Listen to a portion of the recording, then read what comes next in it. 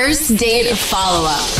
Powered by the Advocates Injury Attorneys. Online at advocateslaw.com. Ryan is on the phone today for a first date follow-up. He's getting ghosted by a woman named Shana. So we're about to call her and see if she'll tell us why she's ghosting him and maybe get him another date. First, Ryan, how long has it been since you heard from Shana?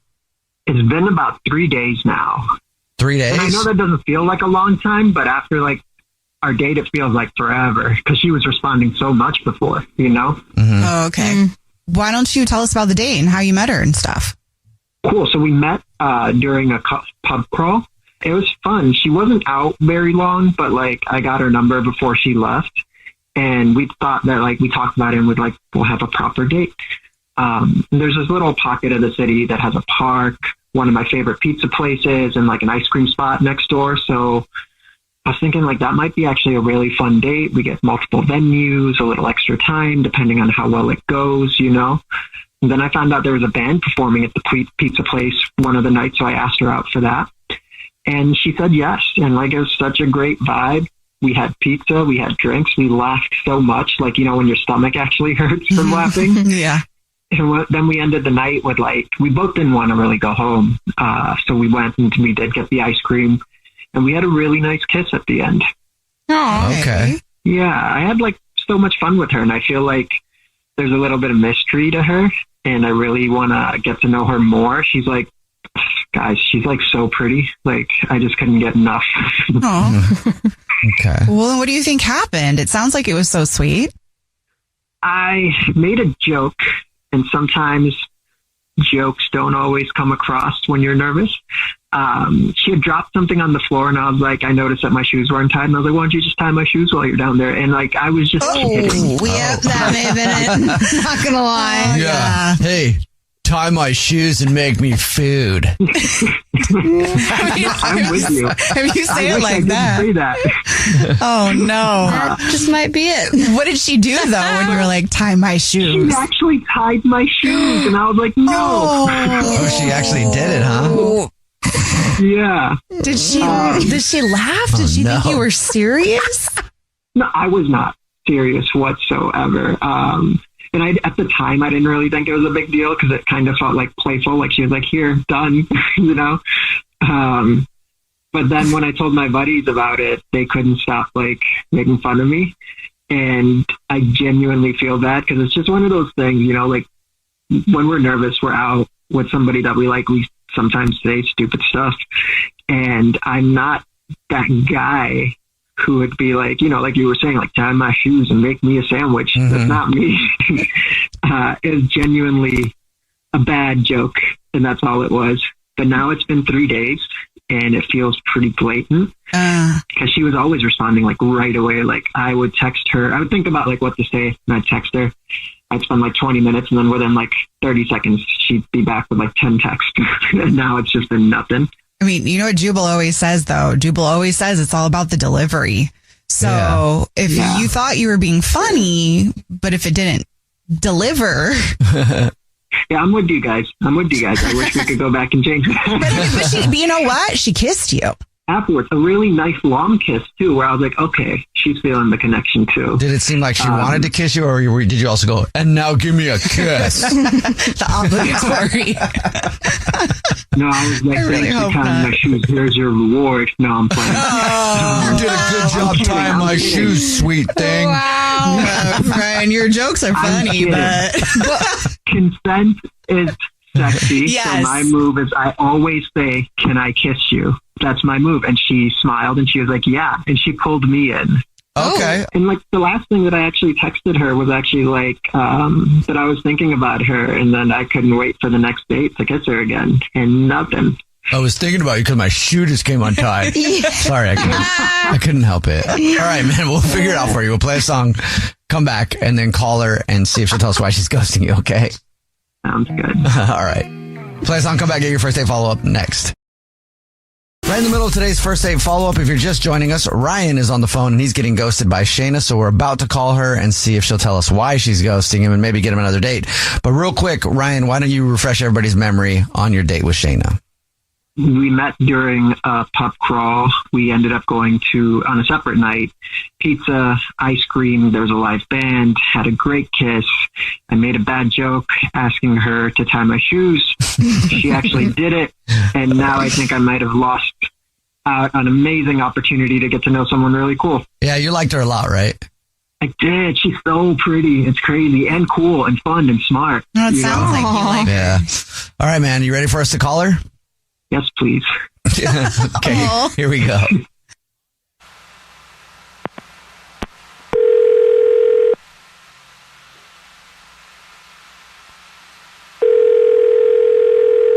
Hello? Hi, may I speak to Shana, please? This is she. Who's this? Hey, Shana, how are you? My name is Jubal, and I host a radio show. It's called The Jubal Show. Hi, Shana. The whole show's here. I'm Nina. Hi, and I'm Victoria. How are you? Okay, is this a joke? No, it's not. Have you ever heard the show before? Yeah, so I'm on the radio. Yes, Yeah. you are. We're actually calling you because we do a segment called the First Date Follow-Up. So if you go out on a date with somebody and you end up ghosting them, they can email us to get you on the phone and ask why. And you're currently ghosting somebody. They like you a lot and they don't know why they're getting ghosted. Okay. Any idea who that would be? I'm thinking maybe Ryan, is that right? It is Ryan. Oh, Do you gosh, mind okay. telling us why you're ghosting him? I mean, I know this might sound ironically that I'm being nitpicky about him because basically I'm ghosting him because he kept nitpicking on me about how I eat my ice cream. Nitpicky about how you eat your ice cream? Yeah, and I mean, I know it's weird that I like caramel on strawberry ice cream, but he started calling me a psychopath. And he just, he wasn't letting go of it. And I was like, I know it's weird, but then he started commenting how I hold the cone. And then he started making jokes about, like, I don't know, just other things, like being picky with me. Was he joking? I don't think so, but, like, I don't know. It was, like, I said, like I say caramel, and he says it's caramel. And it just all started to be a little bit too much, and it just didn't feel like the kind of guy I want to spend so much time with. Okay, so you felt like he was ripping on you. Yeah, like the whole night he's pulling my pigtails, and I just want to have peace with somebody on a date, You kissed him after, though. He told us that. I did because he's really cute and he's really nice, and I know he was really trying, but I don't know if I want to sign up exactly for another night of that, like being picked on the whole time. Yeah, okay. Yeah, that makes sense. Does that make sense? Like, I know that, and I don't mean to be a ghoster because it's no fun, but I'm just like, oh God, I just don't want to be criticized. And I don't know, I moved around a lot as a kid and I was really shy and a little insecure, and I'm trying to get over that, but it just kind of ruins the night a little bit. Constant picking can be a little triggering. I get that. Yeah. Well, thank you for being honest with us. And now I have to be honest with you. Ryan is actually on the phone listening. Yeah. Okay. And wants to talk to you. Shana. Hi, Ryan. Hi. Okay, so first, sorry. I didn't realize that I was doing that, but also I'm hugely relieved that it wasn't the shoe tying thing, because I was so afraid that you thought I was this one guy who's just like, tie my shoes, get me a sandwich, go do this, where I was just nervous. Because I was just joking about that, by the way, the shoe thing. No, I know. I'm so sorry. I got the joke. I didn't love it, but I wouldn't ghost you over it. Okay. Thanks. But I'm sorry. I am so used to hanging out with my buddies and all we do is roast each other. And I guess that's been affecting me so much that I didn't even realize that I was doing it too much. I honestly think it's so cute the way that you were holding your cone and the way that you pronounce words. I am just, sorry, that's not the experience I wanted you to have, a bad one. But I will say this with dating.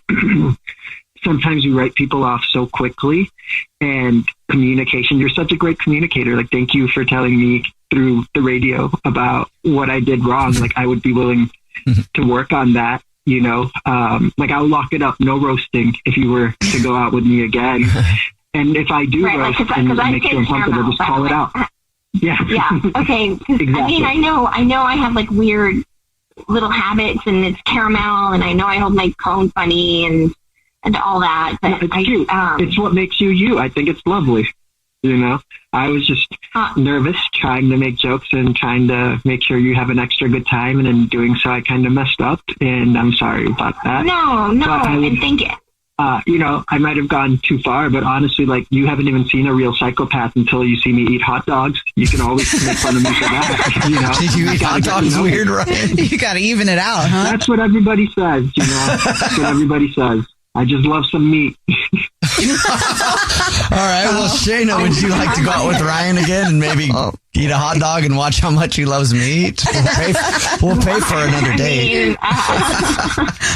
I mean, I just want you to think, like, I do get jokes, and I know I'm a little sensitive, and I don't think I'll handle the constant clowning around very well, you know, but I mean. No more clowns.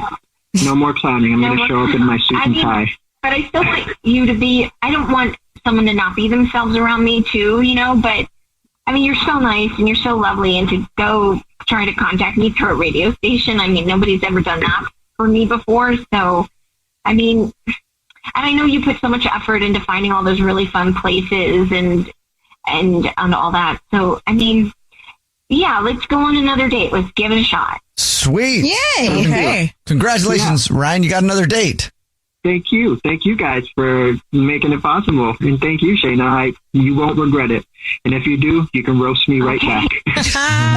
Yeah, I will make fun of you and the way you eat hot dogs. Okay. Yeah, it's really weird. You got to see it. Maybe we'll have hot dogs on this date. I want to see how you eat hot dogs now. He's like, watch, no chili. Oh, God. Jubal's first date follow-up. It's time To catch a cheater. only on the Jubal Show. Daisy is on the phone today for To Catch a Cheater. She's been together with her boyfriend, Tom, for 4 years, but now she thinks that something might be going on, so we'll see if we can help her out. Daisy, sorry you have to come on the show this way, but what's up? Why do you think Tom's cheating on you? Well, it all started about a month ago. We do this thing called sip and paint, and it's a really fun time. We always do it. Tom is actually a little bit better of a painter than I am. But we're always like typically in a big group of people. But anyway, there's always this one girl that's kind of flirtatious and kind of hangs by him and is always complimenting how good he paints. And she's super flirtatious with him. And he has a tendency to kind of be flirtatious as well. I've caught him a few times flirting and getting a little handsy at a club. But, you know, that's just kind of how he is. So I don't know if it's just his personality, but it's just been a lot lately. So I'm kind of thinking he might be cheating.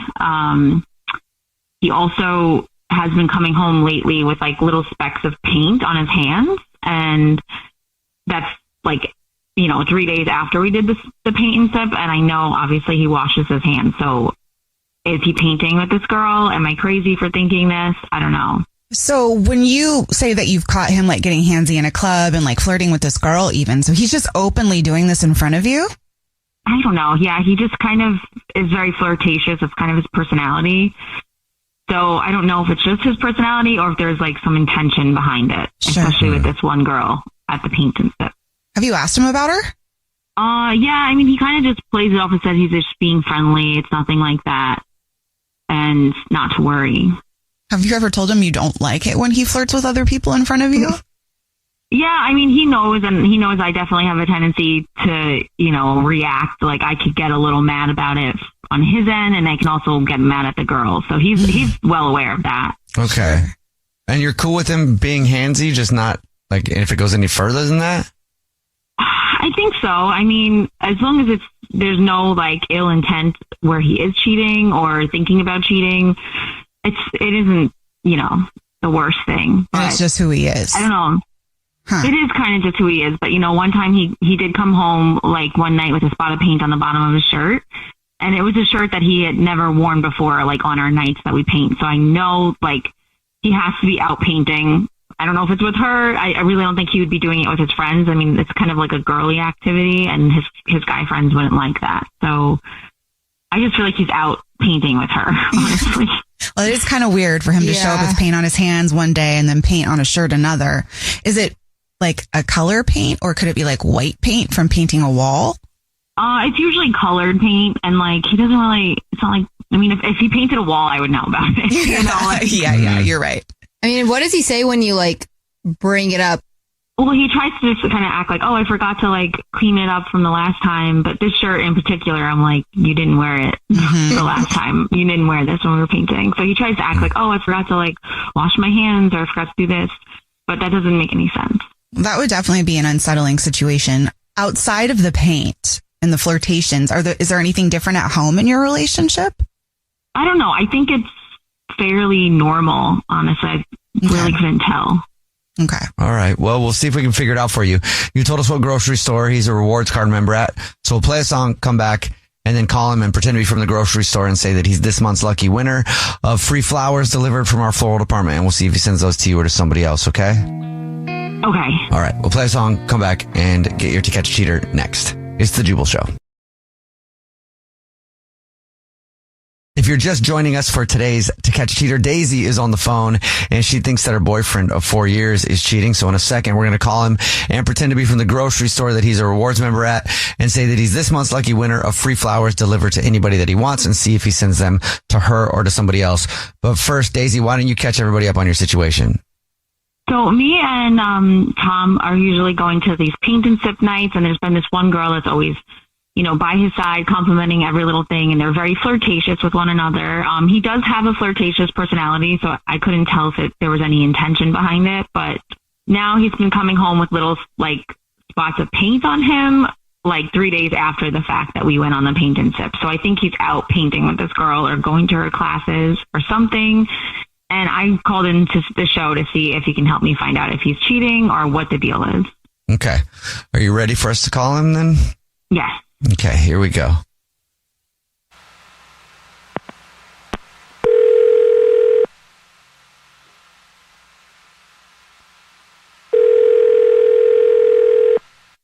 Hello? Hi, this is Corbin calling from I was looking for our rewards card member named Tom.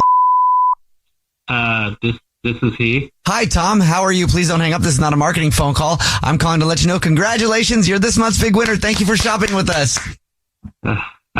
Thanks for letting me know. Absolutely. Thanks for the call. Yep. You, in case you weren't aware, every single month we choose one rewards card member at random who gets free flowers delivered from our floral department. You've just won 36 long stem red roses, a box of candy or chocolate, and a card to be delivered to anybody that you want within the 50 United States of America.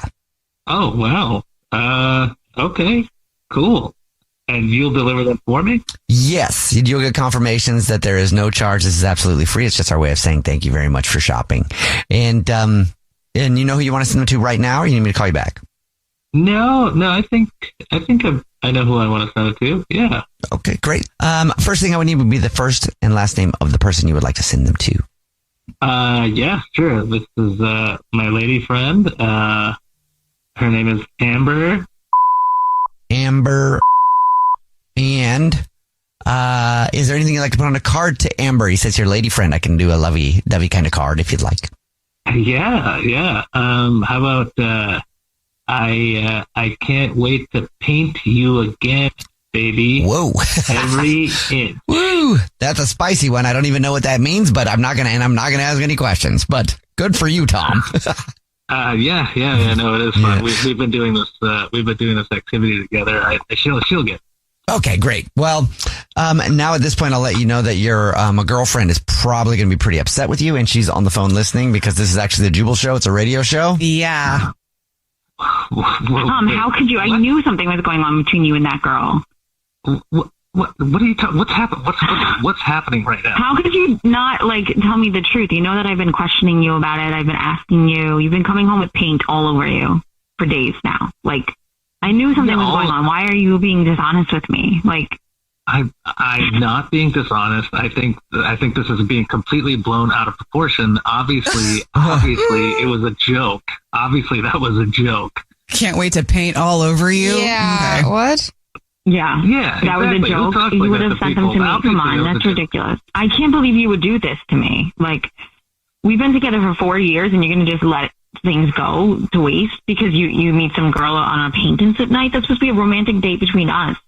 You're the one that said you wanted me to be more adventurous. I'm just I'm Yeah, eventually meaning like let's plan more fun dates, like outside of the box, not just same old boring ones we go on. So I thought paint and sip would be fun for us. You cannot blame your girl for why. Yeah. This is absolutely ridiculous. You tell me to do something, No, it's not. I do it, and now you're getting upset at me. Like, I don't even understand what's happening. You're literally seeing the girl that helps us with the paint and sip. Like she's the person that teaches us how to paint. How am I supposed to feel?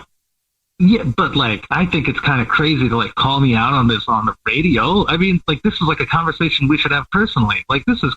Well, I tried to have this conversation personally numerous times, and you're not giving. You keep saying that I'm overthinking. It's not that serious. There's nothing between you. You forgot to wash your hands like 3 days ago. Like, that doesn't make any sense. What are you, my I'm mom? on top Telling of me to wash my hands all the time? Like, this is crazy. This is absolutely insane.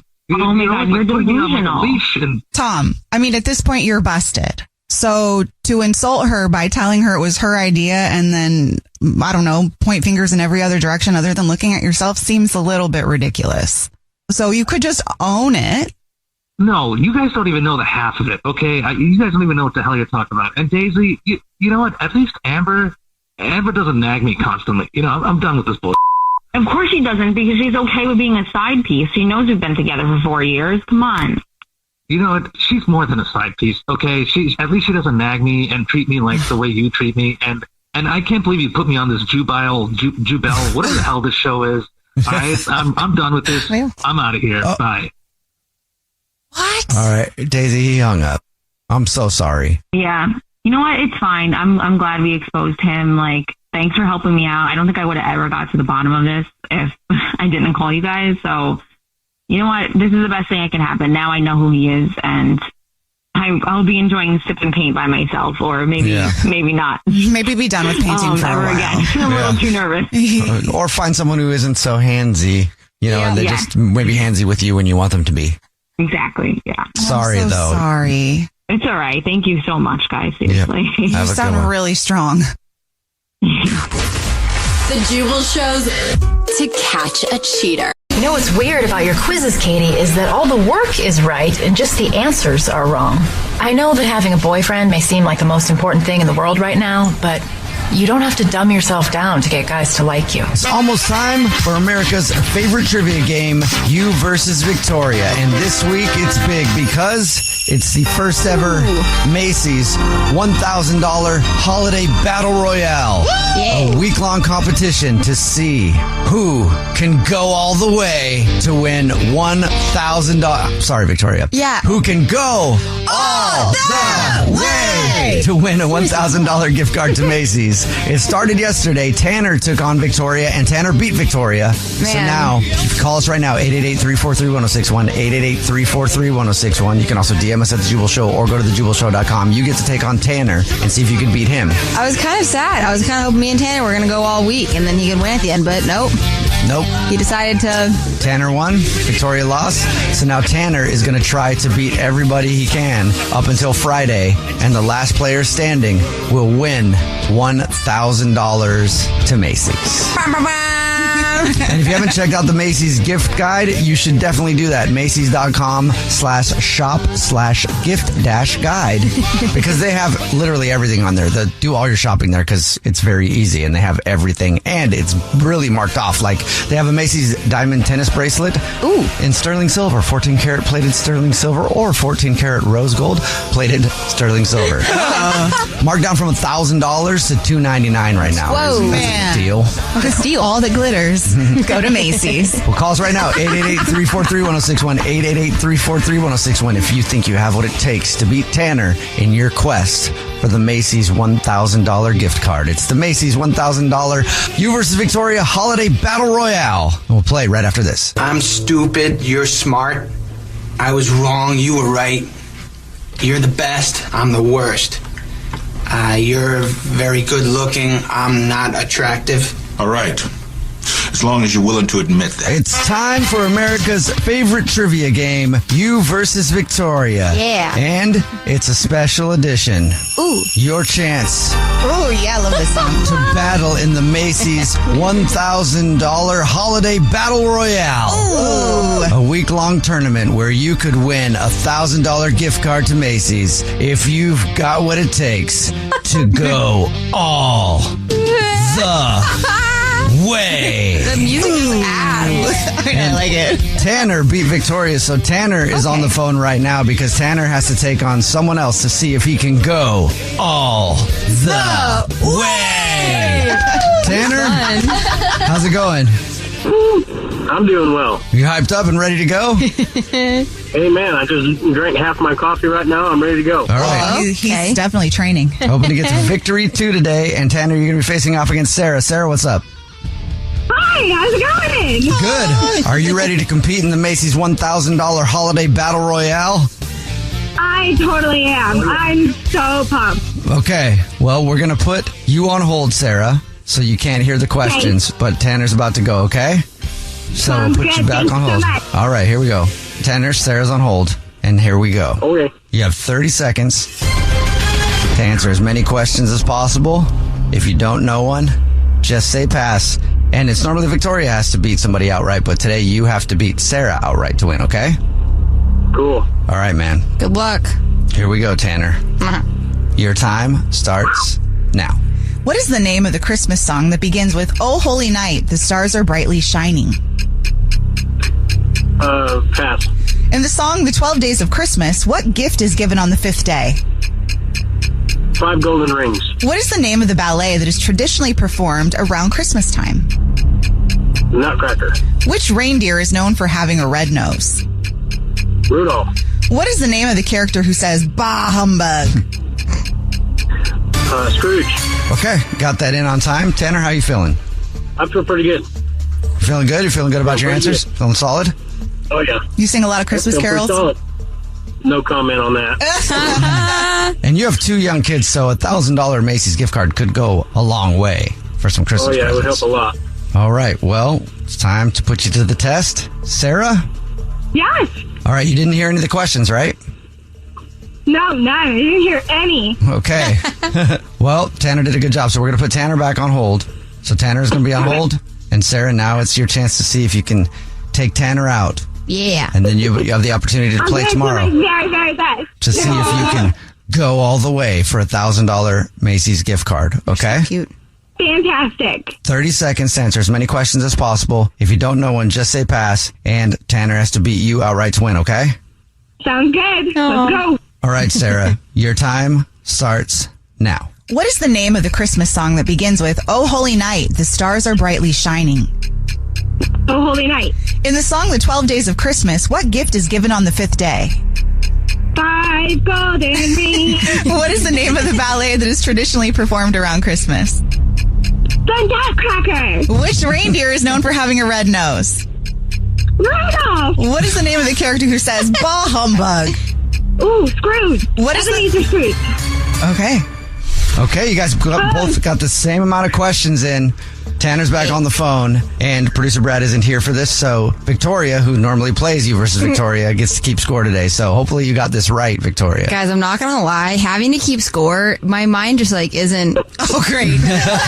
We might never find out the score. I was like, I couldn't figure out what question, you know, and I was like, oh, wait. I was like, wait, I can't find it. I know the score if you don't, so. All right. Victoria, what's the score? So Tanner got 4 correct. Ooh, and right. Sarah got 5 correct. Oh, Sarah, dang it. Tanner, you still get a $100 gift card to Macy's just for playing. Thank you very much, man. Thank you, guys. Yeah, no problem. And Sarah, congratulations. Oh my gosh, thank you. So my kids and I listen to the Jubal Show all the time, every day. Amazing. And so my son is always like, "Okay, Mom, we got to get ready. You got to do this. You got to do this." So he's going to be quite thrilled when I tell him that I won. All right, well, you still have a couple more victories to go if you want to go all the way to $1,000. Are you excited to play tomorrow? I am very excited. I'm like, woo! Okay, I feel like you're going to be a lot to beat, so people have their work cut out for them if they want to take down Sarah. But we'll play tomorrow. We play you versus Victoria the same time every single weekday morning, and it's the special holiday battle royale from Macy's. Yeah. Your chance to win $1,000 if you can go all the way. We'll play again tomorrow. Your phone prank happens We need to go over the answers. Oh, yeah. Thank you, Victoria. Also, let's get the answers with Lena. The Christmas song that begins with Oh Holy Night, the stars are brightly shining is Oh Holy Night. In the song The 12 Days of Christmas, the gift given on the 5th day is 5 golden rings. Sarah sang it. The Nutcracker is the ballet that's traditionally performed around Christmas. Rudolph is the little sucker with a red nose. And Ebenezer Scrooge is known for his bah humbug. Bah humbug. All right, good job, Sarah. And we'll play again tomorrow to see if Sarah can make it all the way. Because now that we're getting back to normal-ish, COVID really did a number on us, right? Mentally. Like, I walk around and people can't even look anybody in the eye. People are dealing with so much anxiety. Anytime anybody has a helpful hint about mental health on TikTok, it goes viral with millions and millions and millions and millions of views. There's a reason for that, right? And I bring up, hey, I want to talk about more mental health stuff on the air. I want to talk about people struggling, but also in a positive way to let them know that they're not alone. And the consultants and the people that are in it for the business part, because I've never been in it for the business part, right? They go, you can't do that because ratings will go down because people don't want to feel good that way, right? Like, I'll make you laugh for sure, right? You might laugh during this. What I'm saying is, they say don't take risks and they say don't do this kind of stuff. And they say stay in a box and be somebody who we want you to be. And they don't want people to challenge things. And I've always been somebody who's about challenging things. I started talking about my struggles with mental health 10, 15 years ago. And back then, not that many people were talking about it, right? And back then, even, I would get, every single time I would do it, same thing. You shouldn't say that stuff on the air. How do you talk about depression? How do you talk about all this stuff, right? You shouldn't do that. And then I get message after message after message after message from people saying, thank you for saying something. So right now, because I know that we're in the middle of a mental health epidemic in this world, and I know that you are feeling lonely and alone, and I know that you are probably going to a job you don't want to go to, a job that doesn't take your mental health seriously enough, and they see you as a number and not as a person. And I want us all to not feel alone. If you're struggling with something, call up right now. 888-343-1061. 888-343-1061. If you're happy about something, call us up right now. 888-343-1061. Because if you don't know anything about me, I've been in and out, mostly in therapy since kindergarten, right? So I've had a head start on a lot of people, right? Not because of great reasons, but I have. And so I've devoted my life really to dissecting myself and dissecting emotions and doing all that, right? And I talk about it because I don't have any initials after my name. People think I don't know what I'm talking about. But I do. And I know that if I can't give you some advice, if Alex can't give you some advice, if Bennett can't give you some advice, if Victoria can't give you some advice, if Richard sitting in the corner of the room there being a weirdo can't give you some advice, then we can at least point you in the right direction, or you can hear from another listener who is also going through something similar, so you know that you're not alone. I think that's the biggest problem that's going on today is there's a lack of connection in the world, right? You hop on social media, and social media is great because people can feel connected, except social media for a lot of people makes you feel more disconnected. And then you see people living these lives that you want to live, which you can live any life you want. I want to show people that you're powerful enough to do whatever you want to do. And I want to show people that you really aren't alone and that we live in a global community and a global society, and we can all have each other's back. So call us up, 888-343-1061, 888-343-1061. I'm blowing off everything. Yeah. I don't know how long I'm going to talk. I can talk about this stuff forever. Just ask my wife. She'll be like, yeah, he never shuts up about it. Right? I don't know, because I'm tired of dealing with time. Yeah. I'm literally tired of dealing with time, and I'm tired of being misunderstood. And so are you. I guarantee you're feeling the same way, right? We're on this little ball in the middle of space, running around, trying to make a paycheck for what? Things we can't take with us. But you know what we can take with us throughout the day is a little bit of positivity and a little bit of love and a knowing that we're not alone, right? And knowing that people out there are feeling the same way. And you can look people in the eye when you're out. You don't have to be scared, right? And you can say hi. You can smile at someone. It's all about raising the vibe in the world, raising the vibe in this country, and raising the vibe for you in your life so that you can feel better. If you smile at one person today, they'll smile at another person, they'll smile at two more people, and eventually everybody's smiling at each other and feeling better. Hey, Wendy? Hold on one second. I had to click the button. 888-343-1061, 888-343-1061. If you're struggling with something, call us up. If you're not struggling with something and you're happy, call us up. I just want us all as a group to not be alone. And hit up everybody you know. I'm streaming this on YouTube Live right now, streaming it on Facebook Live. I was going to stream it on TikTok, but I'm not active enough on TikTok, so I didn't know how to do it. So I'm not streaming on TikTok right now. But you can go check it out on the YouTube as well. Facebook, Jubal Show. Just get as many people to join us right now as possible so that we can all not be alone. 888-343-1061, 888-343-1061. Hey, Wendy, what's up? How are you? Hi, Jubal. I'm good. And thank you for saying what you're saying and bring attention to it because, man, you are so spot on. Thank you. I appreciate that. Yeah.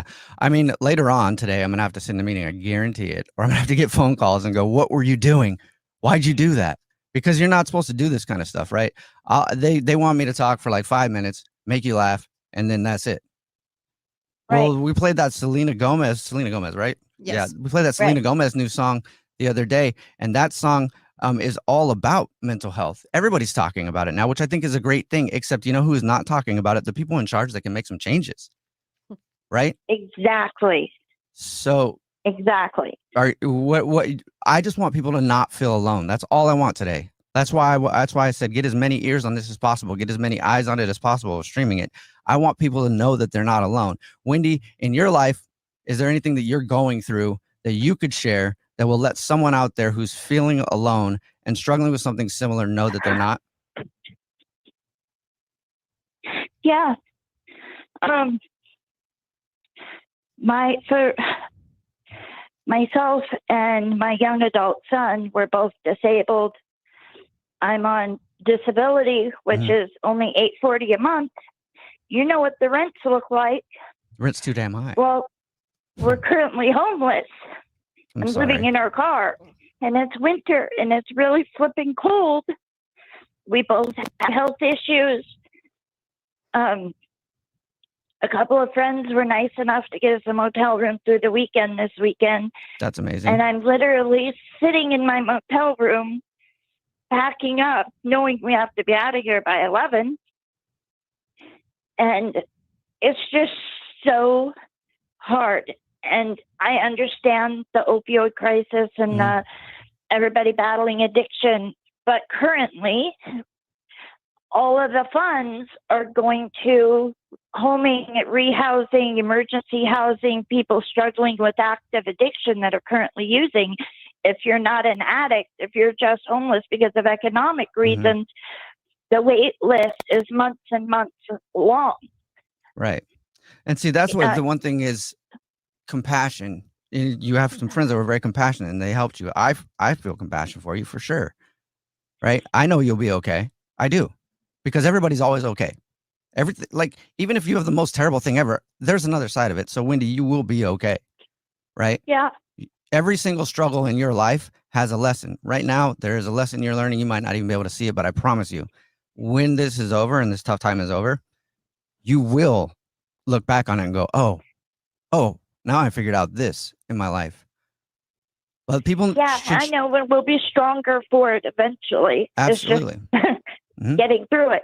Yeah. And I guarantee you that there's a lot of people listening to this right now going through the same thing, saying the same thing, like, hey, if it's just for economic reasons, they're not really helping, right? No. And the opioid crisis in the country is directly related to the mental health epidemic that we're having. Absolutely. Because people are numbing. Right? Yep. People are numbing. And I trust me, I've numbed with every kind of thing you can, pretty much. I've tried. I've been on almost every single antidepressant. I've been on legal things to numb it. I've been on illegal things to numb it. And until I learned how to do it inside and for my own mental health, then I didn't need any of that stuff. Exactly. But those services are hard to come by now. They are. As well. Yes, they are. And that's why we need to do something. That's why I wanted to talk about it today, because I was just tired of it. Like, I'm sitting here, we're about to do a segment on 12 things that people like less as they get older. And I'm like, you know what? There's more important things right now. There's people like you, Wendy, and there's people like you listening who need some help, and we need some changes, right? There needs to be things and services for people like you and the people that are struggling with the opioid crisis. And there also needs to be... I'm definitely not knocking them getting help, because that is a huge thing. They absolutely need the help. Yeah. But you can't forget about the rest of the people either. That's true. And that's what's going on. Yeah, absolutely. And compassion is what I was talking about, right? Compassion is, if you see somebody who's on the streets, there's not a lot of compassion for them. No. Well, Wendy is essentially homeless right now, but it's not out of a lack of trying. It's not because you're addicted. It's not because of any of that. Nope. But if someone were to see you on the corner, they would judge you.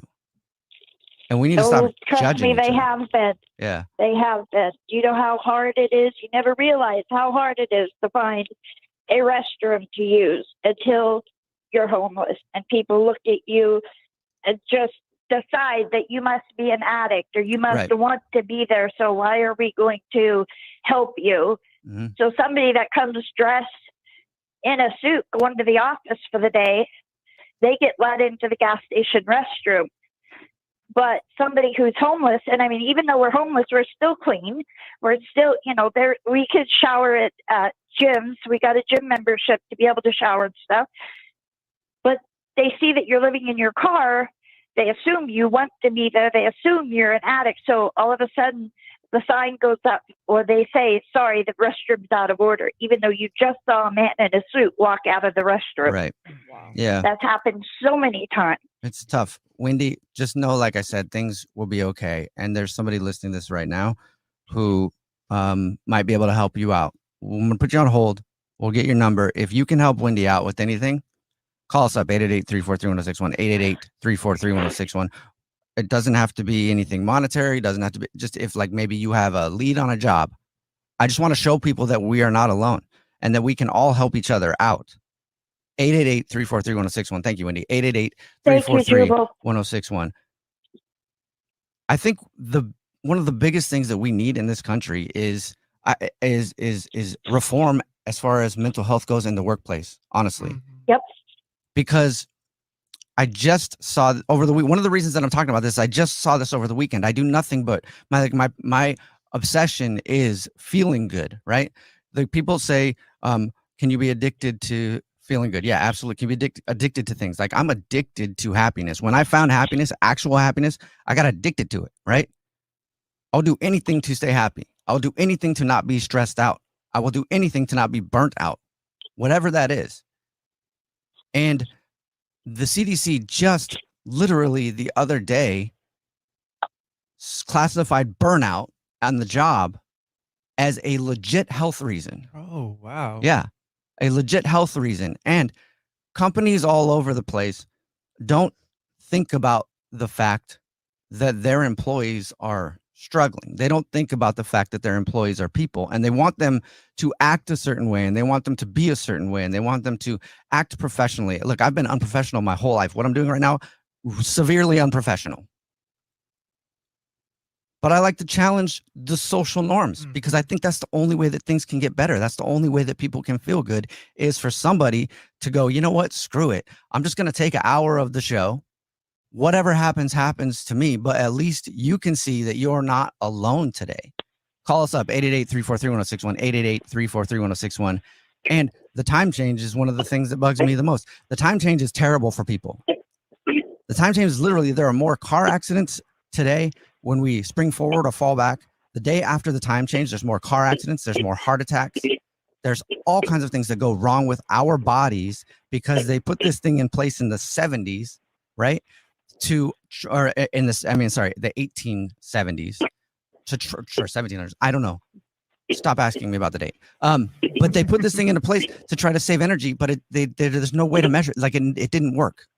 But we've done daylight savings time since then for no reason. But the only thing that they can measure is daylight savings time is bad for human beings.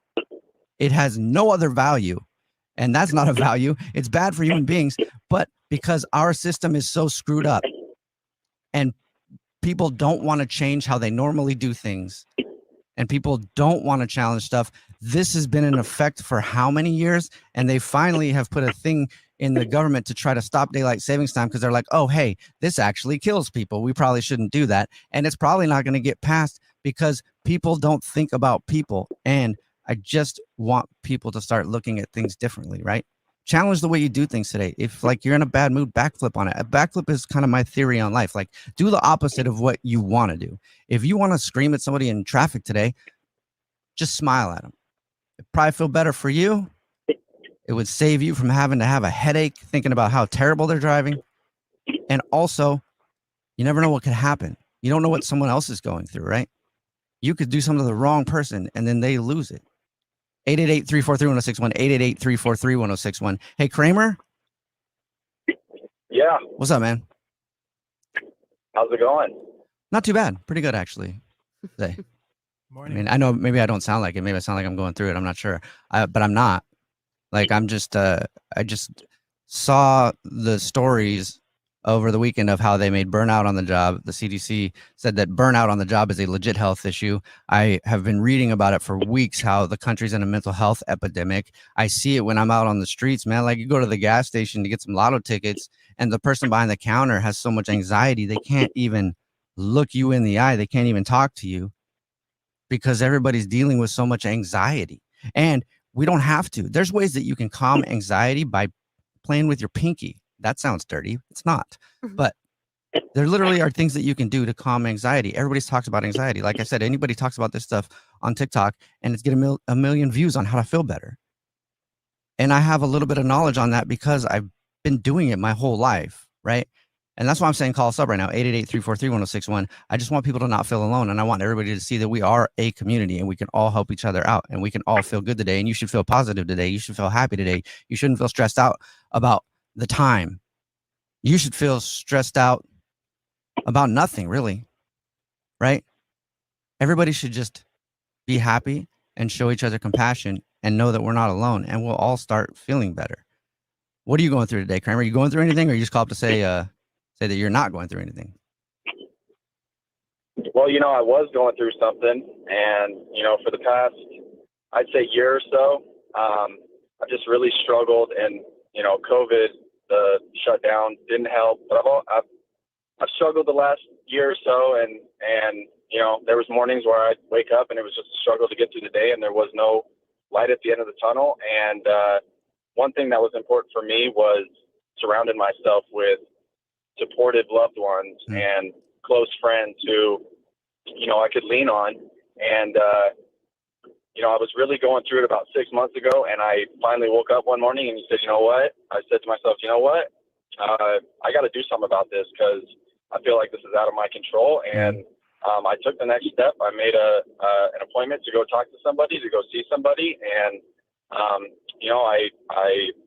I got on some medication and it completely turned things around for me. I wake up happy. I do see the light at the end of the tunnel. I can finally see all the things that I have going right for myself. And I try to just spread that, like I said, surrounding myself with loved ones who are supportive. And, you got to give people a lot more credit around yourself that they can, be there for you and you're not alone, because it is embarrassing. It was shameful. It was like, I couldn't beat this. But, I talked to somebody and like I said, surround yourself with loved ones and lean on those people. because they're there for you. They're there to help you. Absolutely. And, you can't get through it. There is light at the end of the tunnel. Definitely. And thanks for calling, man. 888-343-1061. Appreciate you, Kramer. Good job, dude. Thanks, guys. Thank you. Appreciate you. Yeah. 888-343-1061. 888-343-1061. That dude said something there that is really profound, okay? Because there is a lot of shame associated with not feeling good.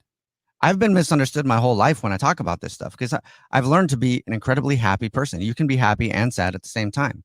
I've had a very long road to get there, but I've been there for a while now and it feels amazing. Also, still sad sometimes. You can be sad and happy at the same time. But when you talk about things in a serious way, like I am right now, somebody out there might be perceiving this as a downer. This is not a downer. What I'm doing right now, I want to be very clear because communication, this is a positive thing. This is showing you that you're not alone. And this is showing you that things can look up for you and they are, and you will feel better. Yeah. And if you're not going through anything, then skip about that. Rejoice about that you feel good. There's always something good in everything, even a struggle. When you say things like this, when you talk about this, people might take it as, wow, you're talking about, you're being a downer, right? You're being sad. People don't want to hear about sad. No. You need to hear about sad to appreciate the happy. You need to hear that dude's story to know also if you identify with that and you're like, man, I haven't told anybody that I'm going through it. I got a group of friends around me. Nobody knows. I go out to the bar and I fake a smile. I go home and I cry. Nobody knows because I'm ashamed. Don't be ashamed of how you feel. That's the other thing too that we need to do is reform in the way that we think about mental health. You should be able to walk up to a stranger and go, hey, I'm really struggling right now. And they should have enough compassion to talk to you and go, man, that's sad. Let me help you out with some advice or whatever, right? You should definitely be able to say it to the people that are closest to you. Definitely. And you can. And people like Kramer, who just called us, they sit there quietly. I suffered a lot in silence. And they're in a room full of people, but they feel alone. You might be in a room full of people right now, but you feel alone. You might be in your car on a road full of people, but you feel alone. And that's why I decided to do this morning is because you're not. And I want everybody to not feel alone for a little while today.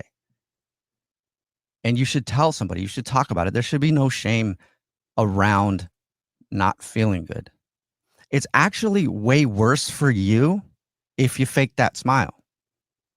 It's actually way worse for you if you're not honest with people about how you're feeling. Trust me, I've been there. It is way worse. And that's why I get perceived sometimes as a negative person when I'm not. I have to literally say it with my words all the time. I am positive. I am happy. People still don't believe me. Right? Because they just perceive it that way because I also because I'm truthful. I talk about the good and the bad.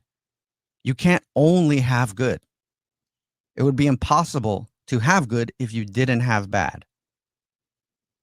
And you should not be ashamed of not feeling good. It's like, you know how something awkward happens and everybody wants to laugh it off and pretend like it didn't happen. And then the vibe in the room is crunchy for a while until it goes away. Mm-hmm.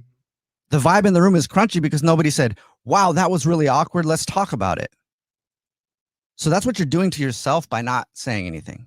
You're making yourself feel crunchy all day. You're like, man, I'm sad, but I just smiled and told them I'm great because I didn't want them to feel bad because I feel bad. Well, they're not responsible for how you feel. They should also care enough if they're in your life to listen to you and let you know that they do care. I know it's hard to talk about it because of, like you said, shame. A lot of people feel ashamed of it. There should be no shame about saying, hey, I need some help. There should also be no shame around saying like, hey, I'm feeling great, man. I've got enough mental capacity right now. We can talk about your sadness. I've got a bunch of happiness. Let me give you some happiness. And then you can walk down the street and think about something good. That's what I'm trying to do right now. 888-343-1061, 888-343-1061. Hey, Peter. Yeah. What's up, man? How are you? I'm doing well. How are you? I'm not too shabby. Not looking forward to the meetings and phone calls I'm going to get after we get off the air today for them being like, why'd you just blow up the 8 o'clock hour and do whatever you wanted? But I think it's worth it. So anyway, not too bad. Hey, I think Jubal's doing an awesome job with that. I think it's a good thing. Jubal appreciates it. So what's going on with you, man? Nothing. Well, I don't know. There's a lot of things wrong with me, probably, but I gotta.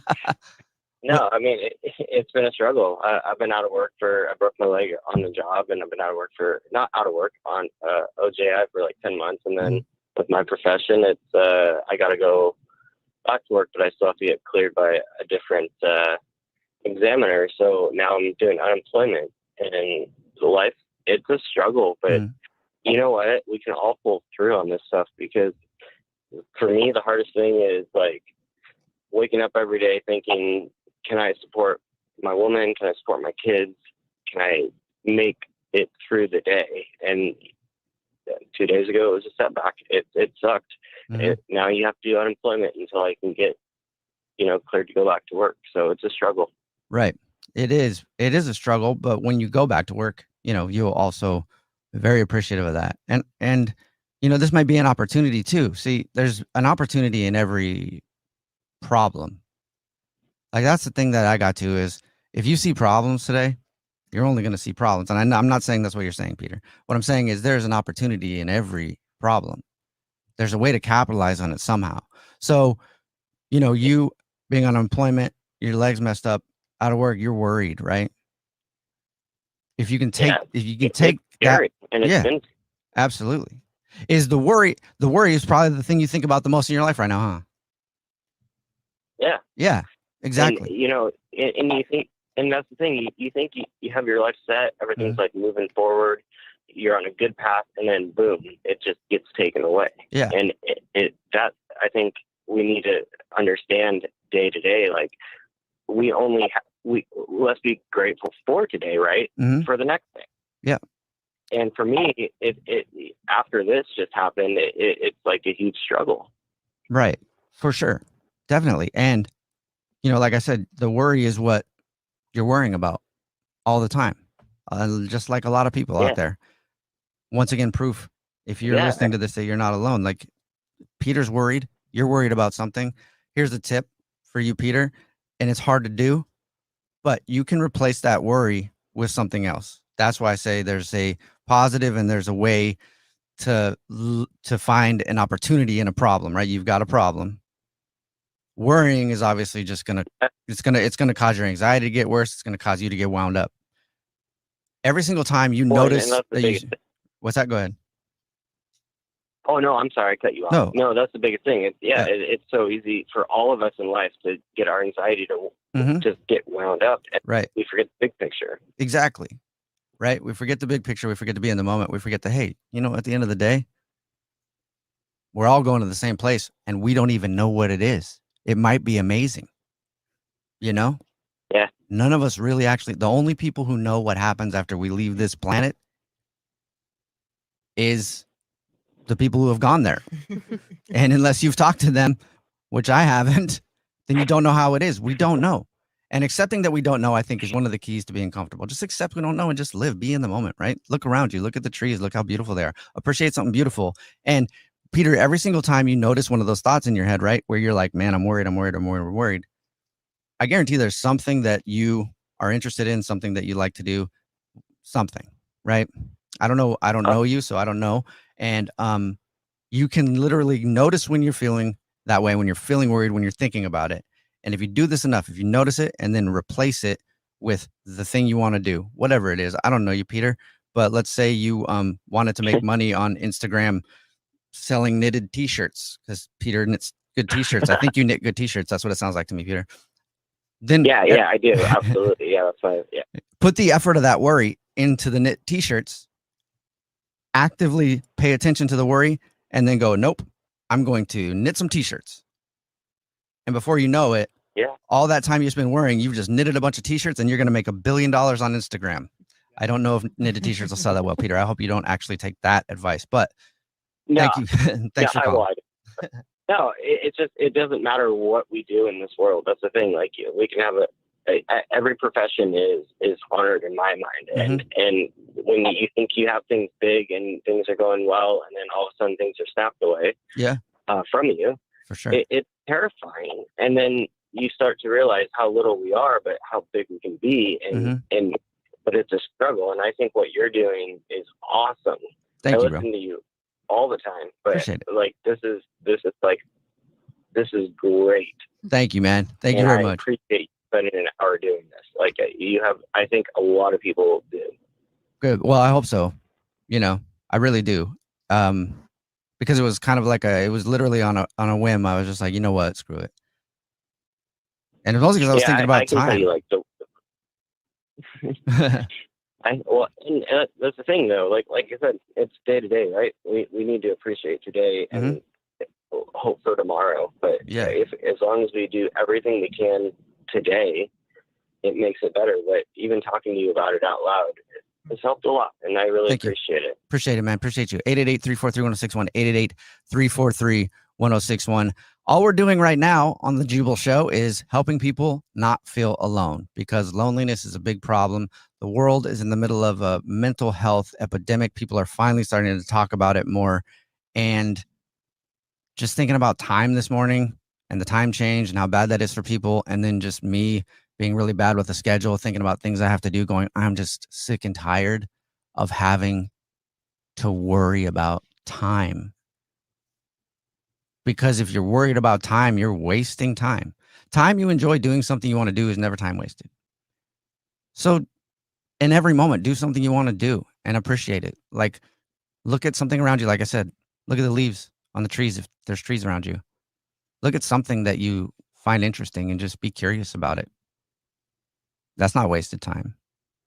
And I do think that companies need to pay attention to the fact that there's a lot of employees out there who are burned out. There's nothing worse than going to a job that you don't want to go to. Trust me, I have done it. I used to have this marketing job. Every single day I would drive there, I would cry. When I first started working in the workforce, out of high school, I would cry and I would get to the exit and then I would think, man, what would happen if I just kept driving? What if I just kept driving? You know what would have happened? I don't know, but it probably would have been better than crying and going to sit at a cubicle for 8 hours a day pretending to work. And if you're going in there right now, don't get down about what I just said. Just think about that. Go, there is something I could do, right? And there's also something that companies can do.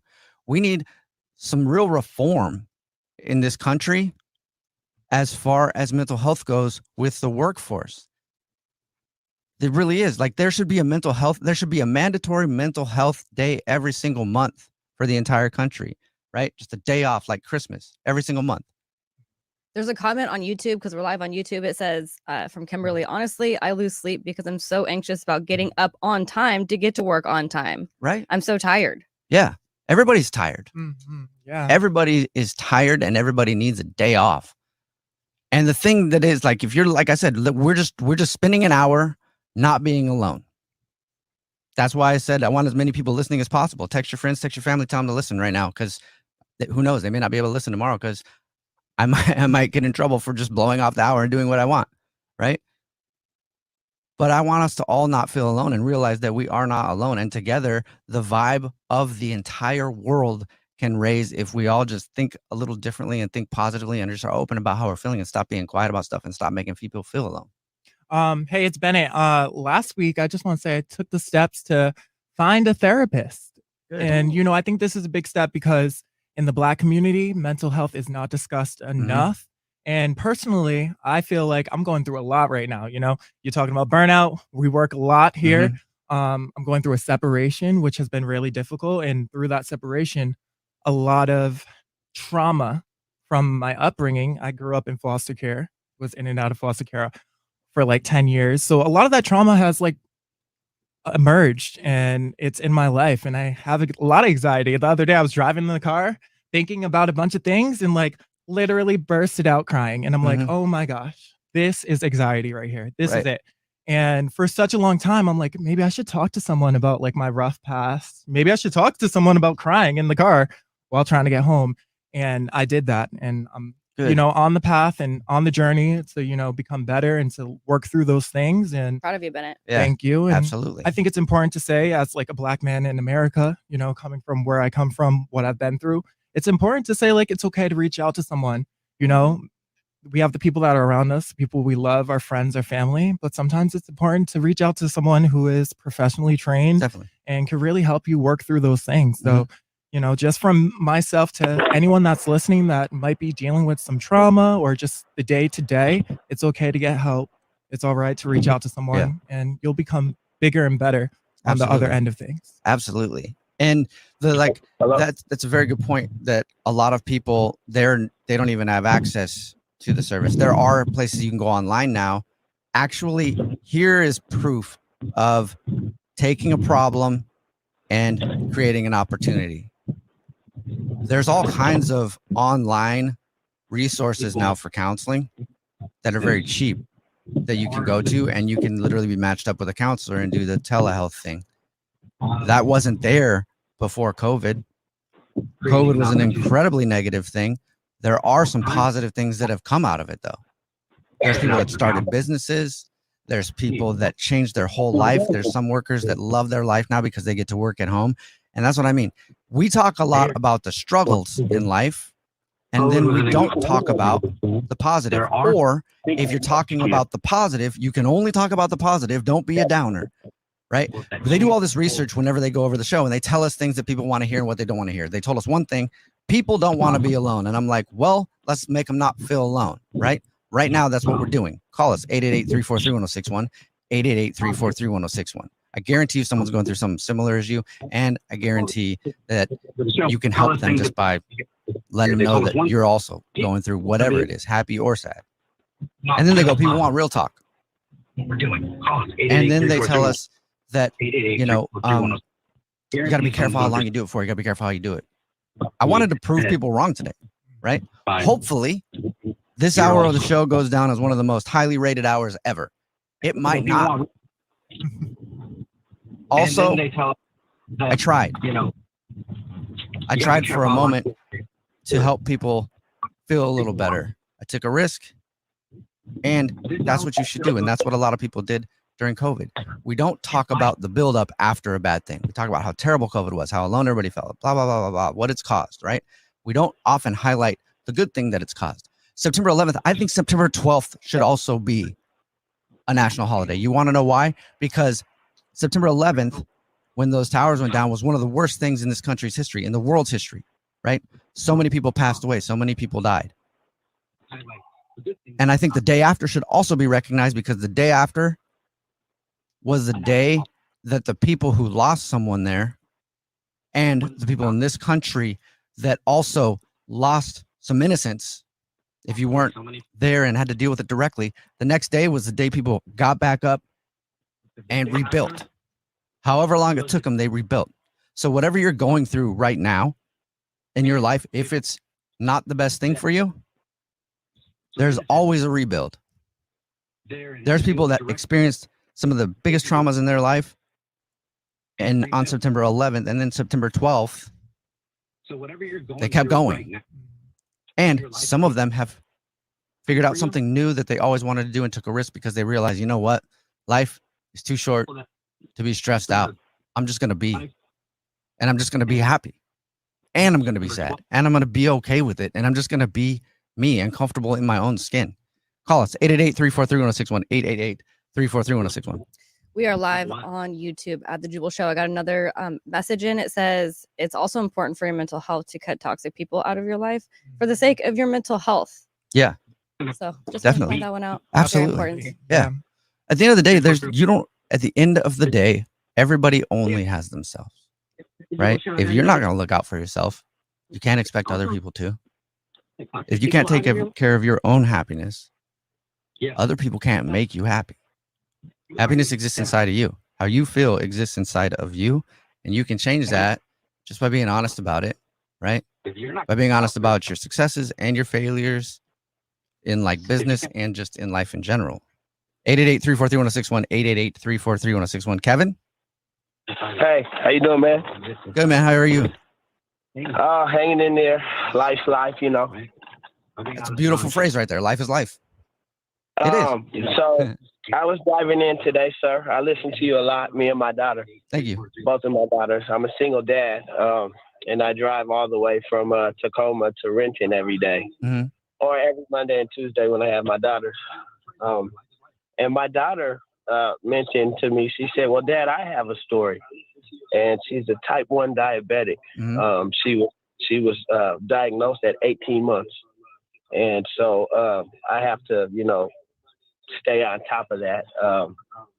And it ain't the easiest thing, but for her to express that to me, being a type 1 diabetic and going through the things that she's gone through in her life, it just kind of made me feel like, everything, like you said, is going to be okay, because she's only 7 right now, and she's just gone through so much. Yeah. And I'm a divorced. I've been, through a lot too in the last couple of years. I divorced through the pandemic and what have you. So being lonely is like, I just can't even, I don't know. Yeah. I can tell you my whole life right now. You know what I mean? That's how lonely I am lately. But I don't know, this segment that you have, it definitely is needed. And I'm kind of mad because she wanted to hear me on the radio talk about it, but we'll I get just you. dropped Hey, it off. well, after we're done talking to you, I'll put you on hold. And we'll get your email and stuff. We'll send you it so that she can hear it, because she should. I'd appreciate it, but like I said, she's the one who made me do this, and I live for my daughters, and it's just like I said, life is it's life, but it can get hard, it can get lonely, and people are struggling. I mean, I'm in the middle of starting my own business. I'm a flooring installer. I'm in the middle of starting my own flooring business, so I had to change my whole situation because of my daughter, her being type 1 and having to adjust my hours to be able to take care of her. So it ain't the easiest, but we get through it and we struggle, but we also persevere too, as human beings. It's not the easiest thing, but we stand up, we put our chin up every day, we smile. If we got to cry, we go in the other room. When we come back to our kids and we do what we got to do, So everybody's everybody's doing that at some point, right? Right. And I'm not the best communicator. I don't even know if I'm getting everything out like I'm supposed to get it out. But I thought it was great. Yeah, you can have this job if you wanted. She's the one that gave me she's the one that told me to call and just let everybody know, at 7 years old, type 1 diabetic, everything's gonna be okay, That's awesome. So I just wanted to share that with you guys, and then also I want her to know, I want her to hear this too. So. For sure, we'll send this to you so she can hear it, and also, she needs to know this too, that her asking you to call is incredibly brave. There's also another 7-year-old out there probably going through a similar issue, maybe in the backseat of a car somewhere, listening. Right. My 4-year-old's smiling at me right now too. That's awesome. All right, I'm gonna put you on hold, man. We'll get your information. We'll make sure you get a copy of that. 888-342. Let everybody know it'll be okay. Yeah, absolutely. There you go. That's the perfect way to end the hour. Everybody know it'll be okay. It will. It will be okay. There's a lot of work to do in the world for people, and I really think the leaders of this country, dude, I thought about it. I'm like, I want to run for an office. I don't even know how to run for an office. I don't have an education to run for an office. I've got a life education that I think could help in some ways, right? But I'm like, does anybody know how to run for an office? What office could I run for that I could even try to change anything? Can you even change anything? Right? Because it does. Companies need to take more responsibility for their employees' mental health. The leaders of our country need to take more responsibility for what they do for the citizens' mental health. And I know that because we are in the middle of a mental health epidemic, but he said it perfectly. It'll be okay. And also, real quick, before I end this hour, and then we go back to the ridiculous internet question, which is coming up at 9:10. He talked about loneliness and how he's going through a divorce, and he's never felt so lonely. And there's a lot of people that feel lonely right now. I know that because we get research on our listeners, and they say that people just want to not feel alone. So I'm glad that you hung out with us for an hour and didn't feel alone. I'm happy about that. It was nice. It was nice hearing about the good and the bad, hearing about hope and hearing about being able to endure life. It was awesome. And if you feel alone, I will tell you this. If you feel alone, the secret to not feeling alone and not being alone is to take care of your mental health at all costs. To practice self-care, to do all those kind of things, to talk to somebody, to not put shame on yourself. Get yourself to a place where you love you, where you love you, where you like hanging out with you. You'll never be alone. Become your best friend. Because if you can become your best friend, you'll literally never be alone. That's probably the last thing I want to say about that. Ridiculous Internet Question is coming up in just a minute. And I don't know. Maybe we should do this more often. Maybe. Yeah. I know that I'm going to have to be in a meeting later where they're like, don't do that ever again. But let us know. Call us up, 888-343-1061. Text in, email us. Let us know if we should do stuff like that more often and just not feel alone for a while. All right. Ridiculous Internet Questions is coming up at 9:10.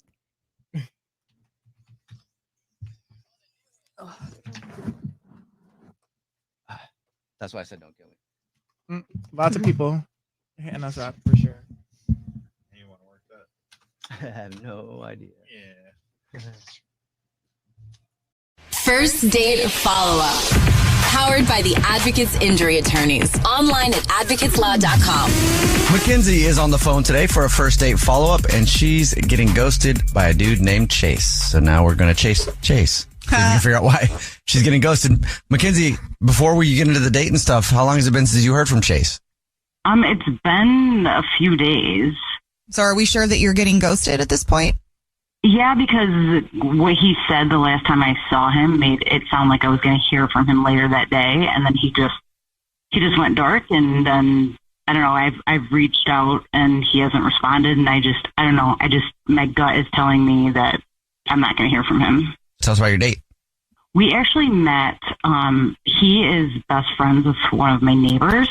Okay. So they were having a barbecue, and so they invited some of their friends, and then they invited some of the neighbors that they're friends with. So I was there, just met him while we were there, hanging out, having a great time. We drank a lot, and he ended up coming to my house after, and he stayed the night, which is, not typically what I would do, but, he's best friends with my neighbor. I trust my neighbor. So I'm like, okay, this guy must be, a decent guy.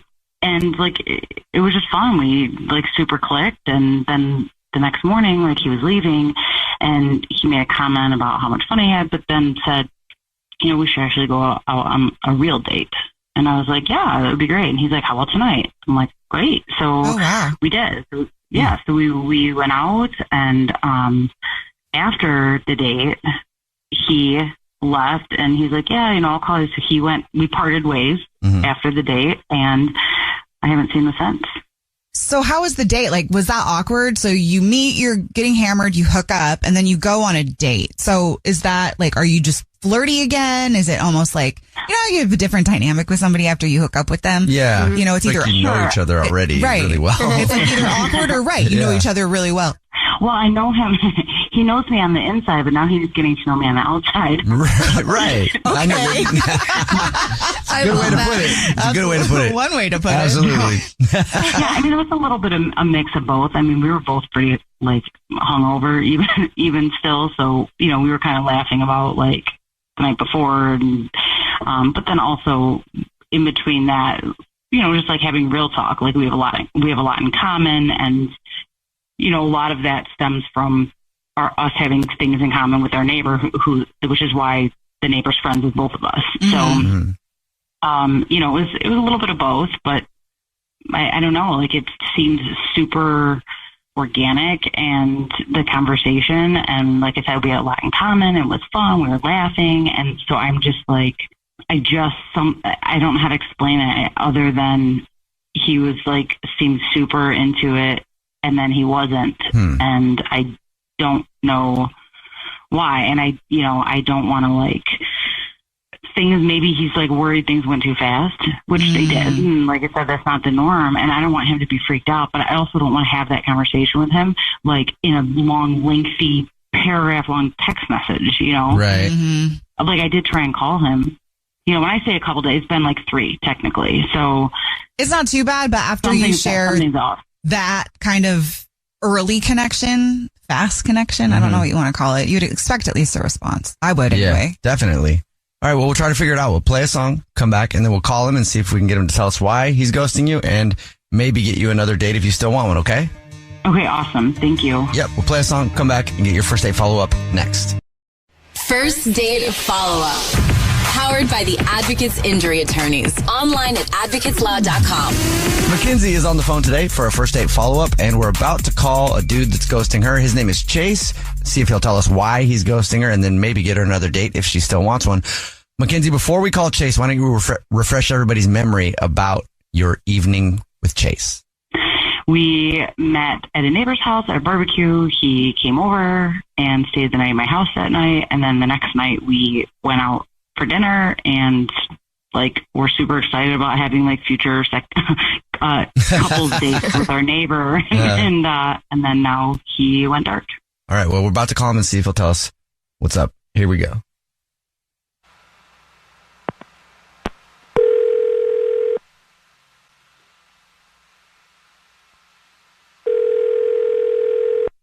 Hello?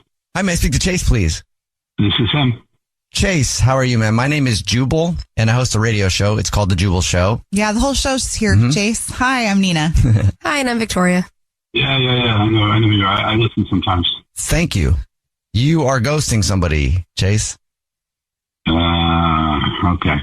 So this is a first date follow-up. You know what that is, right? Where if you go out on a date with somebody, end up ghosting them, they can email us to get you on the phone and go, hey, Chase, why are you ghosting Mackenzie? We'll just get right to it then. Well, I have to be honest with you. I really like her a lot. She's attractive. She's funny. And to me, when someone's funny, it means they're smart. So you get like a shortcut into that, and we had a great time. We had a really great time. But when I met her, I was already on a break with my girlfriend for about 2-3 weeks. And while we were out to dinner, when she got up to go to the restroom, I checked my phone, and I had gotten a text from my girlfriend saying, I miss you. Uh-oh. We were on a break, a legit break. We said it was okay to see other people. I'm not breaking any rules with my girlfriend. And, it's like she said, I had the sixth sense that you were out with somebody else. And it freaked me out a little bit, to be honest with you. And I realized I still have feelings for her. And I want to see if I can work things out with her. But, if they don't work out, I really like Mackenzie. And I would definitely look to go out with her again if that was cool with her. So were you going to tell Mackenzie this at any point?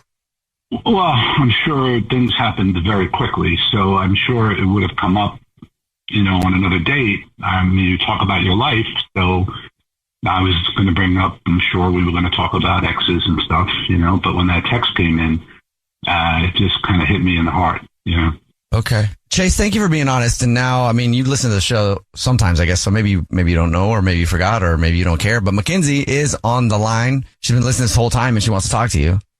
Oh, wow. Hey, so you have a girlfriend? Yeah, but I was on a break. I'm not lying. Okay, you have to believe me. I was on a break. Just out of curiosity, is her name by chance Casey? How do you know that?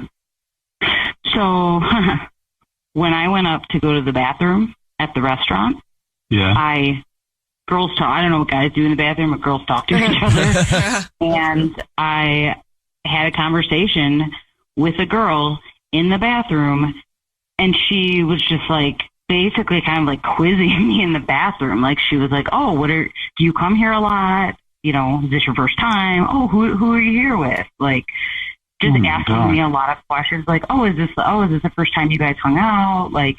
Just like casually asking questions like, "Oh, you're on a date? That's fun. Like, is it your first date?" Like, it was more questions about me, but looking back, it seemed like questions to me about you, but it wasn't about you directly. Like, it was, like, "Oh, do you like him?" Like, I don't know. It was just.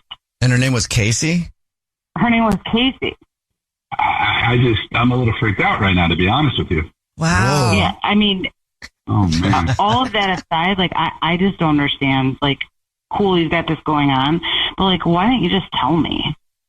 You know, like you said you would reach out the next day and then you didn't. And you knew that at some point we were going to run into each other at Rob's house. Like, I don't. Yeah, I know. I apologize. I just kind of, I went to text you and then I said, a text isn't cool. I got to call you. And then I got distracted. And Chase, what do you think about the fact, though, that your girlfriend you're on a date with, on a break with, who now you're thinking about not being on a break with, only said she missed you because she saw you out with someone else? Well, yeah, I mean, she's kind of lying to me, right? I mean, it's by omission. She's not telling me she was there, and so. Or not necessarily lying. You know how sometimes it takes you seeing your person with somebody else for you to just be like, hold on, I'm not okay with that. Like, I do want to make this work. Not to say that it's comfortable or convenient. These are things you have to take into consideration when you make choices. Right. But, I mean. Yeah. Or true. Could just be based off of, you know, she might. One of those things where you say that because you see with someone else and then you get back together and you're like, oh yeah, never mind. Yeah, it's like you want what you can't have, but then when you can have it, you don't want it anymore. Yeah. Sorry. My mind is spinning right now. I have to be honest with you. I got to figure this out. Yeah, I apologize, Mackenzie. I really do. No, I mean, at least I know. You guys figure out what we have to figure out with her. But like, yeah, I'm not. Obviously not interested in what? it. I was just going to say, Chase, would you like to go on another date with Mackenzie? We'll pay for it. Yeah, I don't want to go on another date. Yeah, I should be honest and say no because I have to figure out what's going on here. All right, and I'm nobody's second choice, so. Yeah, I didn't mean it that way. No, I know. I mean, you're a great lady. I'm bummed it didn't work out, and well, at least you guys are being honest now. Yeah. I mean, because that would have sucked if yeah, I mean, you found out later. It is what it is. I appreciate you guys calling him and finding out. At least I have closure. And it won't be weird if I see it at Rob's. Like it'll be fine. Best of luck. I appreciate that. I do hope I see you there, and hopefully this time I don't get as drunk. It's going to be really awkward. I mean, or do, and then you got to repeat. I don't know. Jubal's first date follow-up. Only on the new Hits 106.1. Powered by the Advocates Injury Attorney. Online at advocateslaw.com. First date follow-up. Powered by the Advocates Injury Attorneys. Online at advocateslaw.com. Michelle is on the phone today for a first date follow-up, and she's getting ghosted by a guy named Steven. So in a few minutes, we're going to call him and see if he'll tell us why he's ghosting her and maybe get her another date. But first, Michelle, how long has it been since you heard from Steven? It's been about a week and a half. Okay. And have you reached out to him in that time? Yeah, I texted 3 times, but then I was just like, after the third text with no response, I felt like I had to have some dignity, and I stopped. That's understandable. Yeah. Yeah. So how was your date then? What happened? Well, it was actually a great date. We went on a picnic together, and it was super cute. And then we went on a little walk. It was just like a lovely little hike. It was honestly a great date. Like it was the kind of date that you would see in a rom-com. And I felt so good afterwards. And we, shared a romantic sunset kiss at the end. Oh, that's nice. So, yeah, it was really lovely. And I didn't end up going home with him. And then he was a gentleman, so he didn't ask. But, yeah, I felt great about it afterwards. Why do you think he's not calling you back? Well, I did mention on the date that I read fairy smut books. And smut? That's like, is that like fairy porn? It's the kind of books our friend reads. Yeah. His like demeanor kind of changed after I brought that up. And so I thought maybe that put him off, or he was judging me about that. But like, I'd like a chance to explain myself because I don't think it's that weird. But if anything, I feel like it's that. I mean, our social media producer Gabby reads that stuff all the time. Yeah, she's always talking about the fairies that are doing nasty things to each other. We're not reading it, but I want to know more.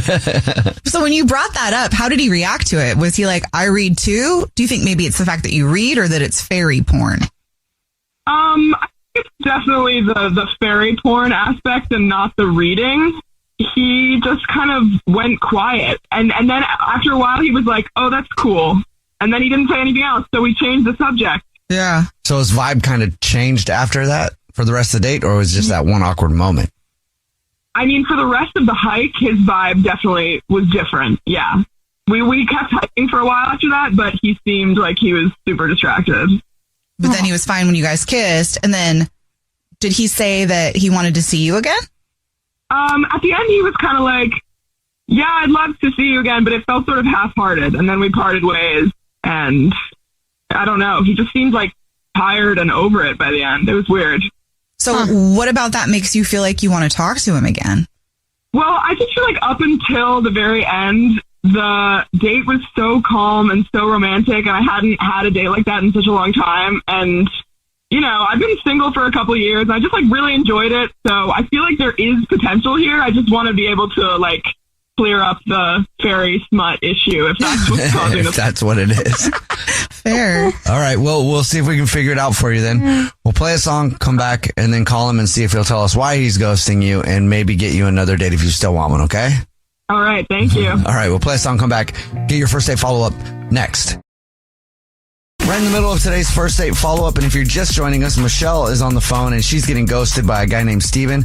So we're about to call him and see if he'll tell us why he's ghosting her and maybe get her another date if she still wants one.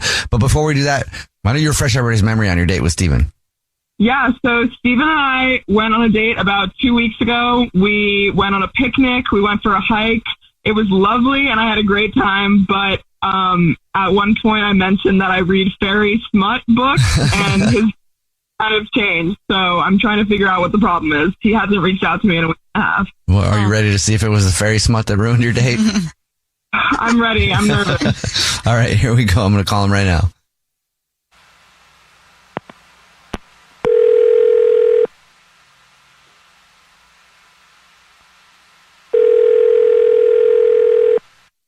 Hello. Hi, may I speak to Steven, please? This is Steven. Steven, how are you, man? My name is Jubal. I'm calling from a radio show. It's called The Jubal Show. Hi, Steven. I'm Nina, also on the show. Hi, I'm Victoria. Oh, what? Okay. What? Have you ever listened to the show before? Yeah, I've heard of it. Okay. Why? I don't. So what's up? Well, we do a thing on the show. It's called the first date follow-up. What that is, if you go out on a date with somebody and then you ghost them, that person can email us to call you and ask why you're ghosting them. So we got an email about you. Oh, you did? Mm-hmm. Okay. Yeah. And it's from somebody named Michelle. Okay. And Michelle told us a little bit about your date. She said she really liked you and she's wondering why you're ghosting her. Can you tell us? Oh, I mean, I like Michelle. She's a really nice girl. I got nothing bad to say about her. I don't know what to say. She's pretty cool. Well, then how come you didn't respond when she reached out to you 3 times? I don't know. She's like really she's like very physically fit and like she looks beautiful. And like that's not like a knock on anybody, but she likes to like hike and stuff, and like I'm just kind of not into all that. You're not into the hiking and stuff? Yeah, I mean, it's not like I don't enjoy like a walk, but like it seems like she's somebody that like really gets down on like, you know, she does yoga and we went on this hike that like it was hot, and I'm like a gamer by heart, dude. Like it wasn't necessarily her. I just figured like if that's the type of date that she's gonna want to go on like over and over, like I'm really like I'm not lazy, but I'm just like that's not my idea of a good time. Oh, okay. She thought it might be because she's into those adult fairy smut books. Oh. No, that was not the reason at all. No, not at all. Actually, like I thought that was actually kind of cute. Like I'm like I said, like I'm a gamer. Like I was gonna say, yeah, if you're a gamer, that's probably hot to you. Yeah, same idea. No, I mean, like I'm not like, you know, like creepy or whatever. I don't find it weird. Like there's gamer stuff that I kind of like. That I thought was pretty like. I thought that was cool. I just don't like to freaking. I just didn't want to keep walking around all day. All right. Well, thanks for being honest with me, man. I appreciate that. Now I'll let you know that Michelle is on the phone and she's been listening and wants to talk to you. No. Hi. Yeah. Hey, what's up, Michelle? Why were you so down to go for a hike? I would have been fine with not doing that. I don't know. I just thought I was just trying to be like easy, but then I realized like how much, like you talked a lot about how you're so like physically active and stuff, and I just felt like I don't want to do that all day, every day. So you didn't mind the fairy smut at all? No, dude. Actually, like I think I would like to hear more about that. Oh, nice. Okay, great. Wow. Well, if you want to go indoors, maybe. Yeah, no, we don't have to even like get up off the couch. Yeah, I mean, it's totally cool, but I mean, like if you really like hiking, like what's gonna happen, like a couple weeks, months from now, like if I just like I really am not. It's not something I enjoy at all. Like, is that gonna be a problem? I mean, I can probably like keep it to myself somewhat, but how inactive are you really? I mean, do you leave the house? I mean, but like I'm like, my friends joke with me and they say that I'm accidentally fit.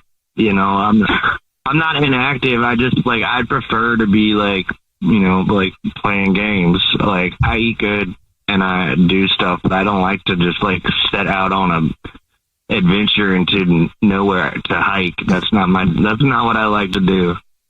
Okay, well, we might have to get you a Wii Fit or something. Like, we might have to find some compromise here. All right. That seems fair. Well, okay. Then, Steven, would you like another date with Michelle? We'll pay for it. We're not going to pay for a Wii Fit, but we'll pay for it. The date. Yeah, no, I'm totally down. Just as long as, maybe we could Uber there and not go like up and down the mountain. Well, congratulations, Michelle. You got another date. Yay! Yay! Okay. I'm down to take a car there, and I do have some smut recommendations for you when you're ready. Whoa. You play your cards right, she'll read you a bedtime story. Jubal's first date follow-up. Zach, how long has it been since you went out with Julia? It was about 2 weeks ago. We went out on a date. Okay. Has it been 2 weeks since she talked to you? Yeah. It's also been 2 weeks since she talked to me. Oh, okay. Have you tried to talk to her? I did try. I sent her some messages, and at one point I sent her a picture, that I took of her eating, some tiramisu that, from our date, and she didn't respond to that whatsoever. But okay. I thought it was a cute picture. I don't know. Tell us a little bit about the date. Well, we went out for dinner at this cool little Italian spot. It was, really great food and great wine, and I thought the conversation was flowing. It's actually one of the best first dates I've ever been in. And when we sat down, she looked at me right away and asked to kiss, and she asked if I kiss her right away as soon as we sat down. Oh. And she said she wanted to get the nerves, and anticipation out of the way right away. I kind of like that. I could see that. Yeah, right. I loved how bold she was, and I, kind of calmed everyone's nerves. I felt like I felt like I knew her forever. It was one of those moments. I was like, oh wow. And then, after that, we went to this dessert cafe that my family's, my friend's family owns, and they gave us a tour, and that's where I had the tiramisu. Like, we were in the back kitchen, and we had some tiramisu there. Yeah, it was fun, and my friend's family thought she was a doll, and we kissed again there. So this was like a second time. So I'm like, all right, she's really into me. Did she kiss you again, or did you grab her and have a moment? She kissed me. I don't know. I was like, okay, this is second time, and I know she's so smart, and she's really funny. I don't know. I just kind of think she's great. I don't really know what happened, Well, why do you think she's ghosting you? Well, there was one moment I keep coming back to. I don't know if this was it, but I don't know if she thinks I'm a pervert. I was just kind of zoning out. What? I was kind of zoning out at one point, and it was like I was staring at her cleavage, but I wasn't. I was just kind of zoning out and looking down. Okay. Did she notice that you were doing that? Yeah, she called me out on it, and we laughed, and I think she understood I wasn't staring. Maybe it's because you were zoning out while she was talking. I mean, that's a thought. I don't know. I just kind of zoned out for a second. She was like, "Are you staring at my, Yeah, that would be a little awkward. It does sound like an awkward moment. Yeah. It was. But was this after the kisses or before? This was in between kisses. Oh, so she kissed you again after that. Okay. Yeah. Then I wouldn't think it would be that, but we can see. All right, we'll play a song, come back, and then call her and see if she'll tell us why she's ghosting you, and maybe get you a second date if you still want one, okay? Yeah, that'd be amazing. Thanks. Right in the middle of your first date follow-up, if you're just joining us, Zach is on the phone, and Zach is getting ghosted by Julia, so we're about to call her and see if she'll tell us why she's ghosting him and maybe get him a second date if he wants one. But first, Zach, why don't you recap your date again real quick? Yeah, so I went out to dinner with her, and it was like our first date, and like I was saying, she kissed me right away when we sat down, so she said she wanted to get our kind of nerves out of the way, and I said that was great, and we had such a great time, and then we went to like my friend's family's cafe, and we had like tiramisu in the back room, and then she kissed me a second time back then. So I was thinking, all right, we've kissed twice, things are going great. Yeah. And this was 2 weeks ago, and I've sent her messages. I even sent her, like a couple days ago, I sent her a message even of a picture I took of her eating tiramisu, and she still hasn't responded. Okay. So. Well, you ready for us to call her? Nothing. Yeah, I'm ready. Okay, here we go.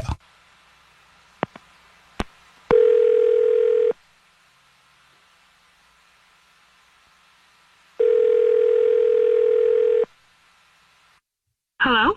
Hi, may I speak to Julia, please? Yeah, this is she. Hey, Julia, how are you? This is a radio show. It's called The Jubal Show. Hi, Julia. I'm Nina. Hi, I'm Victoria. And my name's Jubal. How are you? I'm good. Wow. Hi. Hello. Hi. Have you ever listened to the show before? I think my aunt had it in the car once, but I don't listen regularly now. Okay, well, we have a cool aunt. Yeah, you do. All right, well, apparently. We do a segment Did on I the win show. Something? No, you didn't. Well, I don't know. You might have. Depends how you look at it. We do a segment on the show called the First Date Follow-Up. That's where if you go on a date with somebody and you're getting ghosted, you can email us to call the person and find out why you're getting ghosted. So oh, no. We got an email about you from somebody. Are you ghosting somebody? No. Oh, no. It's definitely Zach, right?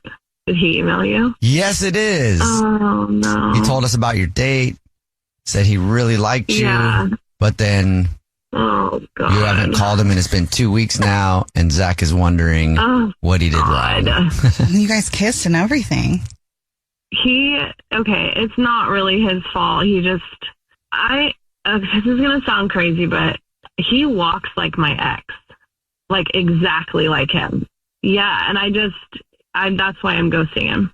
Because he walks like your ex. Well, he just has this, like, I think I have swag kind of strut, and it just gave me the major ick, you know? I could barely kiss him on the date. Like, the date was going well. I just needed to get out of there. It was kind of triggering. Didn't you kiss him like twice?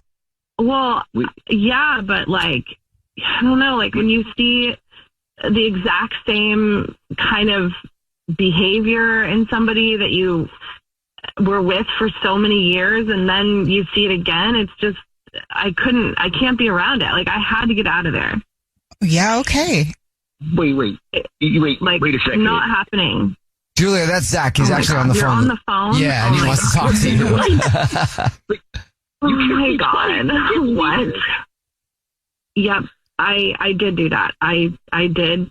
And I just I can't do it, Zach. I'm sorry. Like once I saw your swagger, I could not unsee it. Like the first time I liked it, the dinner was fun, but honestly, the tiramisu was a struggle because you walked ahead of me to like run to get the door. I almost threw up in that moment. It's so bad. Like literally, I'm sorry, but it was the second kiss was kind of like a pity kiss at that point. I was just trying to get out of there, you know? Wow. But no, I could change how I walk. All right. And a pity? Are you serious? Are you serious with this stuff right now? Yeah. A pity kiss? sorry. I'm serious. That sounds crazy. You can't change how you walk. I'm really sorry, but I can't unsee it. What's done is like just done, you know, at this point. I had a great time half the time. When you guys were sitting down? But you ran your fingers through my hair. You ran your fingers through my hair the second time we kissed, and you held my face, and you made it passionate. I don't feel like it was pity. I don't believe you. I would believe it. I mean, at this point, oh my God. Your walk just gives me the ick. I can't do it. I can't. I'm sorry. My walk. You told me you wanted to show me all of your tattoos. That doesn't sound like ick. That's flirting. That's called flirting. A lot of mixed messages. Yeah. No. But then it's like I had it in my head, and then my stupid ex texted me that night too, so I went to hook up with him, and he's still an idiot. Yeah. I mean, what happened? It's complicated. Did you say that you called your ex? And hooked up with him? After the date? A moment of weakness. Because of his walk? Okay.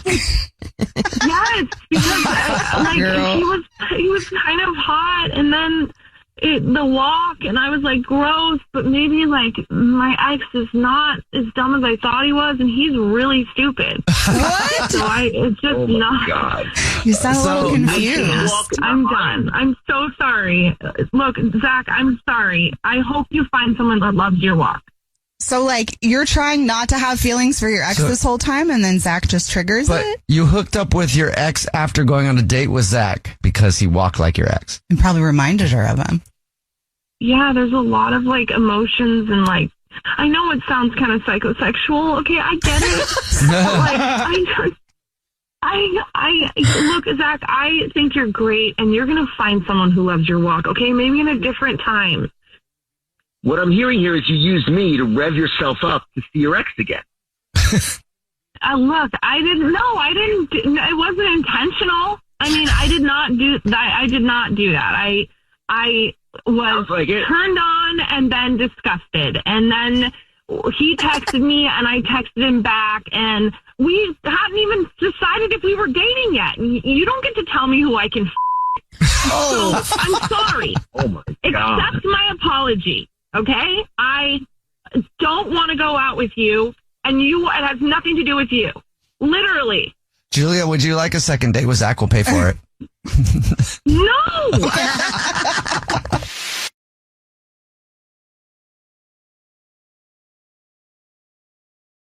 Hey guys, it's Victoria from The Jubal Show. Thank you so much for listening to The Jubal Show on YouTube. If you love the content as much as we love putting it out there, please subscribe. It helps us a lot. And enjoy the drama. First Date Follow-Up. Powered by the Advocates Injury Attorneys. Online at advocateslaw.com. Ben is on the phone today for your first date follow-up, and he's getting ghosted by a woman named Riley. So in a second, we're going to call her and see if she'll tell us why she's ghosting him and maybe give him another date. But first, Ben, how long has it been since you talked to Riley? It's like a week and a half now. Have you been trying to reach out to her? I'm trying not to be crazy, but 2 messages.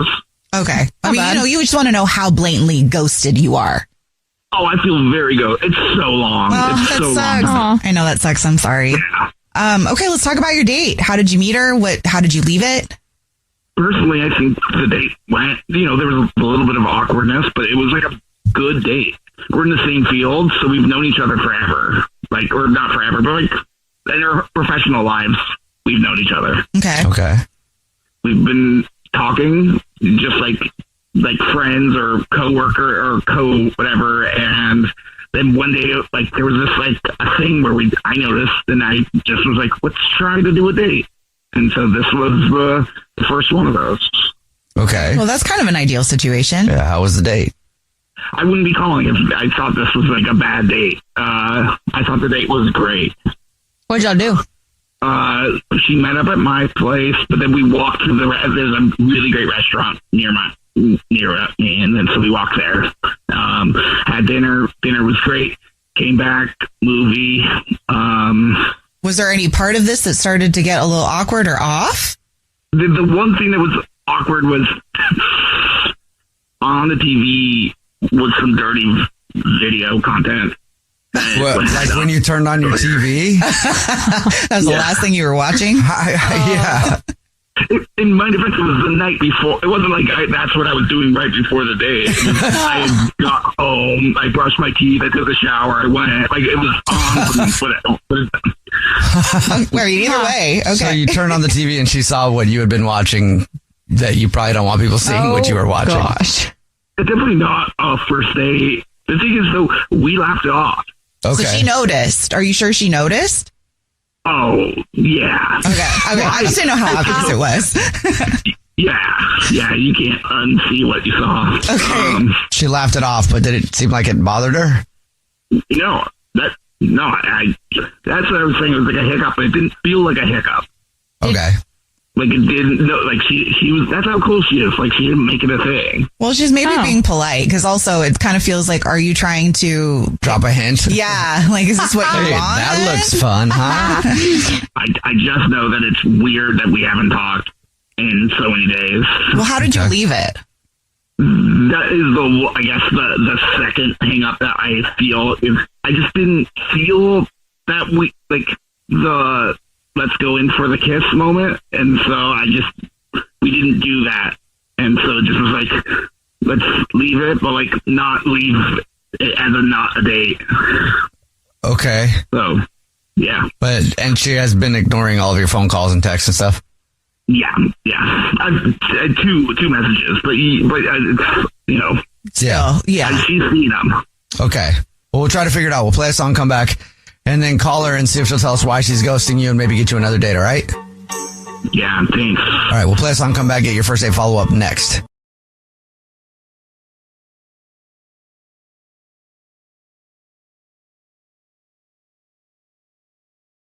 Right in the middle of today's first date follow-up, if you're just joining us, Ben is on the phone and he's getting ghosted by Riley. So we're about to call her and see if she'll tell us why she's ghosting him and maybe get him another date. But first, Ben, why don't you recap your situation for us? We've been friends for a long time. We finally made the decision to go on a date. We went on a pretty good date. There was a couple hiccups, no kiss at the end. There was some video playing when she got back to my place. Accidentally. Accidentally. It was something playing the night before, but it could have been the thing. I don't think it is. All right. Well, we'll give her a call and see if we can figure it out for you. Ready? Yep. Okay, here we go.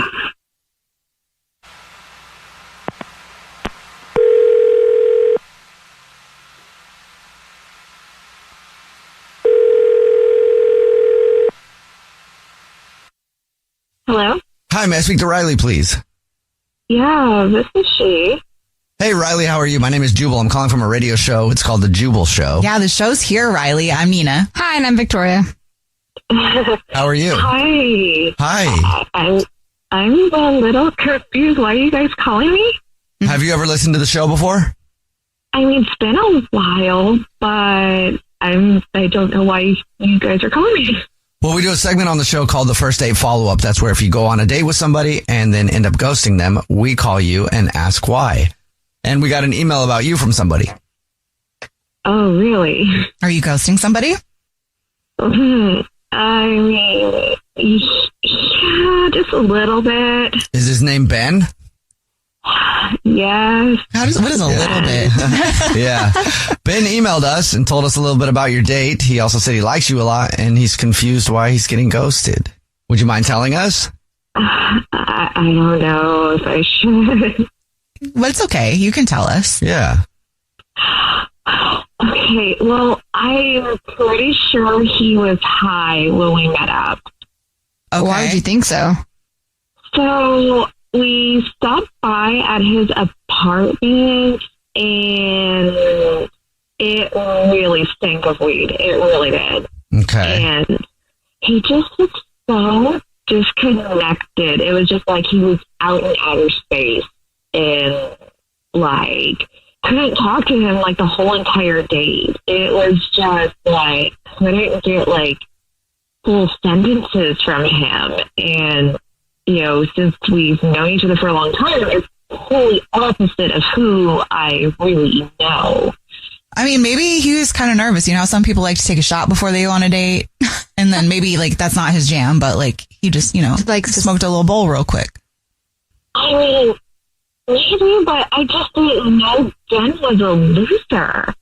Oh. So you don't like that if he was stoned? Yeah, when it comes to Ben, like, he's just not the same person. You know, he usually has, like, full-on sentences and such, and on our date, it was just like, it's all right. You felt like you were talking to a wall. Yes, a big stone wall. Okay. All right. Well, thank you for telling us. Appreciate it. And now I'll let you know that Ben is actually on the phone listening and wants to talk to you.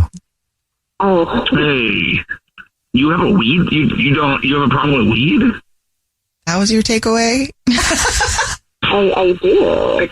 Oh, we're you were like, you. Our job is a bit creative. Yeah, I'm baffled that like, what? We're adults. It's like people smoke weed. So you were high. Yeah, I'm high right now. I'm high. Like, am I at work? Am I after work? Yeah, like what? I'm an adult. This is just what I do through the day. That's what everyone knew. Like, I'm high. It's not a problem, but I am high most of the time. You act totally different from work and on our date. So yeah, that's because at work there's work weed and then there's after work weed, and it's so weird. I don't even think it doesn't even do much anymore. Like no one ever. This is the first person that ever checked me on. Like, oh yeah, you were high. I mean, I don't know. I'm trying to follow you right now, Ben. I'm only a little bit flustered. This is not. I cannot believe this is the problem. I thought this was like not. I just thought we were in it. We understood each other. You're just not the person I thought you were. Like, yeah, I felt like I was talking to a wall on our date. So yeah. Yeah. Okay. That's okay. That's chill with me, I guess. You know. I don't want this to be weird. Can we like still be friends? Is this like are we like done? Well, let me ask. Riley, would you like to go on another date with Ben? We'll pay for it. I mean, I definitely don't want to go on a second date with Ben, but I'm cool with us being friends. Okay. We're going to be friends? Like, do you want to come over and smoke weed and play some video games? Oh my gosh. This is what I do with all my other friends. No, I don't do that, but we can still be friends. All right. Okay. Well, Ben, I'm sorry. No second date and no video games. Yeah. All right. Well, this is a little embarrassing. I'm going to have to go smoke some disappointment weed. Okay. Jubal's first date follow-up. Evan is on the phone today for our first date follow-up, and he's getting ghosted by Ruby. So in a few minutes, we'll call her and see if she'll tell us why she's ghosting him and maybe get him a second date. But first, Evan, how long has it been since you heard from Ruby? It's been about 4 days. Okay, that's too bad. Yeah. Have you hit her up a bunch in that time? I did try a couple of times, yeah. I don't want to overdo it, but I reached out and definitely got nothing back. Okay. And you feel like that's weird? Like you feel like 4 days is a long time to not hear from her? Yeah, we're kind of hitting it off, so it's out of the ordinary. Well, tell us about your date. Well, Ruby and I went to a rooftop bar, and it had the best view of the city. It was her idea, actually. It was super cool. Can't really beat it for a first date. Just great place. We grabbed drinks, shared a charcuterie board, and our conversation was just really easy, natural. The vibe was laid back, and plenty of kind of flirty moments. She's hilarious. We were making each other laugh the whole night, and they were just sparks, the kind you can't fake. We ended up taking a walk after because we were both a little buzzed, and before we said goodnight, there were a few kisses, and it's just kind of date you never want to stop. Okay, well, why do you think you're getting ghosted then? Honestly, really confused. We were texting nonstop for 2 days after, so things were, they felt promising, and then nothing. It just stopped. So wait, you went on the date and you ended up hearing from her after the date? Yeah, after the date for about 2 days. And then it stopped? Right. Could it be something you texted? I don't think so. I mean, I don't think it was. I did text her a pic of me, like, in the bathroom with a towel on as a tease. Like, I thought it would be harmless. That may have been it. Okay. Is that the last time you heard from her? I believe so. I'd be tripping if I got ghosted after that. She was teasing me about having abs, so I just decided to show her. I don't know, maybe it was too much. It wasn't like a pic or anything. Do you have abs, or were you like joking around being like, check out mine, but you don't have them, I have abs, yeah. I mean, just wanted to prove myself. Okay. That could be it. So it was a selfie? Yeah. I mean, if she stopped talking to you right after that, then it probably has something to do with that. I don't know. I mean, I don't think it was that bad or racy or anything, but... What did you say when you sent the picture of yourself in a towel? Nothing much. I think I put like a little blurb, like, here, proof or something like along those lines. Okay. Well, we'll see if we can help you out then. It is kind of strange that she would stop talking to you right after that, so that might be the reason. But we'll play a song, come back and see if we can get you a second date in your first date follow-up next. Right in the middle of today's first date follow-up, if you're just joining us, Evan is on the phone and he's getting ghosted by Ruby, so we're about to call her and see if she'll tell us why she's ghosting him and hopefully get him a second date. But first, Evan, why don't you break down your date for us one more time? Yeah, so we had a lot of great moments on our date. Sparks flew. Everything was perfect. Thought we had a connection. And, after 2 days after the date, I've not heard from her. And the last thing that you sent her was, let's not forget this part, a picture of yourself in the bathroom in a towel. I did send her my abs. Yeah, in a towel. All right. Well, are you ready to see if that's the reason you're getting ghosted? Yeah, let's do it. Okay, here we go. I'm going to call her right now.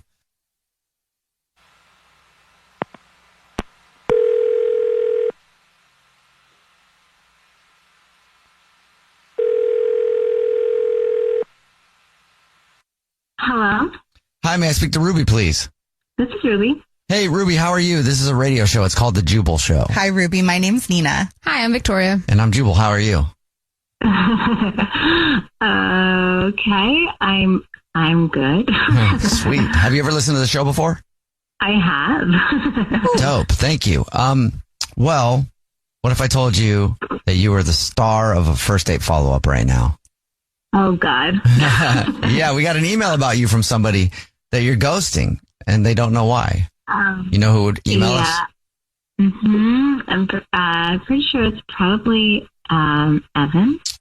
You're very smart, wow. Ruby. Yes, it is Evan. Evan told us about your date, said that he really liked you, thought you guys had an awesome time, but you texted for a little while after, and then you just ghosted him, and he wants to know what's up. Would you mind telling us? I mean, look, I thought Evan was great, and we had an amazing time. But then after my date, my friend showed me something, and it kind of killed the vibe for me. Okay, what was it? Okay, so I texted my friend a picture of Evan when we were on the date because she wanted to see what he looked like. And then the next night, she sends me a picture of him with some other girl, like literally the night after we went on the date. And then he was at another bar and they were making out. No. You got it wrong. Ruby, that's Evan. He's actually on the phone and wants to talk to you. Oh my God. I mean, yeah. Okay. I guess I knew this was coming. Oh man. Hi. Look, you've got it all wrong. It's not. No, like that. Evan, you were literally in the picture. I mean, it's not hard to recognize someone when you were just right there, you know? Oh, okay. Yeah, it happened, but it's not what you think. Like she's someone I've been hooking up with for a while, and I was going to tell her it was over because I wanted to focus on you that night, and I didn't get to it yet. So you were out with someone else right after your date, making out with her? Technically, yeah. Evan, you were just with me, and then you just go make out with someone else. I mean, I understand people date multiple people, but it felt wrong to me. I swear, I'm done with her. I'm not seeing anyone else. I like you. I was going to tell her that the next day, but it was like, it wasn't like that anymore. Like, you're the one that I want to date. Did you tell her that?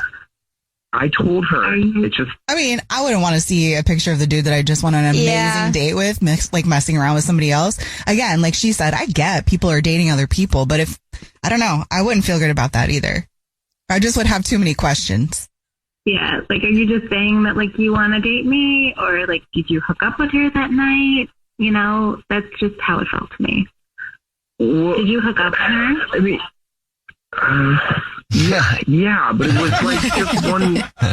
It was just like a last round type of thing. I swear, I told her about you at that point, and that was the last time. You told her after you hooked up? Yeah. You hooked up with her after you told her about me? Like, seriously? No, I told her about you after I hooked up with her. That's not necessarily better. Evan's at least truthful. Yeah, that's true. Okay, so you hooked up with her after you told her about me. Like, seriously? No, I hooked up with her and then I told her about you. Like, it's, but that's because things felt so different with you. Like, we've been on one date. It's not like I cheated on you or anything. I was trying to do the right thing. I mean, it would have been better if you told her before and didn't hook up with her. Okay, I get that, but it was, I was just kind of desperate and sad. I didn't get to see you, and I was just trying to break things off, and it didn't go as smoothly as I hoped it would. I mean, if we were to date and you didn't see me, you can't hook up with other people. I'm not trying to do that. I swear. It's kind of tricky because he kind of does have a point. He is trying to do the right thing. Like, he didn't cheat on anybody, and she's out of the picture now. Ruby, would you like to go on a second date with Evan? We'll pay for it. I mean, Evan, are there any other people I need to know about? I mean, yeah, well, yes, but I'm going to text them and let them know I'm not available. Via text, I'm not going to meet up with them. I will show you the text. What do you think, Ruby? Oh. It sounds like he's serious. Yeah. I mean, like, honestly, we did just go on one date, and it was, like, a really, really good date.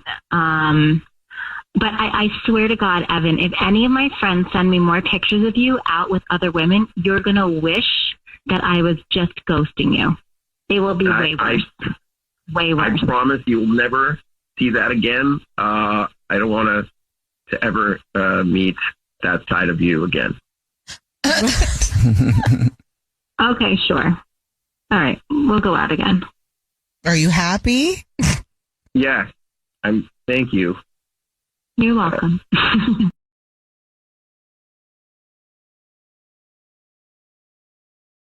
If you and your brother can't get along, I will pull this car over right now. I know you're 25, but I will pull this minivan over and put you over my knees so quick. And I don't care if you had a 32-ounce soda and it's a 17-hour drive. No bathroom breaks. Should have gone before we left the house, mister. What? And no, we can't listen to your music. It's trash. I can't even understand the words they're talking about. It's the Jubal Show. No notes. This hurts. Perfect.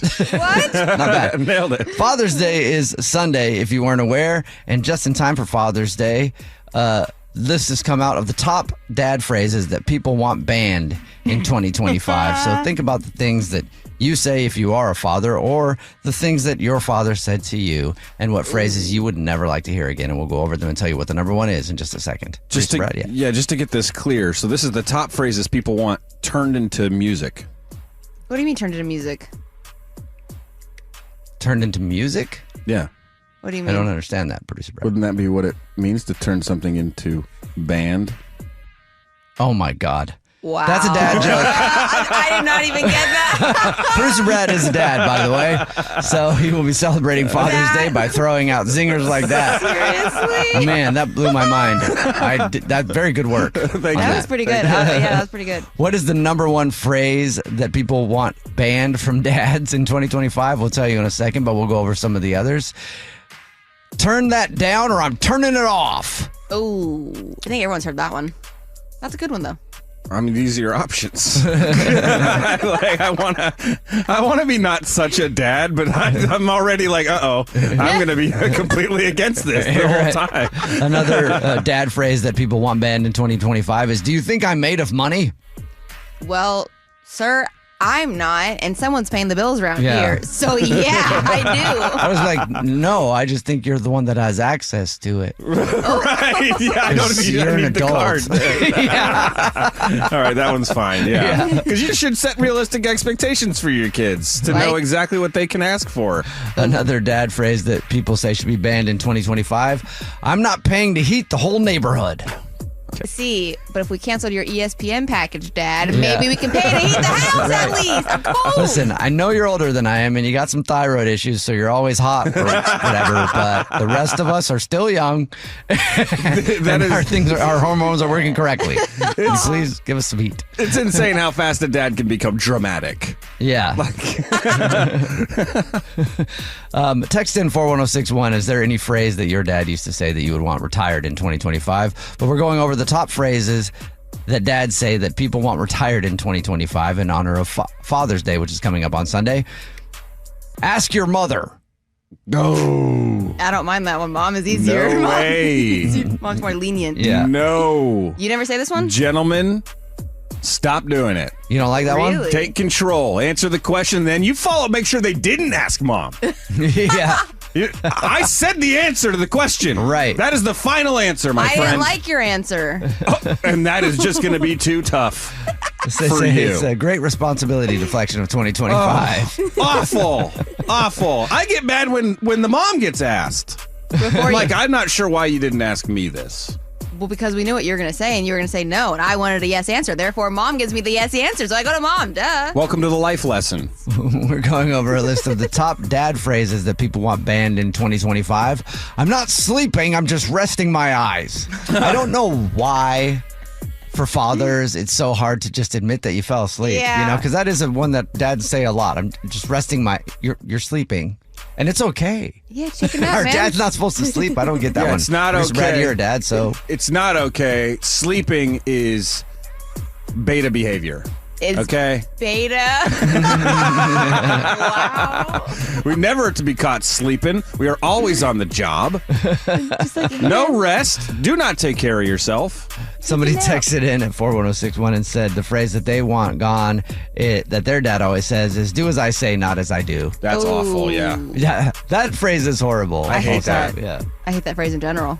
No, you got to set the example, dads. Oh. You got to set the example. You got to do as I say and as I do. And if you can't do it, then you can't tell anybody else to do it, dads.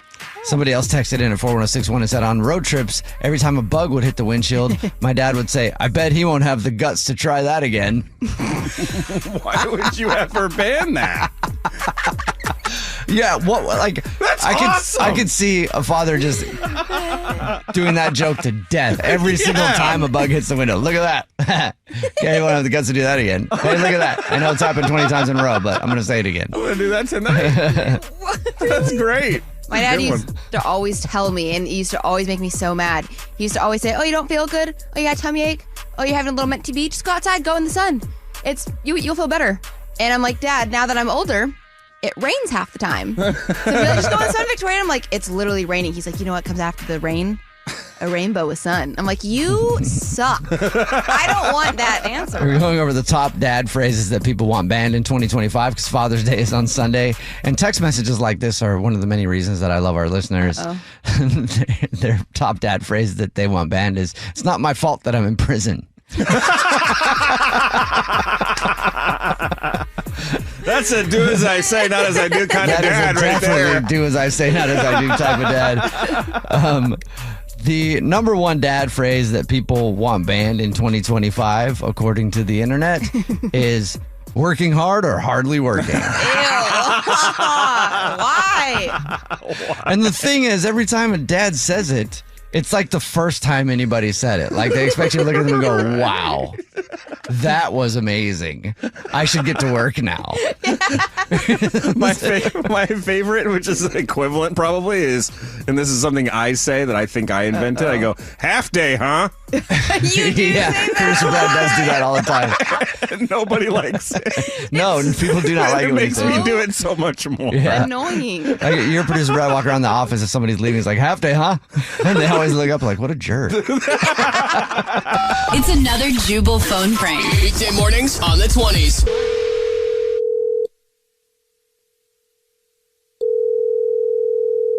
Hello?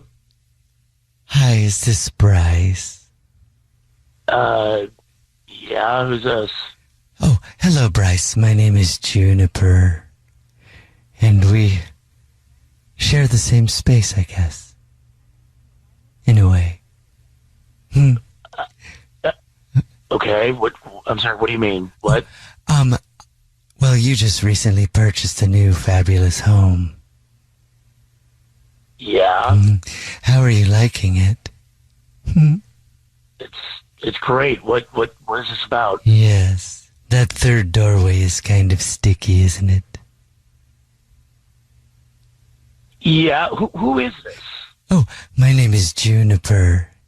And I used to own the home that you just purchased. And so I thought I'd give you a call. Okay. Yeah, and? Oh, well, it seems as in my hasty getaway from that house, I forgot something there, and so I was calling to see if maybe I could come by and exhume it. I'm sorry, did you say exhume?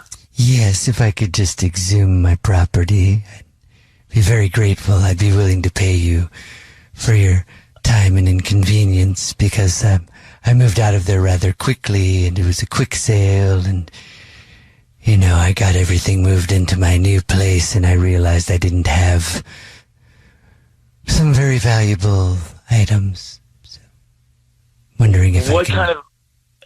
Okay, why do you keep on saying the word exhume? Do you know what that means? Oh, yes, it means to dig something up. Right, but it usually means to dig a body, like a dead body.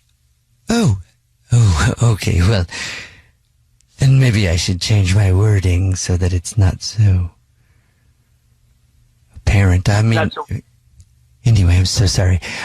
Yes, I need to dig up something in the backyard that I buried there. I'm sorry, did you say you need to change the wording so it's not so apparent?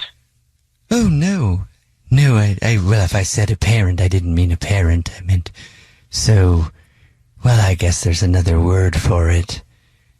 It wouldn't be so obvious. No, but that's maybe not the word. Anyway, nothing like that. There's just some very valuable things to me that are buried in the backyard, and I'd like to be able to come by and dig them up and take them home with me. How big of a hole do you need to dig? Well, between 5'7" and 6 feet. I don't know exactly, but yes, that's about the size of the hole I would need to dig. Okay, now this is sounding even more creepy, all right? You described the exact specifications of a person. What is buried back here? Many things are 5'8", between 5'8" and 6 feet. For example, like a door could be 6 feet tall. What door is 6 feet tall? It sounds like you murdered someone and buried them in the backyard. What the is going on? I'm so sorry if it's coming across as murderous. I didn't mean it for it to come across that way. No, it's just some cans of stew. Cans of stew? Yes, just some cans of stew. Didn't want anybody to be able to find my stew. Okay, now you're sounding like you're using the word stew in both the name stew and the actual food stew, and it's even creepier. You're telling me you buried cans of the food stew? Okay, that's it. I'm calling the cops right now. Okay, well, don't do that. This is actually Jubal from the Jubal Show doing a phone prank on you, and your girlfriend set you up. Are you serious? It's a joke. She said that you just bought a new house and wanted to creep you out. Okay. Well, I'm definitely never having stew again. That's for sure. Wake up every morning with Jubal phone pranks. Weekday mornings on the 20s. It's time for Nina's What's Trending, and Nina is out today, so producer Brad has your trending. Somebody's child support payments are over. Get excited. No, what? Well, I was like, I didn't know you paid child. What is your I problem? didn't think you. I was so confused. A lot of people don't know this, but Comcast invented Hulu. Uh-huh. They did? Yeah. Oh, I didn't know that. They originally invented it because they're like, oh, people are cutting the cord. Let's create a thing that they'll cut the cord to because they were cutting the cord from Comcast. Right. And so Comcast is like, let's launch Hulu and let's put Comcast in the fine print. And then you look and there was not even Comcast in the fine print. They just opened up a whole new company. And so people, all the cord cutters were cutting from, they're like, forget cable. I'm not going to do that anymore. And then they went to their other product called Hulu. But we all know Hulu is owned by Disney, right? Yeah. Not till today. They just made their final payment. They now completely own Disney just in time for Father's Day. Hulu's got a new daddy. They own Disney or Disney owns Hulu? Stop it. Disney owns Hulu. That's why I was. You said Nothing they own owns Disney, and I was confused. But yeah, that's Did crazy. I say that? Yeah, you did. I apologize. Disney taking full control of Hulu. $438 million was the original thing. They had to make payments on that? And then now, Who has that kind of money? I think the full amount here was $8.6 billion. Oh, wow. Dang. Yeah.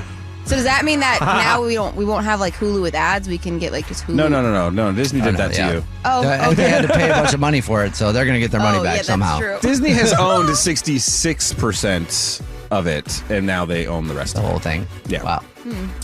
Still trying to make Wonder Woman happen. James Gunn has confirmed there is a new Wonder Woman movie in the works. With the same actress? We don't know any of those details, Oh, dang. but there's also a TV show in the works about Wonder Woman. And they just keep trying to make Wonder Woman happen. They really do. And I'm not sure why. But I do want to see. I'm pretty sure Millie Aycock, the girl from House of Dragon, she's playing Wonder Woman in either in the a show TV series? or Because nothing for the movie is announced, so it must be for the TV series. Yeah, and I'm It's really true. curious They about really that. just keep trying to make that thing work, and it hasn't. I don't know why it hasn't, but The like last at a movies were certain bad. point, maybe choose a different female superhero. Right. Oh, I mean, the HBO series seems interesting. It's interesting you're saying somebody from House of Dragons is doing it because it's literally about the world of, and I don't know how you say it, Themyscira. That Wonder Woman's from, so it's very House of Dragons-esque. It's very like Game of Thrones-esque. Oh, that might be kind of cool. With Wonder Woman, and Wonder Woman's just kind of like not the main point of it. So that's interesting. That's interesting for the series. But I think if they update it to like stuff like that and change it from how it was in the original, it probably would work. Yeah, but the original was just kind of weird, you know? She had this like invisible plane, and you just see her flying above towns, just squatting at 30,000 feet in the air. It's kind of weird. I know, that is so weird. Yeah. Oh, by the way, we haven't seen the invisible plane in any movies. I was having Modern to. times, I'd be into seeing that. That'd be cool. I just realized I said I'd be into see her squatting over towns, but that's not what I meant. The Simpsons creator Matt I would Groening. love it if they bring back the invisible plane. I'll tell you what. The Simpsons creator Matt Groening has revealed something that he's never revealed before. All the characters we know this, all the characters in The Simpsons are characters from his real life growing up. Crazy. Like his mom and dad are named Marge and Homer, right? Oh. But he's finally revealed who is actually based on him. Oh. Who? And it's Milhouse. Oh. The blue-haired, glasses I wearing. can see that because he has hapless glasses like friend. that too. Yeah. Oh, wow. So the creator of Simpsons is Milhouse, and one of the best news sources you could ever have. Yeah, The Simpsons has predicted so many future things. And Victoria, there's a Yes. prediction coming up that they had? What And is I it? got really scared about it because I saw it yesterday that all the power is going to go out the whole on country? June 15th. The whole, I think, I don't know if it's country or world. In Since the then, they're all world. freaking out because like a solar flare or something went. Mm-hmm. And so yesterday I even started looking for like solar powered battery packs. And then I had to look at the reviews. And then my plan was to either go to Jubal or Brad's house because Brad can fly a plane and he's like really smart and tactical, I think. And then Jubal has a lot of weird stuff at your house. Like you got like flamethrowers, and I feel like I could do something with that too. So Yeah. Anything So- weird is at my house. You need nunchucks. They're there. See, I feel Samurai like swords. We got it eventually all. would come together. But I also don't know how to get to your house without a map. I know how to get to Brad's because it like is right next to work. So everyone, just be careful. What do we think? It'd be crazy if the power actually does go out. If the Simpsons get that one right. Yeah. And it's scary though, because in the Simpsons, they all freak out. I don't know why I watched the episode yesterday, but like they were all freaking out, and that wasn't coming back on. And so, like, what do you do? And then like your phone dies. You can't call anyone. You can't use Google Maps. You can't order Starbucks. You can't. Well, that's fine, I guess. But Well, it's time to learn how to use a ham radio, you dummy. All those people using the ham radio's not so dumb now, are they? But what about power goes out? You don't understand how ham radios work. Ham or I don't hands? understand how it works. How does a ham radio work? It works off of frequencies. Like all that powered stuff. by it? Most of them are self-powered. Oh, how? Like powered independently of the grid, because that's the whole point of them. Oh. The whole point of them is to communicate when you can't communicate using anything else. But what if the grid goes out? It doesn't matter. You're on your own grid. Yeah, you build your own mini grid around the ham radio. So now I gotta build something too? Well, listen, if you want to do the work, you die. And that's what's trending. All right. First date follow-up. Powered by the Advocates Injury Attorneys. Online at advocateslaw.com. Max is on the phone today for a first date follow-up, and he's getting ghosted by a woman named Daria. So in a few minutes, we'll call her and see if she'll tell us why she's ghosting him and maybe get him another date. But first, Max, how long has it been since you talked to Daria? It's been 8 days. 8 days. Okay. Who's counting? You said that so solemnly. Have you reached out to her? Yeah, no, I've tried to text her, but I haven't heard anything back. Okay, well, tell us about your date so we can hear about this connection. Yeah, so we went to this pottery class, which was cool. Yeah, normally it's not like the typical drinks and apps thing, but she seemed cool, and I wanted to go big or go home for her, you know. And honestly, she was super into it. And she was good too. At pottery? She made this. Yeah, pottery. That's a skill. Yeah. When we got there, I was shocked because she made this like beautiful bowl that looked like it belonged in a museum. And meanwhile, I'd never done it before, so mine just looks like a squash muffin. Yeah. Okay. Cute. Yeah, she left at that too. So, but it was fun. I think we were really connecting. We had wine. We got clay. We kind of had a little clay fight. So we got clay all over each other, and it just seemed like really playful and fun. We ended up getting late night food after, and after that we ended up back at my place. So I think everything went great according to my perspective. I mean, it sounds like it. So at your place, you didn't just like play checkers, or did you? You call it checkers. Okay. Either way, it wasn't just a friendly hug goodbye. Okay. Got it. Did you guys make a plan to see each other again? We both expressed that, it was something that, we were into and wanted to do again. So, we didn't make any specific plans, but she was definitely into the date, and I absolutely want to make more plans. So, yeah, I just don't know what happened. Is there anything that you can think of that may have been an issue? Well, I've been thinking about it and trying to figure out what could have happened. I mean, honestly, at one point I said I don't like avocados, and she was really passionate about guac. So, we're not deeply invested in guacamole. Okay. So I'm wondering if that is a thing. She might not have been into that, or at one point during the date we got tacos, and I did drop my taco on the ground, and I called it 5-second rule, but I still ate it. I don't think it was the avocado thing. I think you're safe there. No, okay, yeah. I mean, it's that. Honestly, the last thing I could think of possibly was I told her that I'm emotionally available, but I texted that to her the next day, and up until that, we had been kind of texting through the date, and then she stayed over at my place, and the next day I tried to start it again, but nothing. If you had to call it and say one thing, what would you think it would be? Whoa. I mean, it could have been the taco thing. I just don't know. Like, it might have weirded her out that I said I was emotionally available. Like, maybe I was rushing or something. We'll see if we can figure it out for you. We'll play a song, come back, and then call her and see if she'll tell us why she's ghosting you and maybe get you another date, okay? Okay, awesome. Thank you. All right, we'll get your first date follow-up next. First date follow-up. Powered by the Advocates Injury Attorneys. Online at advocateslaw.com. If you're just joining us for today's first date follow-up, Max is on the phone, and he's getting ghosted by Daria, so we're about to call her and see if she'll tell us why she's ghosting him, and maybe get him a second date if he wants one still. But first, before we call her, Max, why don't you break down your situation again for us real quick? Yeah, so Daria and I went to this pottery class for our first date. We ended up getting some late night food, ended up back at my place. I had a great time. She stayed the night, and I haven't heard from her since. I thought maybe it could be because I dropped my taco and still ate it during the date, or maybe because I texted her that I was emotionally available the next day and it weirded her out. I'm not sure. Well, she did kiss you after you dropped the taco and ate it. That's a good point. All right, we'll see if we can help you out. You ready for us to call her? Yes, thank you. All right, here we go.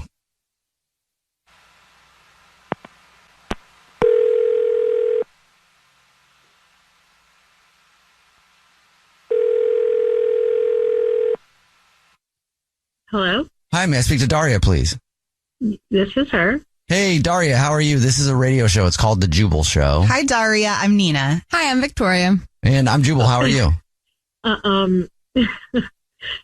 Okay. Hi. Hi. What's up? Have you ever listened to The Jubal Show before? I have. Oh, dope. Okay. Great. Well, guess what, Daria? I always thought these calls were fake. Nope. Yikes. Yeah, somebody emailed us about you. Apparently, you went on a date with somebody. This is a first date follow-up. You know, the segment that we do that if you go on a date with someone and you end up ghosting them, that person can ask us to get you on the phone and find out why you're ghosting them. People actually do this. They actually call and... Mm-hmm. Yeah. Yep. Because getting ghosted sucks, Daria. And you're one of them. Oh, it's Max. Do you have any idea who would email us about you? I'm assuming it's Max, right? Oh, yes. Yeah. It is Max. Can you tell us why you're ghosting him? Okay, so he literally liked every single photo I've ever posted. Every single one of them. I woke up, I had like 1 million new notifications from one guy. That's just from 2017 that was popping up because of him. That's the sole reason? I mean, I posted a picture of a broken blender in 2018 and he hearted it. Who hearts a broken blender? Why did I even post it? It felt like, I don't know, it felt like he was like virtually licking my timeline. I don't even remember half of the photos that are there. And it's not even like he just liked them. Like he literally, like he kind of studied them, it feels like. He commented on 3 different ones. I had fire emojis. I had a comment that said this era and baby Daria. Like he really, I met the guy once and he commented on a picture of me, like a picture of me as a baby. An actual Aren't you a little bit flattered? I mean, flattered. I'd be flattered if it was like, you know, a photo or 2 recently, but like through the whole entire history of me, it's a little scary. All right. Well, Daria, thank you for telling us. And you probably already know this though, but Max is on the phone. He's been listening this whole time and wants to talk to you. Oh yeah, they're on the other line. I got it. Okay. Yeah. Hi, Max. Hi, Daria. Wait, that's why you ghosted me? You ghosted me because I liked your posts? Dude, you time traveled through my entire Instagram. It gave me literal chills. But you posted those. I was just trying to appreciate you and full Daria journey, you know? It was meant to be a compliment. It's like you were an FBI agent that did a deep dive into my life. Like, how about just good luck on your midterms instead of the history of Daria? Maybe I got like a little carried away, but it was honestly meant to be just positive.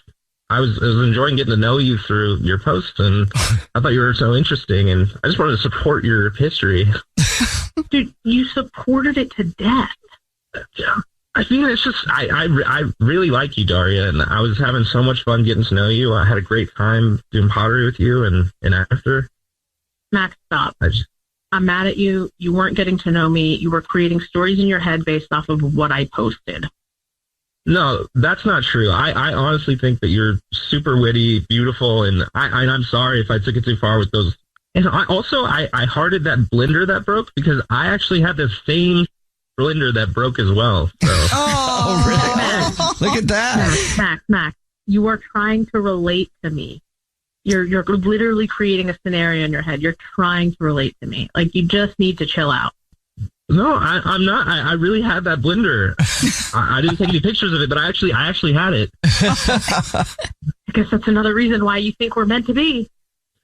I mean, I can dial it back. I promise. I can unlike that baby photo of you. You know. Listen, I'm not saying that we're meant to be. I honestly just think you're dope, and I really like you, and I still like you, and I just want to get to know you. You don't think you got to know me by scrolling through a lifetime of Instagram posts? Daria, would you like to go on another date with Max? We'll pay for it. I don't know. I mean, I do like when someone's into me, but I don't want to feel like I'm being digitally followed home. I promise I can dial it back. I know I came on too strong, but just give me one more chance. I mean, are you going to find my mom and start DMing her and stuff like that? Like other stalkers? I'll be honest, I found Pam's profile, but she's private, so you don't have to worry about it. Look, he didn't message Pam. Oh, my God. He held back from messaging Pam, though, Daria. Oh, that is self-control. Yeah. Why do you know her name? He's going to hit request. Oh, my God. No, I won't, I promise. What do you think, Daria? One more chance? He sounds legit to me. Me too. I would love that. I did have a good time, and you do this little cute thing with your pinky. I don't know. Just don't like me so much yet. Not like right away. Hey, I promise to be into you, but not that into you. There you go, Daria. Okay. So you'll do it? Yeah, if he chilled out a little bit. Sweet. Yay. Congratulations, Max. You got another date. Oh yeah, cool. Yeah, I'm not that excited about it, but yeah. See, there you go. That's a little less stressful for me. Jubal's first date follow-up. What, am I some sort of a mentally challenged airhead? No, not even. I didn't say that. I was like, why am I even listening to you to begin with? You're a virgin who can't drive. It's time for America's favorite trivia game, You versus Victoria. Your chance to take on Victoria Ramirez in a game of trivia for Post Malone tickets today. And let's meet our contestant for today's You versus Victoria, Heather. What's up, Heather? Nah, nothing much. Just waiting to play Victoria. All right. You sound ready to go. Heck yeah. Ready to go. I don't know what just Heather, happened over Victoria's side of the studio, but you're licking your wrists right now. I spilled my coffee on my nose. I don't really know what that happened. I'm so confused. Hold on a second. You look confused. She was licking her hand and rubbing it on her nose. Like a cat. Has she spent too much time with her cat? No, I was rubbing it off my nose, but then it was dripping down my hand. Yeah. I'm going to go wait Heather, outside. I just looked over at Victoria and she had this really confused and disturbed look on her face. It was licking her wrist and then wiping her nose. I'm like, uh-oh. Completely understand. We need to get her out on some dates, I think. Yeah. Yeah, she's spending way too much time with her cat. All right. While Victoria goes out of the studio to clean herself, here's how the game works, Heather. 30 seconds to answer as many questions as possible. If you don't know one, just say pass, and Victoria has to beat you outright to win, okay? Okay. All right, here we go. Heather, your time starts now. What French military leader became emperor in 1804? Napoleon.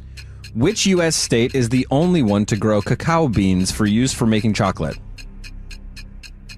Pennsylvania. What's the capital of the U.S. state of Vermont? Montpelier. What ocean lies between Africa and Australia? Indian. What is ice actually made of? Water. All right, got that in. And we'll bring Victoria back into the studio. I wish we had a laser pointer for today. Anyway, Heather, here, while she gets settled and puts her headphones on, wouldn't that be hilarious? Point a laser pointer on whatever work she has to do. Yeah. Here's a question for you, Heather. What condiment best represents your personality? Oh, probably. Oh God, I wasn't ready for that one. Ketchup. Ketchup? Oh, okay. Is there a reason why?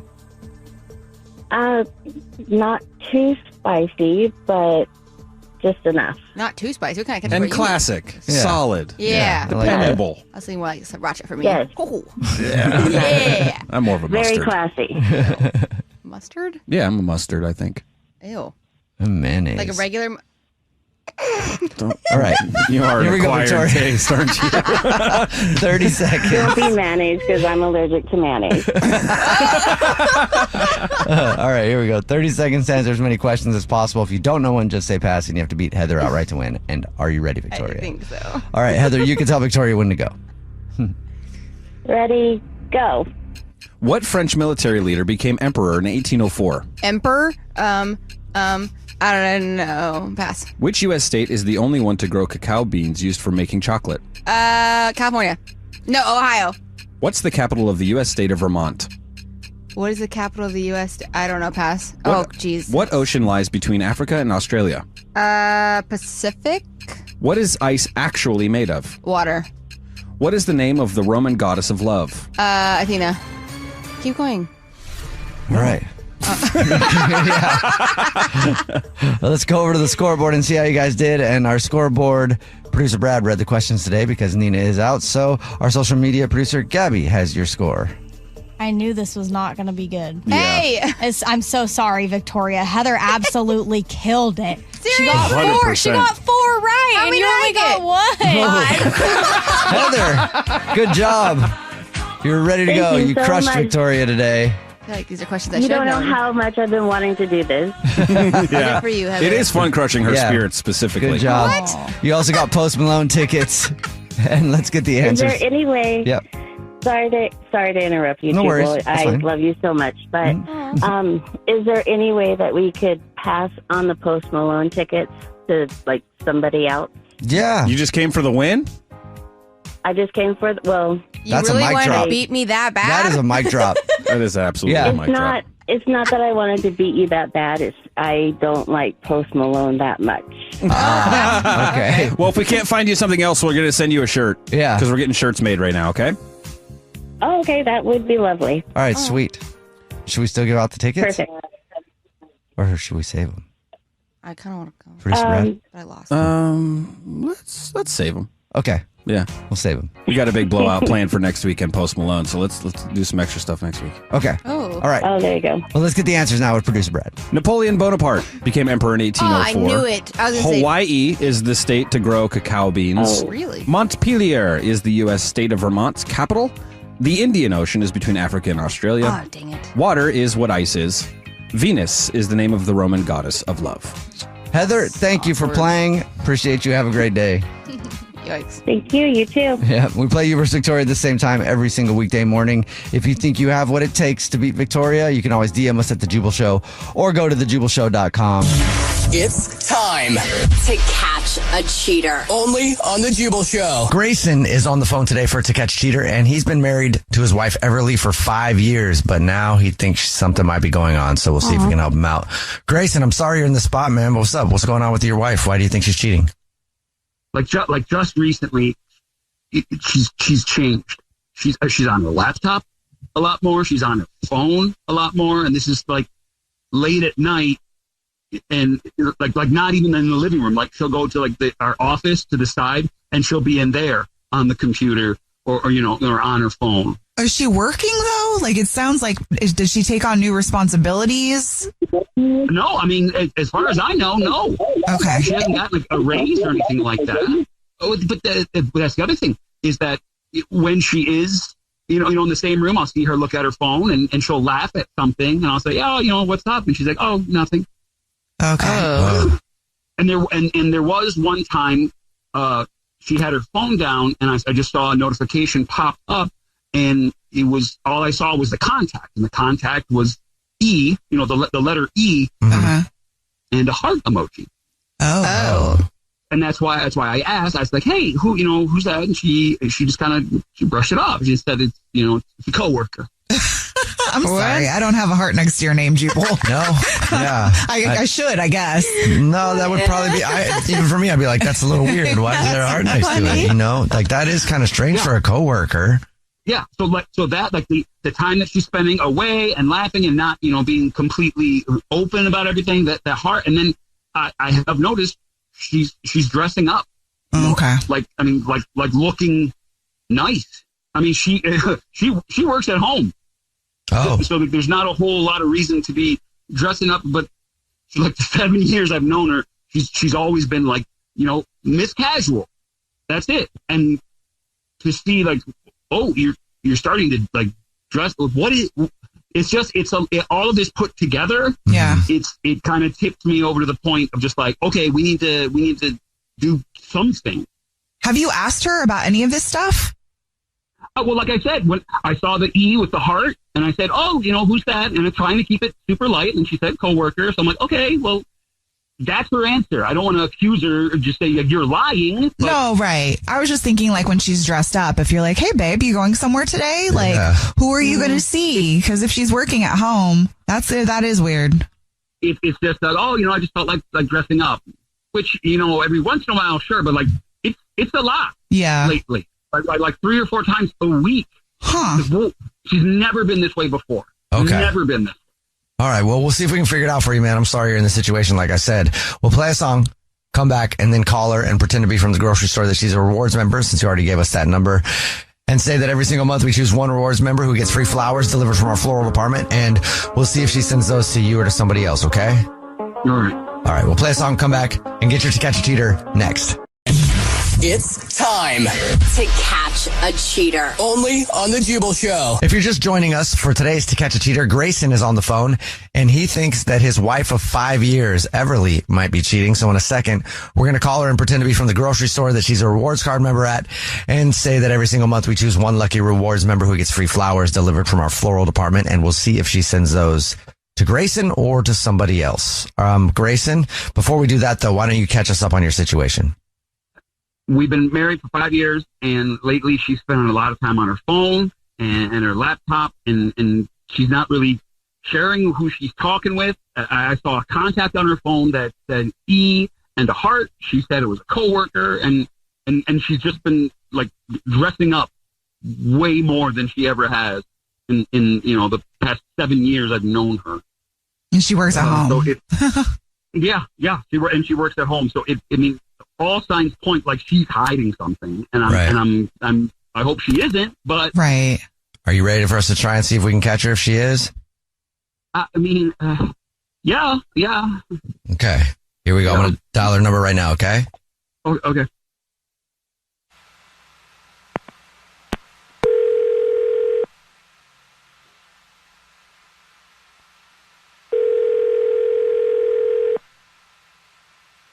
Hello? Hey, this is Corbel calling from. I was looking for our rewards card member named Everly. Oh, yes. Hi, that's me. Hi, Everly. Please don't hang up. This is not a marketing phone call. I'm actually calling to say congratulations. You're this month's big winner. Yay. I didn't expect that. What does that entail? Oh, well, maybe you didn't know this, but every single month we choose one rewards card member to say thank you very much for being such a loyal customer by gifting them 36 long stem red roses, a box of candy or chocolates, and a card to be delivered to anybody that you want from our new and improved floral department. Oh, wow. Well, yay. Thank you. Thank you. How it works is this. If you know who you want to send them to, I can take the information over the phone. So first thing I would need would be the first and last name of the person you want to send them to, and then we'll get what do you want to put on the card if there's anything, and then we'll get the address. Okay. Let's deliver it to Evan. Okay, Evan. And the last name on that? And then do you want to put anything on a card to Evan? Sure. Let me think here. Okay. How about every moment with you feels like magic, and I can't wait until we can finally be together. Love you, E. Okay. Got that. And now I will let you know that your husband, Grayson, is on the phone listening and probably has some questions because this is actually the Jubal Show. It's a radio show. And we do a segment called To Catch a Cheater where we see who you send flowers to. And your husband had some questions, so he wanted to see who you'd send them to. Grayson? Who is Evan? Grayson, why would you call a radio show instead of talking to me? Who is Evan? Okay. He's someone that I met through a work forum online. And what? Yeah. Look, I started this. I guess I'll just be honest. This is a little embarrassing doing this over a radio show instead of just talking to you in person. Well, your husband told us that he has tried talking to you about it, and you told him that he was just a coworker and kind of laughed it off, but wouldn't really address his concerns. Yeah, I guess I made excuses because he's never asked me outright, and I guess I didn't know how to tell you, Grayson, that I had been unhappy because you're always busy with work. You always have other priorities other than me, and over time that can really take a toll. Why didn't you just come to me? Why couldn't you just come to me instead? If you're going behind my back and you did I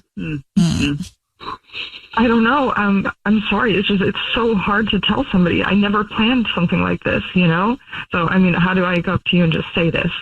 It would have been better than this.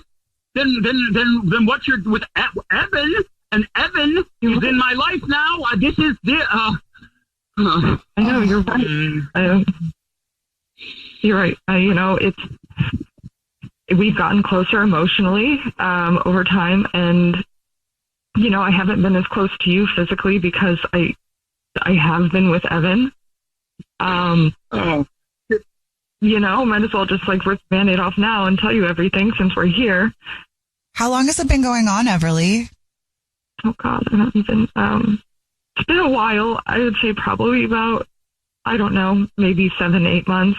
What? Wow. That's a long time. 8 months. Oh my gosh, I'm so sorry. This is somebody I'm more serious about. I can't just. It's complicated. Is this really happening? This is real, right? This is real. This is happening. I wish it wasn't, but yeah. Are you trying to work things out with Grayson now that this is out in the open, or you think you're leaning more towards being with Evan? Oh my God, I'm so torn. I'm not sure. I can't possibly see any future on how this would work. 8 months. 8 months? You've been lying to me every day. No, how you can't come back from that. Are you what? No. I don't know if I want to come back to it. I'm not sure if I even want to come back to it. We've lost it a long time ago. Well, otherwise you don't even have the option now. You don't have the option. It doesn't sound like Grayson's lost it. It sounds like you've lost it. And instead of talking to Grayson, you decided to cheat on him. I don't know. There's no way around it, really. I know that my feelings for Evan are serious, I wouldn't have just done this for just anyone. Well, whatever your reason is, you're here now. Grayson, I'm so sorry. 8 months. I'm sorry. I never thought we would be here either, but I've been neglected for a very long time. No, that's not an excuse, though, Everly, to cheat. Look, I don't know who you guys are, and I don't need the judgment right now. This is already enough on me, Grayson. We will talk about this later, but as of right now, I really don't need the extra judgment, and I am going to go. Grayson, she hung up, man. I'm sorry. Wow. I know. Do you have friends or anywhere you can go right now? Family? I don't know. Yeah, I mean, yes. I can talk to, yes. I'll be okay. It's better to know than not know, and it sucks, but yeah, it's good. It will be good. It will. It will. Yeah. All right, man. Well, take care. Keep in touch with us if you need anything. All right. Okay. The Jubal Show's To Catch a Cheater. It's time for Nina's What's Trending, and Nina is out today, so producer Brad has your trending. The Baldoni and Lively case continues. I'm going to tell you more about that in a second. First, Gracie Abrams has dropped a TikTok teaser of a brand new track. Fans have gone absolutely wild. I love Gracie Abrams. Tell us about it, Victoria. I haven't heard it. I was surprised. I have not heard the song, and now I'm like actually Like really most sad. fans, they claim to be one until the teaser drops, and they didn't even see Hey, it. I'm sorry. I was working late. I was not really working. Is but it because you're a singer? Anyway, Gracie Abrams has shared the new snippet. It's a big teaser. People are freaking out about it. Go check that out on the Tiki-Talkie. A groom's mom showed up to his ceremony wearing, what could we guess? A wedding dress. And a veil. Wait, what? Yeah, a wedding guest Reddit post has gone viral for sharing the story of a mother of the groom who wore a wedding gown and veil to her son's nuptials. Huh. Why? It reminded everyone that she was the first woman in his life.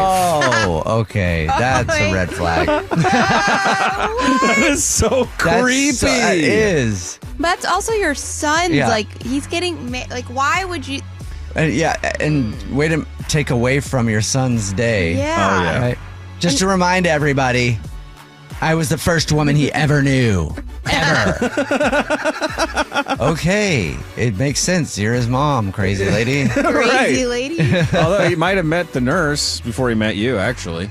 That's true. Oh, Or well, the doctor. Or So anyone. she should have really came out Yeah. wearing the wedding dress. Yeah, Right? Apparently, the bride totally kept her cool, which just means she knew who she was marrying. Yeah, exactly. She knew the mom. Yeah, Like, she was- she's very used to it, I'm sure.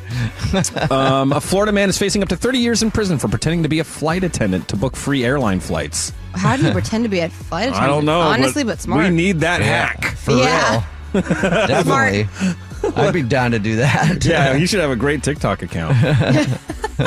Fake badge numbers, hire dates, even for 7 different airlines. Oh, wow. He was really going places. Yeah. 120 free flights he got. Just to think about the kind of work that went into getting all that information, he probably could have been just a flight attendant. Right. And wouldn't be going to jail. Yeah, he could have had a whole job. Yeah.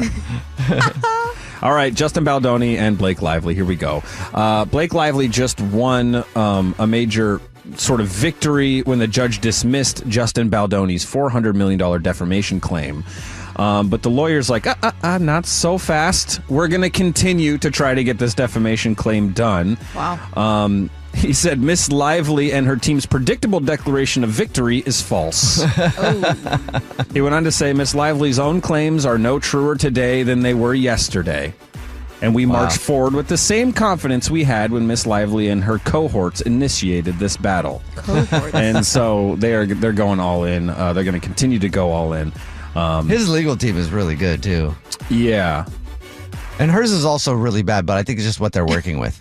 But you would think, I don't know, someone that famous in Hollywood should have a really good lawyer. So Yeah. back, I mean, I like, think she surprised. does have good lawyers, but I think that because really like the whole thing that she did, it looks bad on her, right? Mm-hmm. So I think they just don't have much to work with, so they're always just like kind of spinning everything. Oh, it's an absolute spin factory over there in the Reynolds Lively home. Right.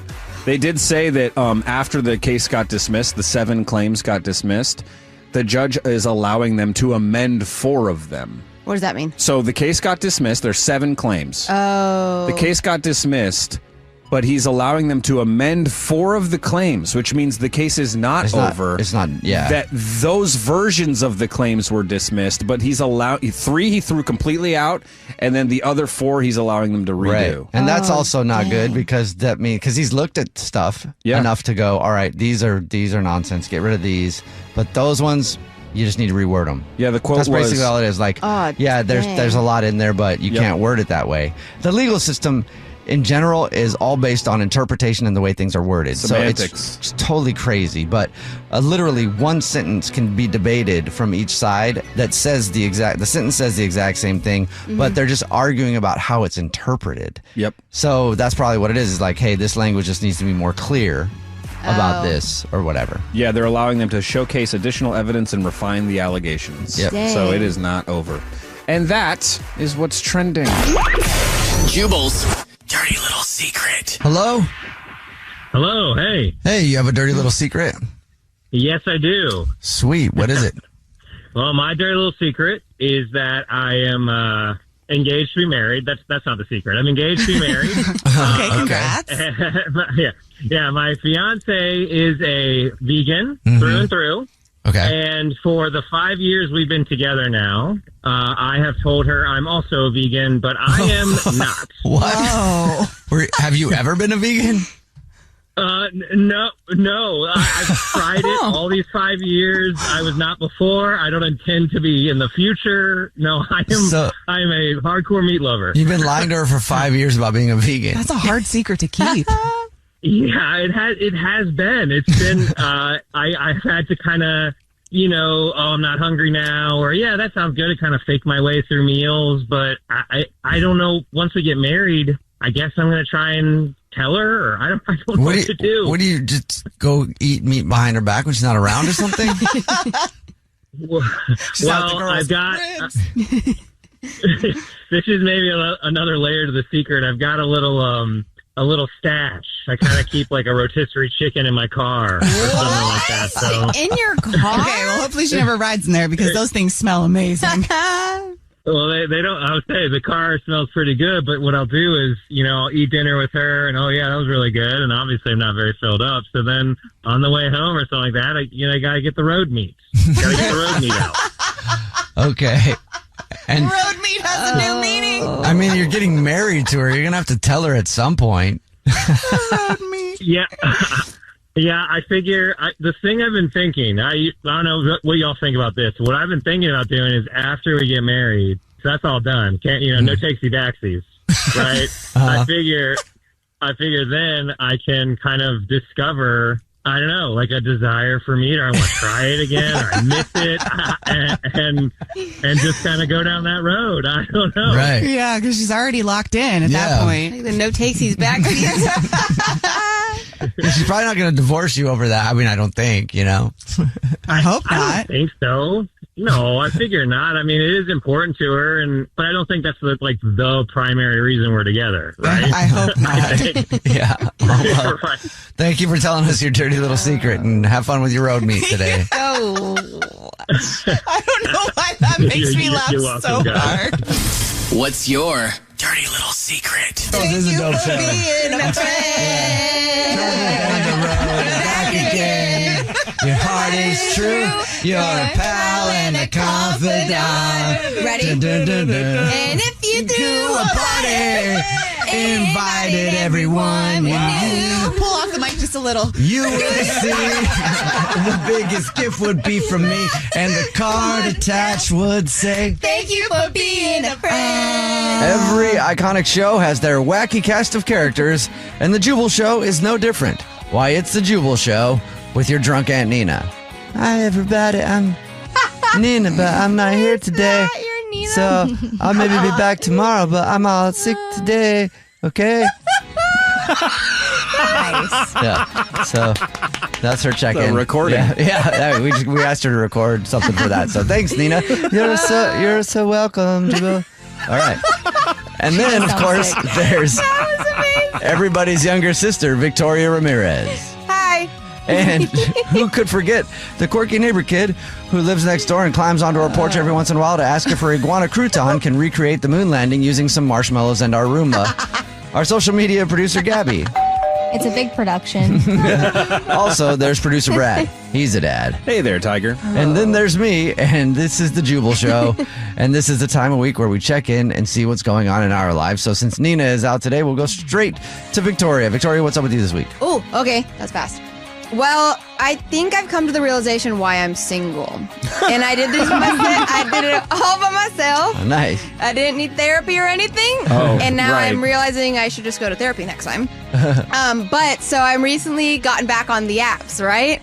And this one guy. Which one, so that people can know where to find you? Hinge, Bumble. I try to stay away from Tinder just because, like, of what it Right, yeah. is. Because it's Tinder. I'm like, come on, I'm a classy lady. But so this one was on Hinge. And so immediately the guy asked me how I was. I said, pretty good. How are you? He said, good. Wondering what you're looking for on this app. Now, I had been awake for a bit too long to respond to this message, but I did. And I was in a silly, goofy mood. So I responded with, a baby daddy who won't go too far. But I mean, if he does, like at least one that will come back for the birthdays at the minimum, or at least pay child support. Why? What are you looking for? What? That was your response, your first response to him. The only thing you said to him. Yeah. So he says, what are you looking for on this app? And you say what again? A baby daddy who won't go too far. But I mean, if he does, one that will at least come back for birthdays at the minimum, or at least pay child support. Why? What are you looking for? Dude. All right. And what was his response? Yeah. There was no response. That could be the reason that you're single. Yeah. So I'm like, Victoria, this may be time for some self-reflection. I don't know. I think it's a funny response. Yeah. I mean, they're clearly being Thank you. sarcastic or whatever. Right. That's what I thought. Well, I felt like I started to get nervous about it, and I was like, oh my gosh, Victoria, you shouldn't have sent that. So then I immediately followed up with, No. I sent that, and I was joking, but also regretted sending it. Apologies. I've been up for quite a while and was in a funny mood. That's why you're single. Yeah. It's the second message, not the first one. You got to just leave the joke with confidence. Yeah. Don't immediately be like, I'm so sorry about that. I did for like 30 minutes, and then it came to realization, like, Victoria, why did you send that? And he could have been sleeping. Could have been working, could have been doing literally anything else. 30 minutes is no time at all. Never double message. Right. Two options with a non-response to what you first said. Either he's got no sense of humor, you don't want to talk to him anyway, or he's been burned in the past by someone who said that, and then you still don't want to talk to him because he's definitely got some baggage. Got some stuff to deal with. Okay. But also, let the joke hang. Because I thought it was funny, but then I immediately told my friends, and she's like, Victoria, apologize. Like, why would you even say that? And You I was need like, new friends. That's crazy. Terrible advice. Funny. Yeah. Yeah, well, either way, I didn't get a message back. You need to throw it in the group chat next time you do this before you do any apologies so that Jubal and I can correct your future. That'd probably be a good. Absolutely. Yeah, so still single out here. But if you're looking for a baby mama, hit us up. Text in 41061. Victoria's interested. She only requires once a year birthday visits. Yeah, that's it. And, depending on how many kids there are. That's and true. child support. And child support, at of least. course. Yeah, thank you. Oh, look, it's our social media producer, Gabby, stopping by. Gabby, what's up with you this week? I've been so excited to tell you guys this story. Oh my gosh. So I went to a wedding recently with my friends, and it was just one of the most insane experiences I've ever had. One of them was cut off from the open bar before dinner. Oh, that's always good. And then refused to eat dinner. And then two of them were like hooting and hollering at very inappropriate times during the speeches. Very heartfelt speeches. And then I lost my best friend. Time for a new best friend. And then they called all the groomsmen onto the dance floor to have like a planned organized dance. And one of them ended up out there somehow and was like rolling around like doing finger guns and like just really insane. Gen Z weddings are unhinged. Yeah. Yep. It's always fun when somebody gets too hammered at a wedding. It's great. Yeah. Good It's usually Uncle entertainment. Jerry. Yeah. Producer Brad, what's up with you this week? Yeah, I took the plane up for a little stress relief this past week. It's been nice. I'm flying again, and seriously? yeah, it's been, and nothing clears your head like flying a plane, cruising above it all, and that is, I had this like genuine moment where I was like, it is so nice to be where I belong, above most people. Wow. I was waiting for it. I was like, it's not going to be genuine. Jubal, what's going on with you? What's up with me is I'm not sure if I'm getting some sort of weird disease. Well, yeah, I'm always thinking that I'm getting that. Jeez. More like I guess you would call it a complex or something. I'm obsessed. I'm obsessed with air quality and allergens in the air right now. I hadn't noticed that from you. Obsessed with it. Hard not to notice. Yeah, I've been purchasing air purifiers like crazy. I shave off all my hair most of the time. Whoa, so I'm thinking of like, I'm going down the road of Howie Mandel, you know? Right. Because he shaves all his hair off because he's like a germaphobe. He's not even bald. Right. No, he might be, but yeah, he might be. Who knows? Wait, what does that have to do with germs? Cleanliness. Yeah, and hair holds on to allergens on your body, so I just want to shave all my body hair all the time. I know I've got like kind of like 5 o'clock shadow stubble right now, but normally I'd be shaving it. You know, it's really stressing me out actually. Plucking my nose hairs out, you know. Gotta get rid of those things because those hold allergens. But then I've got like air purifiers everywhere in the house. I got 2 air purifiers in my car. Bro, I'm in ordering, your car? I'm ordering Why? masks online. What do you do with the ones in your car? You can't plug them in anywhere. Yeah, you can. Where? They're made for the car. You got specific air purifiers for your car? Yeah. Epa. 2 of them. And I feel like I need more. So I don't know if I'm developing a problem. You should stop at the 2. I don't know if it's becoming problematic. You probably need to figure out a support group for this one. Yeah, I love the sun. It's been really sunny and warm the past few days, but I haven't gone outside. I've just been sitting next to my air purifiers. Maybe that's what it is. My dad Thinking always about says- shaving all my hair. Okay. So I don't know if I'm developing a weird complex or not. Can't tell. Gonna confirm it for you, bud. Nothing to worry about? Yeah.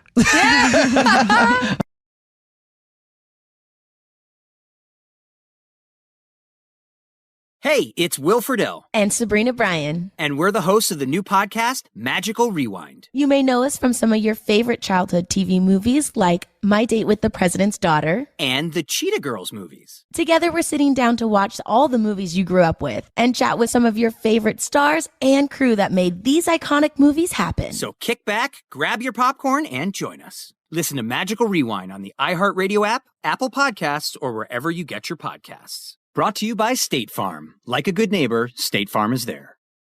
You're ready for a comeback.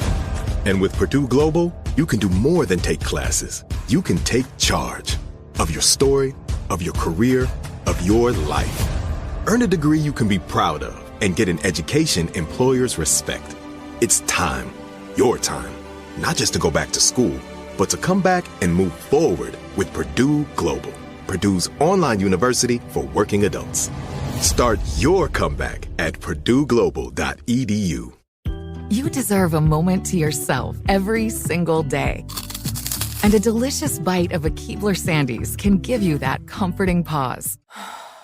Bring along the melt-in-your-mouth magic of a Keebler Sandies to add a sprinkle of joy to your workday. This magic is baked into simple shortbread cookies by Ernie and the Keebler Elves. So as life continues to fly by, make the most of your me moment. Take a pause and enjoy a Keebler Sandies. It's time to catch a cheater. only on the Jubal Show. Crystal is on the phone today for To Catch a Cheater. She's been dating her boyfriend Bryce for over a year now. They live together, but now she thinks something might be going on, so we'll see if we can help her out. Hey, Crystal, why do you think that Bryce might be cheating?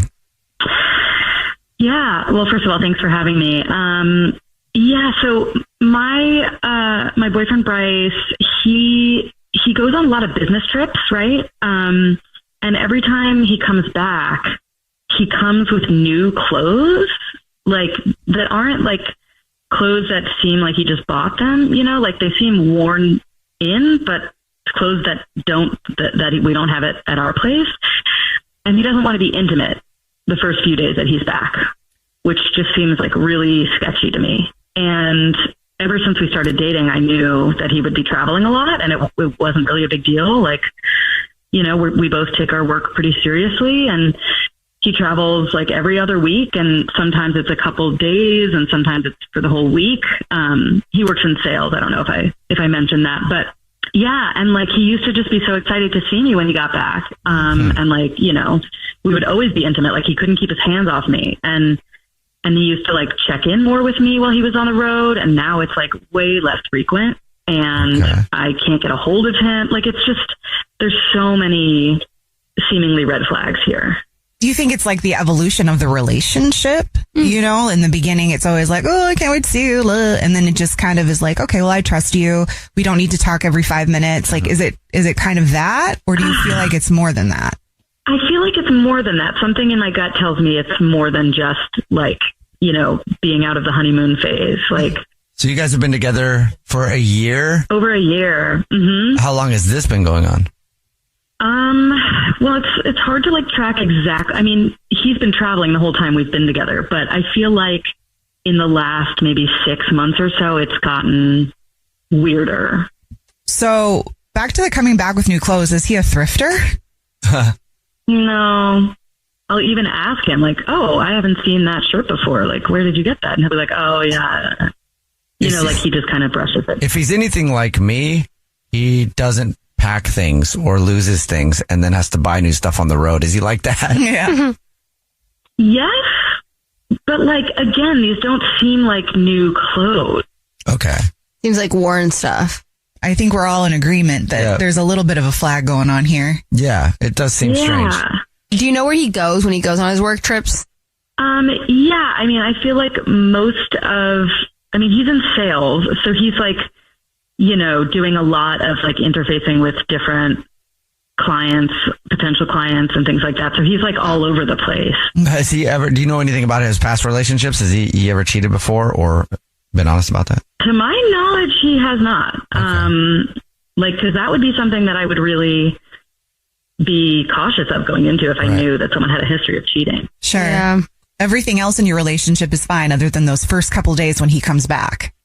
Yeah. I feel like after those few couple days when things are weird, we settle back into a rhythm, but then he's like traveling again. Okay. Well, you told us what grocery store he's a rewards card member. So we'll do the usual and call and pretend to be from the grocery store and tell him that every single month we choose one rewards card member at random who gets free flowers delivered from our floral department. And we'll see if he sends those to you or to somebody else. Okay. Okay. Thank you. Play a song, come back, and then call him and see if we can catch him with To Catch a Cheater right after this. Farm to store in days, not weeks. That's 80 Acres Farms. Did you know most salads travel over 2,000 miles to reach your plate? But not 80 Acres Farms. Their crisp salad greens and herbs are food less traveled. They stay fresher for longer in your fridge. My salad lasts all week long, which means less food waste and easy meal planning. Oh, and did I mention there's zero need to wash these greens? Because 80 Acres Farms uses zero pesticides. Visit 80acresfarms.com to learn more and find their salads and salad kits at your local Harris Teeter. You're ready for a comeback. And with Purdue Global, you can do more than take classes. You can take charge of your story, of your career, of your life. Earn a degree you can be proud of and get an education employers respect. It's time, your time, not just to go back to school, but to come back and move forward with Purdue Global, Purdue's online university for working adults. Start your comeback at purdueglobal.edu. 37,025, 1. These are the three numbers to remember to get the visibility and control you need to make the right business decisions instantly. 37,000. That's the number of businesses which have upgraded to NetSuite by Oracle. NetSuite is the #1 cloud financial system, streamlining accounting, financial management, inventory, HR, and more. 25. NetSuite turns 25 this year. That's 25 years of helping businesses do more with less. Close their books in days, not weeks, and drive down expenses. 1. Because your business is one of a kind. So you get a customized solution for all of your KPIs in one efficient system with one source of truth. Manage risk, get reliable forecasts, and improve margins. Everything you need to grow, all in one place. Right now, download NetSuite's popular KPI checklist, designed to give you consistently excellent performance, absolutely free, at netsuite.com/stereo. That's netsuite.com/stereo to get your own KPI checklist. netsuite.com/stereo.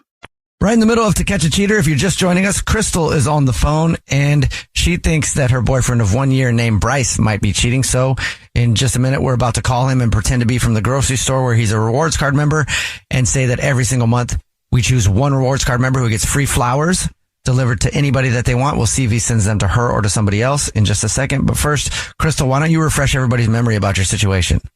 Yeah. So Bryce and I live together. We've been together for over a year and living together for the past 6 or so months. And he travels a lot for work because he works in sales. And whenever he comes back from his trips, he seems to have new clothes on or in his bag that I haven't seen before. And he doesn't want to be intimate with me for the first few days that he's back. And it just feels really, really bizarre. Okay. And it's a definite change in behavior. Absolutely. Yeah. All right. Well, are you ready for us to call him? Yeah, thank you. Okay, here we go.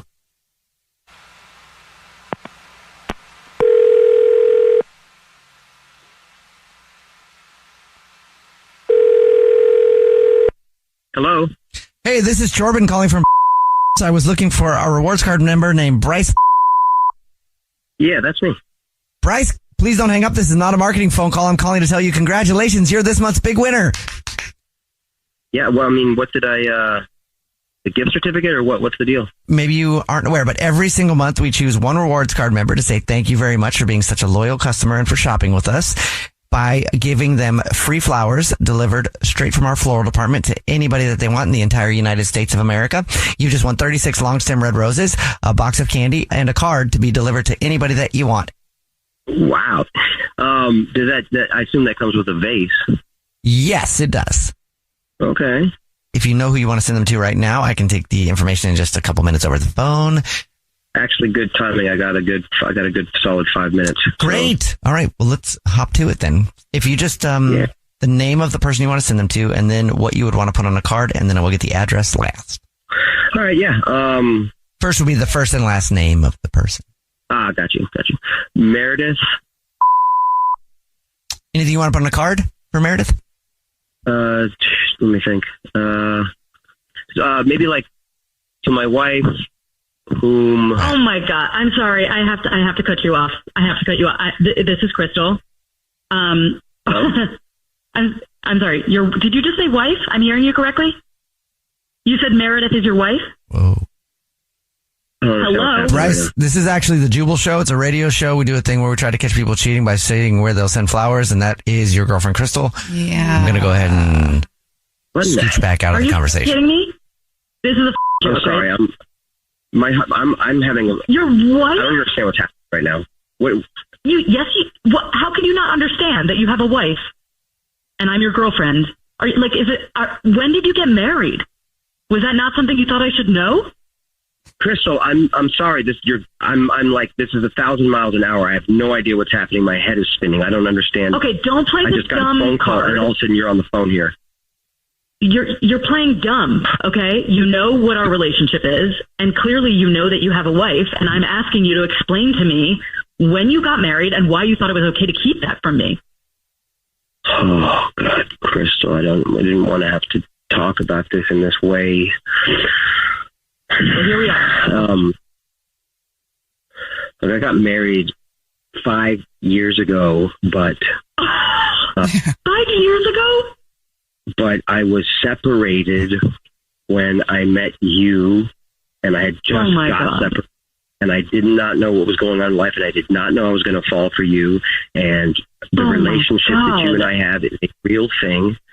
I just did not know. And I'm constantly... Why are you sending flowers to your wife then? Because I have been spending more time in Arizona with Meredith, and I have been kind of living this double... This sucks, dude. I can't believe this. I'm sorry. This sucks for you. Hello? I'm the victim here. Let's not play the victim. I know. I did not know what was happening, and then I needed distance from her, and then you and I started obviously working out, which gave me like distance from her, which made me realize that relationship could work. And then in the last few months, I guess, that I have been with her and connecting with her. Okay, so that's where you've been going, to Arizona to be with your wife that I didn't know existed, and that's why when you come back, you have new clothes and you don't want to have sex with me. Is that right? Just making sure I have that right. Yes. Okay, Bryce. Well, if this is a situation, then I'm going to send you a bill for half of our rent for the last 8 months, and you're going to pay it. And honestly, I'm going to block your number. I never want to hear from you again. So, yeah, thank you for showing me who you really are. Jesus. I'm sorry, Crystal. I'm sorry. No, I don't want to hear that. That's ridiculous. I hung up on him, Crystal, so he's gone now. I'm sorry. Oh my gosh. That's ridiculous. So sorry. Yeah, thank you. Well, I guess you got your questions answered, and now you can move on. And remember, in your future relationships, somebody being married and having a whole nother life is pretty rare. So that's true. You know, I mean, obviously protect yourself, but try to do your best to make this situation moving forward. It'll be hard, but Yeah. And I know you don't want to hear this, and I know you already know, but the internet is your best friend. Is it? Sometimes. Wonder why people are always doing background searches on people. Oh, that makes more sense. Well, sorry. Let us know if you need anything, okay? I'm sorry. All right. Have some peace. All right. All right. Yep. Thank you, guys. Yep. Bye. Good luck. The Jubal Show's To Catch a Cheater. Did you know that most salads travel over 2,000 miles to reach your plate? But not with 80 Acres Farms. Their crisp salad greens and herbs are food less traveled, going from farm to store in days, not weeks. They stay fresher for longer in your fridge. My salad lasts all week long, which means less food waste and easy meal planning. Oh, and did I mention there's no need to wash these greens? Because 80 Acres Farms uses 0 pesticides. Visit 80acresfarms.com to learn more and find their salads and salad kits at your local Harris Teeter. With the best all-inclusive vacation deals to Mexico and the Caribbean, booking your getaway with Cheap Caribbean Vacations means you have more freedom. Whether you want to enjoy snorkeling, endless margaritas, and more, Cheap Caribbean Vacations has your deal for that. Plan and book using our exclusive budget beach finder, or find a featured all-inclusive package to Jamaica and do your deal at cheapcaribbean.com. That's cheapcaribbean.com. You deserve a moment to yourself every single day. And a delicious bite of a Keebler Sandies can give you that comforting pause. Bring along the melt-in-your-mouth magic of a Keebler Sandies to add a sprinkle of joy to your workday. This magic is baked into simple shortbread cookies by Ernie and the Keebler Elves. So as life continues to fly by, make the most of your me moment. Take a pause and enjoy a Keebler Sandies. Are you ready to move your career forward? Make your comeback with Purdue Global and get college credit for your work, school, life, or military experiences. With these credits, you may have already completed up to 75% of your undergraduate degree. You've worked hard to get where you are. It's time to get the recognition you deserve and earn a degree you'll be proud of. One that employers will trust and respect. When you take the next step in your life and career, make it count with Purdue Global, Purdue's online university for working adults. Start your comeback at purdueglobal.edu. Brought to you by the first ever Toyota Grand Highlander. Hello, friends. Jack, Flight School O'Brien here, also known as Jack. Still can touch net if I get a running start and haven't eaten heavy breakfast. O'Brien, both nicknames that I go by. Inviting you to check out Miles and Jack Got Mad Boosties for a weekly basketball conversation with me and my co-host from the Daily Zeitgeist, Miles Gray. We are joined by comedians, writers, podcasters, and fellow NBA fans as we discuss the latest news and events from around the league. Check it out. Miles and Jack Got Mad Boosties. Brought to you by the first ever Toyota Grand Highlander.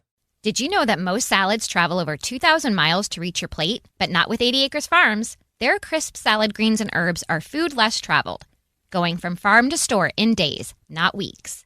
They stay fresher for longer in your fridge. My salad lasts all week long, which means less food waste and easy meal planning. Oh, and did I mention there's no need to wash these greens?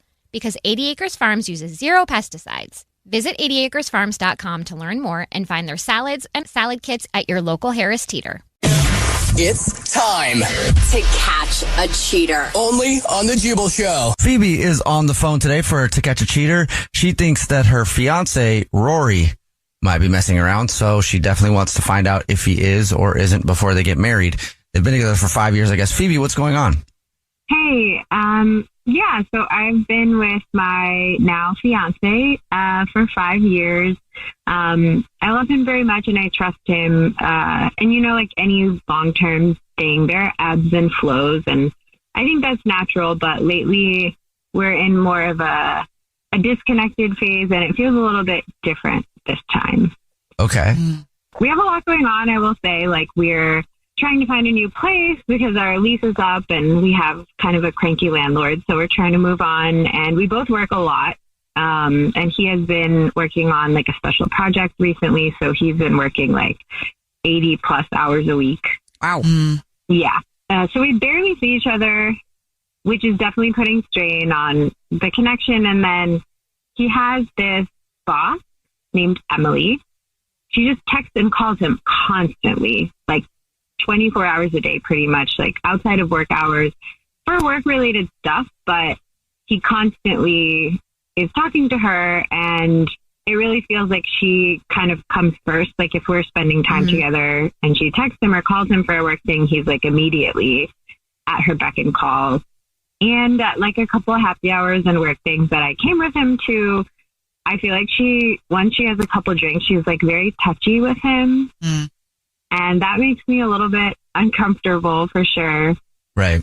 And he doesn't seem to he's just been kind of oblivious to all of this. Like he doesn't seem to notice that this is weird for me, which is kind of the concerning part. Like I said, I trust him a lot, but this feels a lot different than it has before.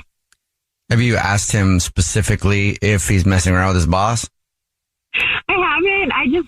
I do feel kind of bad for even suspecting him, and it just feels like an awkward thing to bring up because I don't want to seem like the crazy, fiance who's reading into something. But yeah, I haven't asked directly yet. I've just been observing. I definitely don't think you sound crazy, but I wonder if you would be as concerned if his boss was a man. Do you really think there's a connection here, or is it just, if the phone was ringing all the time and your boss is calling, chances are you're going to answer if your money's attached to it. That's true. I don't like the handsy part, though. You have a very valid point there. Do you know if she's in a relationship? Is she single? I have no idea. Honestly. We'll try to figure it out for you. You already told us what grocery store he's a rewards card member at. So we'll call and pretend to be from the grocery store and say that every single month we choose one rewards card at random who gets free flowers delivered from our floral department. We'll see if he sends those to you or to somebody else. Okay? Okay.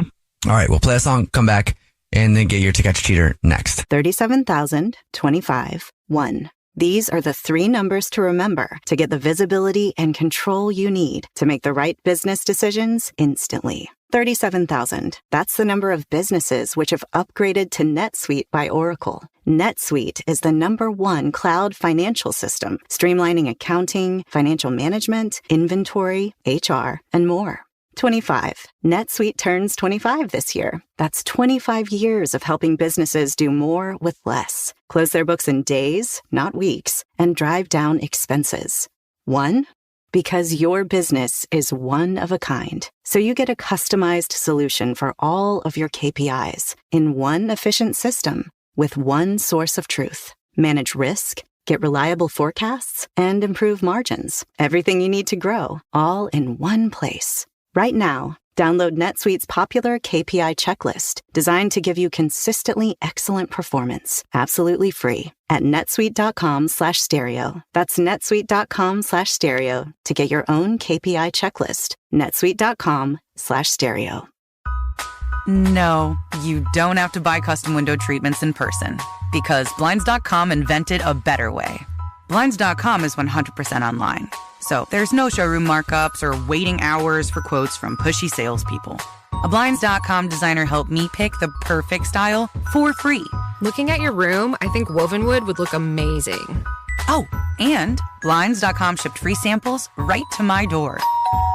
You can DIY or book a pro like I did with just one click. All done. I got exactly what I wanted. And best of all, everything's covered with the Blinds.com 100% satisfaction guarantee. I would have paid more to make it this easy, but with Blinds.com, I paid less. Way less. There's a better way. Shop Blinds.com for up to 45% off and a 100% satisfaction guarantee. Go right now for up to 45% off at Blinds.com. Blinds.com. Rules and restrictions may apply. You're ready for a comeback. And with Purdue Global, you can do more than take classes. You can take charge of your story, of your career, of your life. Earn a degree you can be proud of and get an education employers respect. It's time, your time, not just to go back to school, but to come back and move forward with Purdue Global, Purdue's online university for working adults. Start your comeback at purdueglobal.edu. It's time to catch a cheater. Only on the Jubal Show. If you're just joining us for today's To Catch a Cheater, Phoebe is on the phone and she thinks that her fiance named Rory might be cheating on her. We're about to call him and pretend to be from the grocery store that he's a rewards card member at and say that he's won free flowers delivered from our floral department. Just our way of saying thank you for shopping. And we'll see if he sends those to his fiance, Phoebe, or to somebody else. And before we do that, Phoebe, why don't you refresh everybody's memory on your situation? Yeah, so I've been with my now fiance for about 5 years, and recently we haven't been seeing much of each other, and he has been getting a lot of out of business hours calls and texts from his boss, who is a woman named Emily. At a couple work events, I felt as the fiance that she was a little touchy with him when she'd had a few drinks, which kind of alerted me. And then recently it was late at night and we were just hanging out at home, and he got a text from her and said that he had to go call her about a work thing. And then he ended up having to meet up with her and came home really late and really drunk, which is not like him. So I'm just feeling pretty out. I mean, that's kind of strange. I mean, it's super strange. Are you ready for us to call him and see if he is or isn't cheating? Yeah, let's do it. All right, here we go.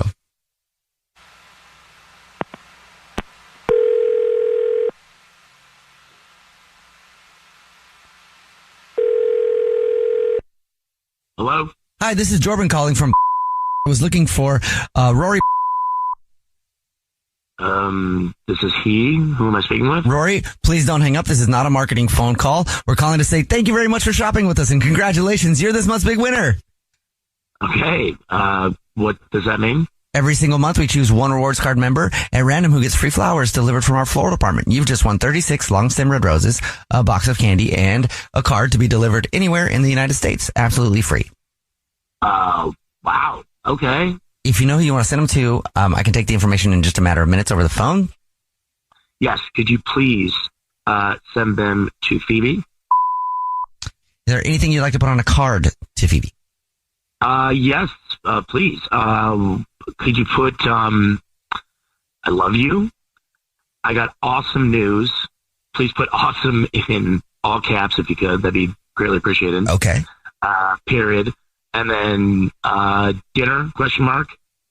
And then our sushi joint, ?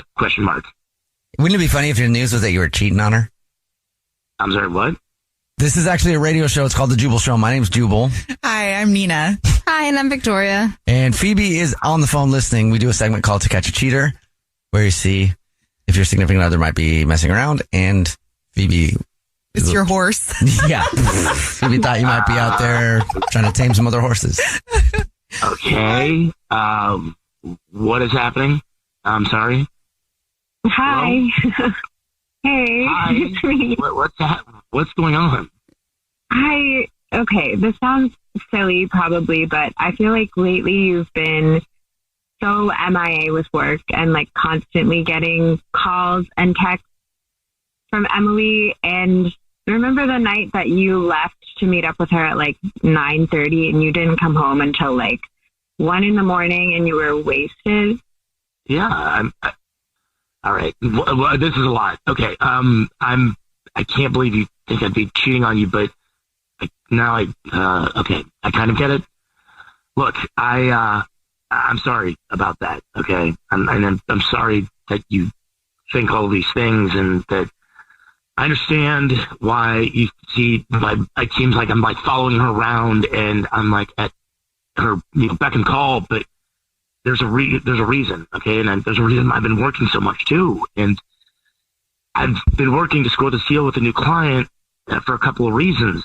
And the reason my note said awesome news in caps is because I wanted to wait until after the meeting to tell you that not only did the deal go through, but the commission alone, okay, was enough to pay for a new condo and almost pay for the wedding that we want to have, baby. Whoa.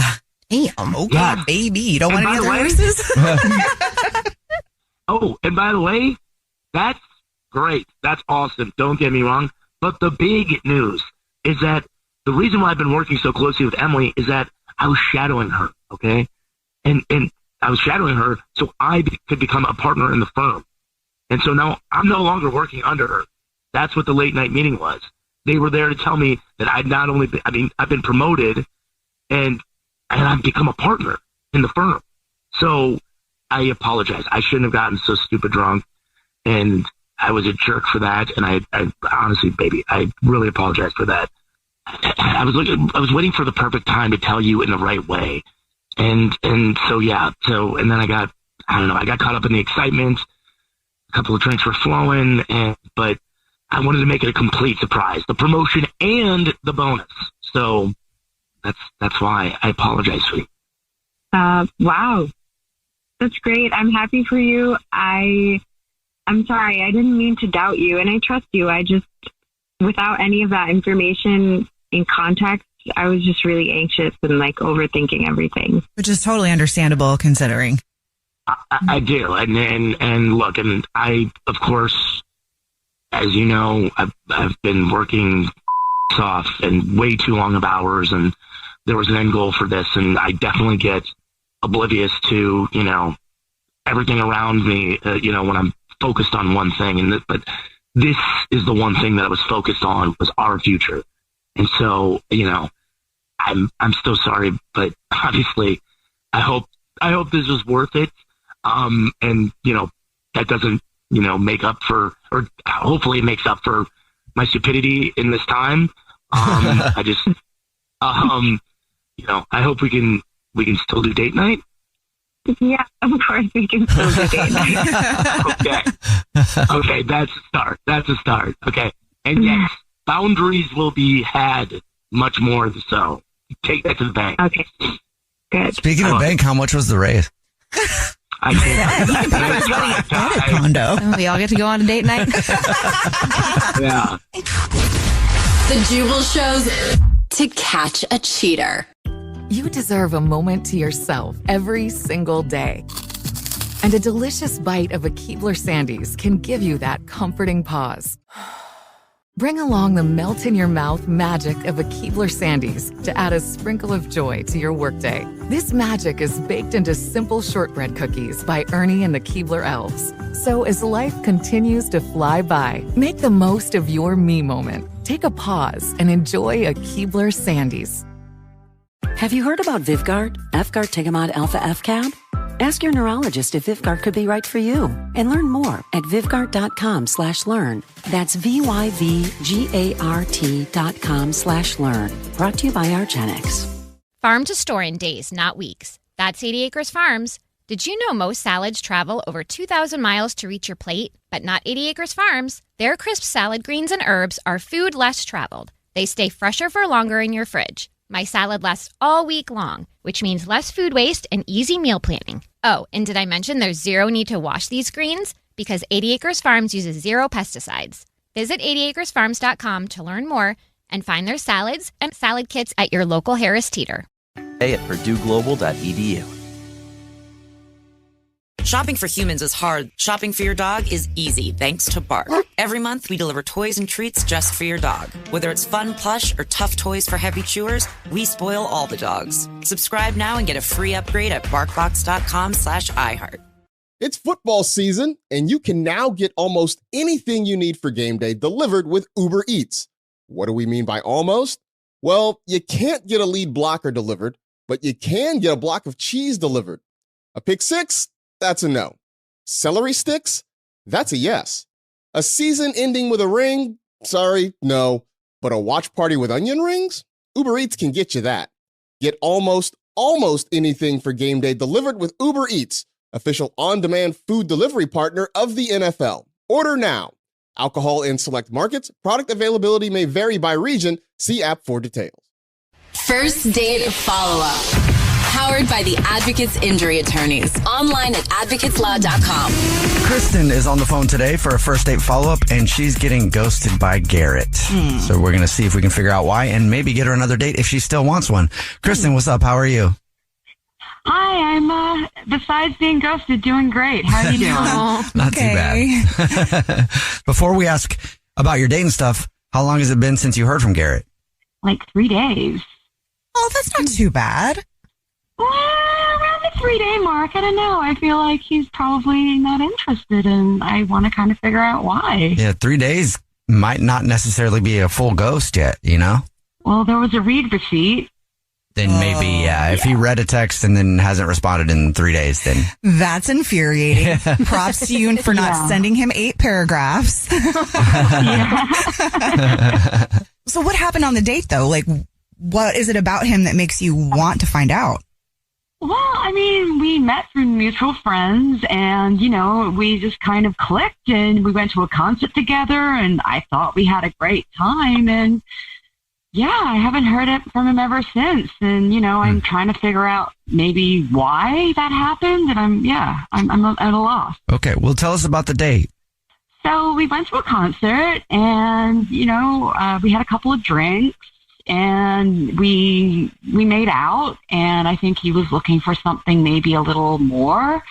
And I kind of backed out. I'm not kind of looking for a hookup right now. Mm-hmm. And I think maybe I sang too loud and got a little drunk. Maybe he didn't like my singing. I can get a little loud and boisterous, so maybe that scared him. I mean, that's what you're supposed to do at a concert. Yeah. Did it seem like it bothered him? I mean, I thought it seemed okay, but now that I haven't heard from him, I'm really trying to rule out what the possibilities were. And, I wish he'd be an adult and, have a conversation if there was an issue. Maybe it's just he wanted to hook up. I guess, and it's a real bummer that he couldn't just be upfront and tell me that, if that was what he was looking for and, I wasn't giving what he wants, he could just be an adult and say like, hey, for whatever reason, I'm not interested and be gracious about it as opposed to just hiding. So how do you know that he was trying to hook up other than that he was a dude on a date? Yeah, he was kind of handsy and, kind of got a little below the equator. Okay. And, I kind of pulled his hand away and I'm like, I don't know if I'm ready for this quite now, We ended the night on a nice note and, I didn't really want to take it any further for the first date. Okay. And did he seem bothered by that when you, smacked his hand away and said, get away? Yeah, no. He wasn't thrilled about it, obviously. But yeah, I don't know why he ghosted me about it. He could have just been upfront about it. If that is the reason, would you want another date?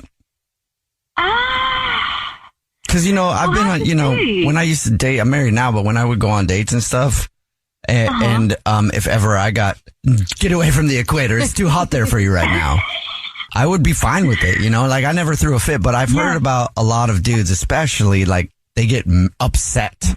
And I've never cared. I've been like, okay, that's cool. We can wait till later, So if he got upset about that, would you want another date?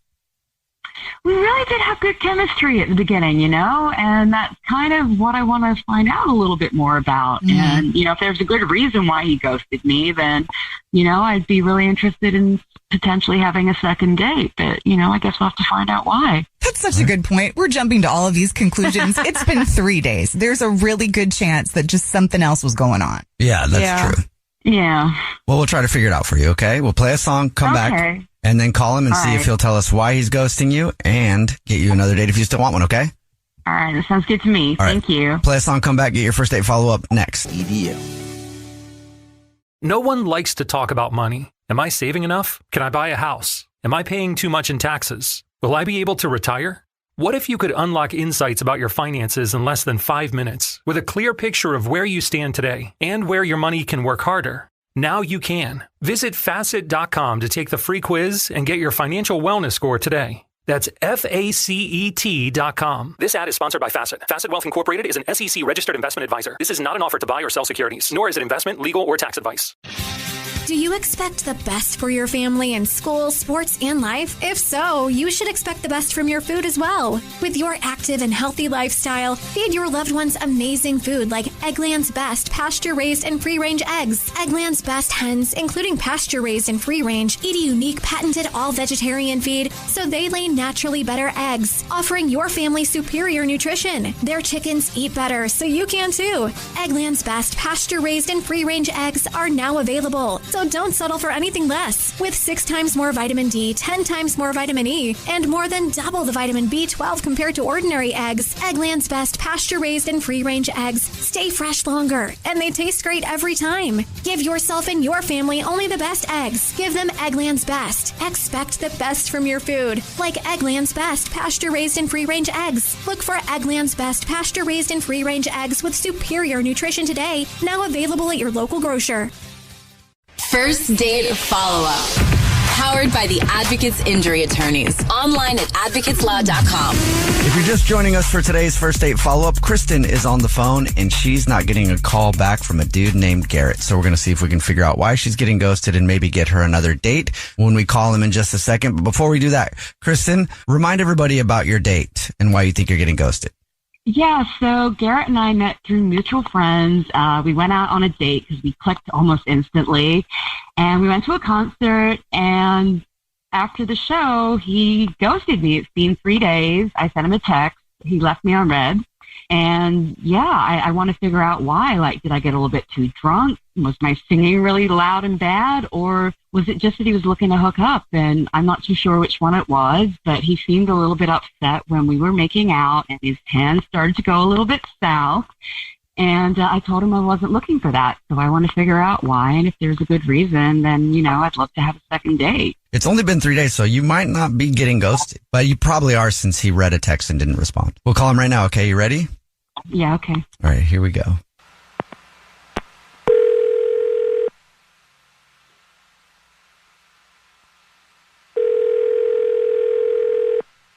Hello? Hi, may I speak to Garrett, please? This is Tim. Garrett, how are you? My name is Jubal, and I host a radio show called The Jubal Show. Hi, Garrett. He hosts that show with some friends, and my name's Nina. I'm one of them. And mine's Victoria. Yeah. So there's 3 people on the phone with you right now. How are you?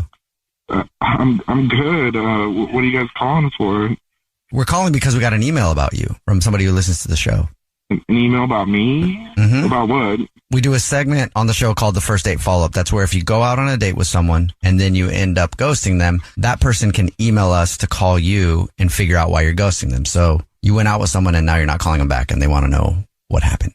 Oh, yeah. I mean, I went out on a few dates the past couple weeks. Okay. Is this, I don't know which girl. All right. Well, let's see if we can help you out. You went to a concert together. I think I know who you're talking about. Kristen, right? Yes. So she emailed us and said that she really liked you, but you're not getting back to her and she wants to know what's up. Yeah. I mean, she was cool. Don't get me wrong, but I kind of thought we were, going to be on the same page. Like we were going out. I thought we were kind of just, going to lead to hooking up at the end of the night. And like, she wasn't down. So I don't know. I mean, that was kind of like my main motivation to go out with her. I'm not really looking to like date right now.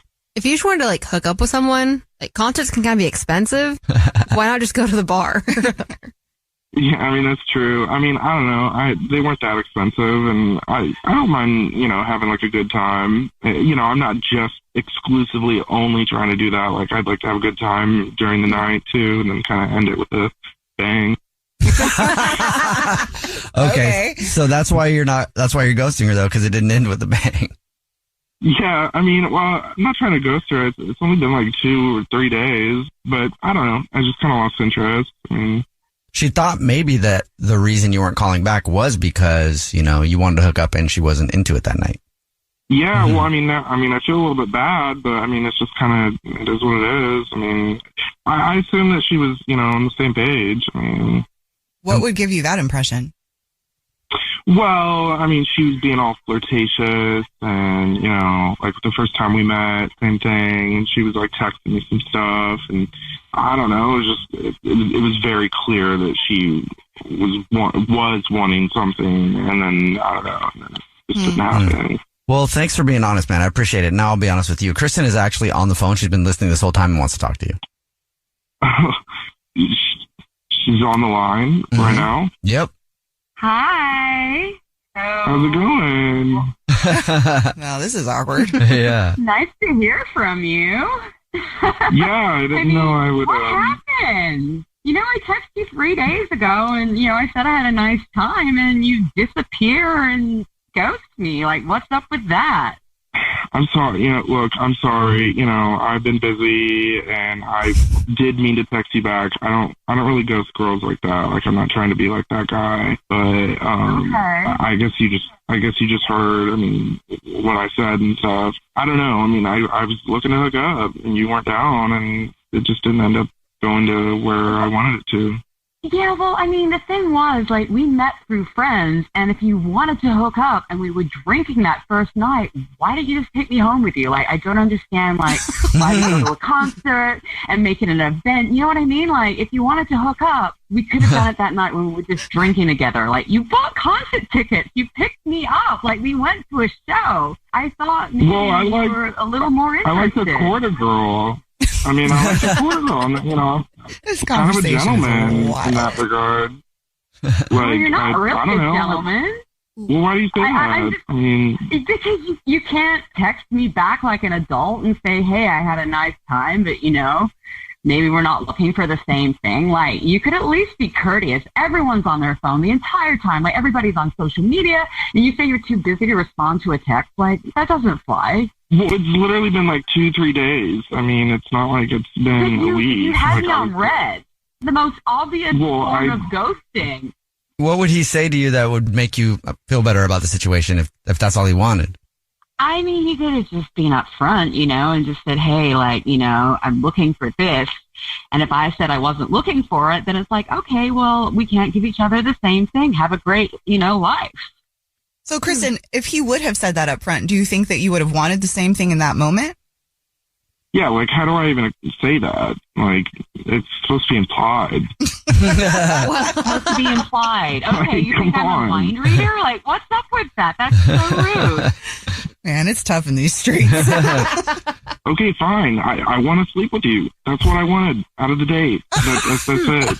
Are you happy now? I mean, it's honest. Thank you for your honesty, but yeah, I just, you know, you could have had better communication. Yeah, well, I mean, great I've never had a time. girl take me on the radio. I mean, that's kind of crazy in itself, especially after like 3 days. Like, that's kind of wild. I don't know if you want another date, but I'll ask anyway. Garrett, would you like to go on another date with Kristen? We'll pay for it. No, I'm okay. I'm done with this. It's all too wild, too much. Well, what if Kristen wants to sleep with you? Then would you be cool with it? Yeah. I don't know. I'm not down anymore. It's just the radio call. It's kind of weird. Well, Garrett, how would you feel if I said, I actually want to sleep with you? I just didn't want to do it on the first date. Well, maybe I would. Yeah, I mean, yeah. All of a sudden now. Yeah, I just not on the first night. So So what does that mean then? Is this going to happen or? Yeah. Are you saying that you want to go out with him again still? Of course. Oh. That's cute. Well, then I'll text you. Okay. All right. Well, I mean, I'm taking this as a successful first date follow-up. Kristen, I think you have another date, or I'm not sure. And Garrett, thank you for your time. Please be safe. You're welcome. Thank you. Jubal's first date follow-up. Powered by the Advocates Injury Attorney. Online at advocateslaw.com. No one likes to talk about money. Am I saving enough? Can I buy a house? Am I paying too much in taxes? Will I be able to retire? What if you could unlock insights about your finances in less than 5 minutes with a clear picture of where you stand today and where your money can work harder? Now you can. Visit facet.com to take the free quiz and get your financial wellness score today. That's FACET.com. This ad is sponsored by Facet. Facet Wealth Incorporated is an SEC registered investment advisor. This is not an offer to buy or sell securities, nor is it investment, legal, or tax advice. Make Whole Foods Market your wellness destination. Find savings on organic greens like kale and chard. Love salmon? Try EU Organic Atlantic Salmon. Available now. In the bakery, grab a loaf of the Forbidden Rice Batard and get wallet happy with 365 by Whole Foods Market organic salad kits. Remember, all the food they sell must meet rigorous quality standards that ban more than 260 ingredients. Focus on wellness now at Whole Foods Market. This is where projects come to life. Our showrooms are designed to inspire with the latest products from top brands, curated in an inviting, hands-on environment, and a team of industry experts to support your project. We'll be there to make sure everything goes as planned, from product selection to delivery coordination. At Ferguson Bath, Kitchen, and Lighting Gallery, your project is our priority. Find great brands like Thermador at your local showroom or visit us online at ferguson.com/build. Are you ready to move your career forward? Make your comeback with Purdue Global and get college credit for your work, school life, or military experiences. With these credits, you may have already completed up to 75% of your undergraduate degree. You've worked hard to get where you are. It's time to get the recognition you deserve and earn a degree you'll be proud of. One that employers will trust and respect. When you take the next step in your life and career, make it count with Purdue Global, Purdue's online university for working adults. Start your comeback at purdueglobal.edu. With the best all-inclusive vacation deals to Mexico and the Caribbean, booking your getaway with Cheap Caribbean Vacations means you have more freedom to do your deal. Whether you want to enjoy snorkeling, endless margaritas, and more, or simply soak up the sun and sand in a tropical paradise, Cheap Caribbean Vacations has your deal for that. Plan and book the exact getaway you want at exactly the right price for you by using our exclusive budget Beach Finder, or find a featured all-inclusive package to Iberostar Hotels and Resorts and do your deal at cheapcaribbean.com. Shopping for humans is hard. Shopping for your dog is easy thanks to Bark. Every month, we deliver toys and treats just for your dog. Whether it's fun plush or tough toys for heavy chewers, we spoil all the dogs. Subscribe now and get a free upgrade at barkbox.com/iHeart. First date follow-up. Powered by the Advocates Injury Attorneys. Online at advocateslaw.com. Kellen is on the phone today for a first date follow-up, and he's not getting a call back from a date he went on with a girl named Jen that he really likes. So we're going to see if we can find out why she's ghosting him in a second. But first, let's hear about the date. Kellen, what's up? How long has it been since you heard from Jen? It's been a couple of weeks, almost a month now, but okay. Yeah, so I texted her and just no response back, and I don't know, I thought we kind of hit it off, so. Why don't we go backwards? Why don't you tell us about, how you guys met and what happened? Well, we kind of met on Christian Mingle, and, we chatted back and forth and whatnot, and I found out what church she went to, and I showed up to surprise her, and I thought it was cute, and we went to coffee afterwards, and we talked and just kind of, I think we kind of hit it off, and so we thought we'd plan another date, because she at her church there was like a dance sort of event type of thing going on for couples, and I made reservations at the sushi place that was next door to the church, and so we did that, and I thought it was a nice, cool little thing that we did. Yeah, that's cool. It does seem nice. So you guys were really getting along? Was there any touchiness or any sparks flying? I really dig her. She's so dedicated to her church and her community, and her kindness. She is beautiful. I don't know. She's just like nobody like I've ever dated before. It's she makes me want to be better. Why do you think she's ghosting you? Well, I guess I get a little jealous, and so we were at the dance, and it was one of her friends, male friends, that asked her to dance with her, and I agreed, but I don't know. I think I was too butthurt about it, and she saw that, and I don't know. I don't know why I do that. I mean, we've only been on 2 dates, so it's like, I don't know. I guess it's just deep inside because I care about her. Well, I mean, you're on a date with her, so you kind of would hope that your date would dance with you, but But friends dance together too. Were you outwardly angry, or was it just kind of I don't know. I guess I was pouty. I was just. Okay, so you didn't try to fight the guy or something. I was being an idiot. All right, well, man, we'll see if we can figure it out then. We'll play a song, come back, and then call her and see if she'll tell us why she's ghosting you and hopefully get you another date, okay? Awesome. I appreciate that. All right, man.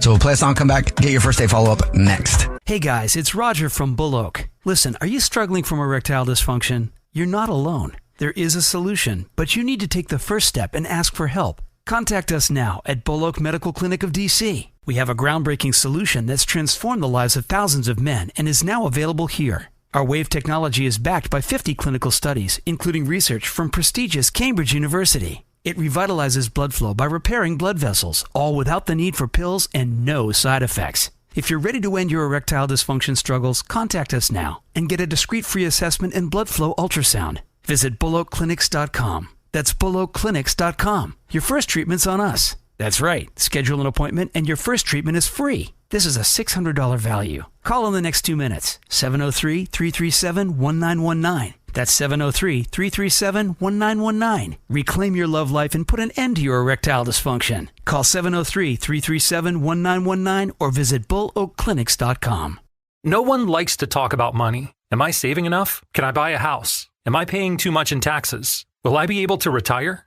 What if you could unlock insights about your finances in less than 5 minutes with a clear picture of where you stand today and where your money can work harder? Now you can. Visit Facet.com to take the free quiz and get your financial wellness score today. That's FACET.com. This ad is sponsored by Facet. Facet Wealth Incorporated is an SEC registered investment advisor. This is not an offer to buy or sell securities, nor is it investment, legal, or tax advice.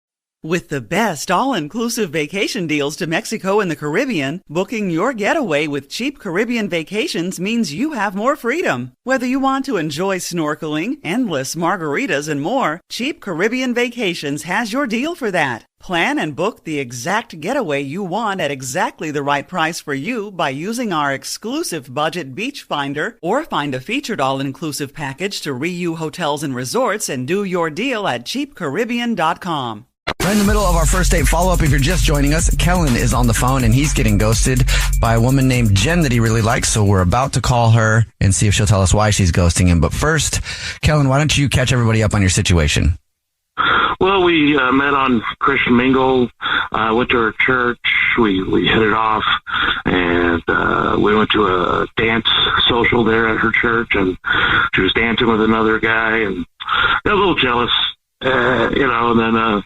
and then so I thought I'd text her again and see if we can't get a third date, and just no response. 2 days later, no response. I tried again, no response. And maybe I was too jealous. I don't know. But you weren't angry jealous, right? You were pouty jealous.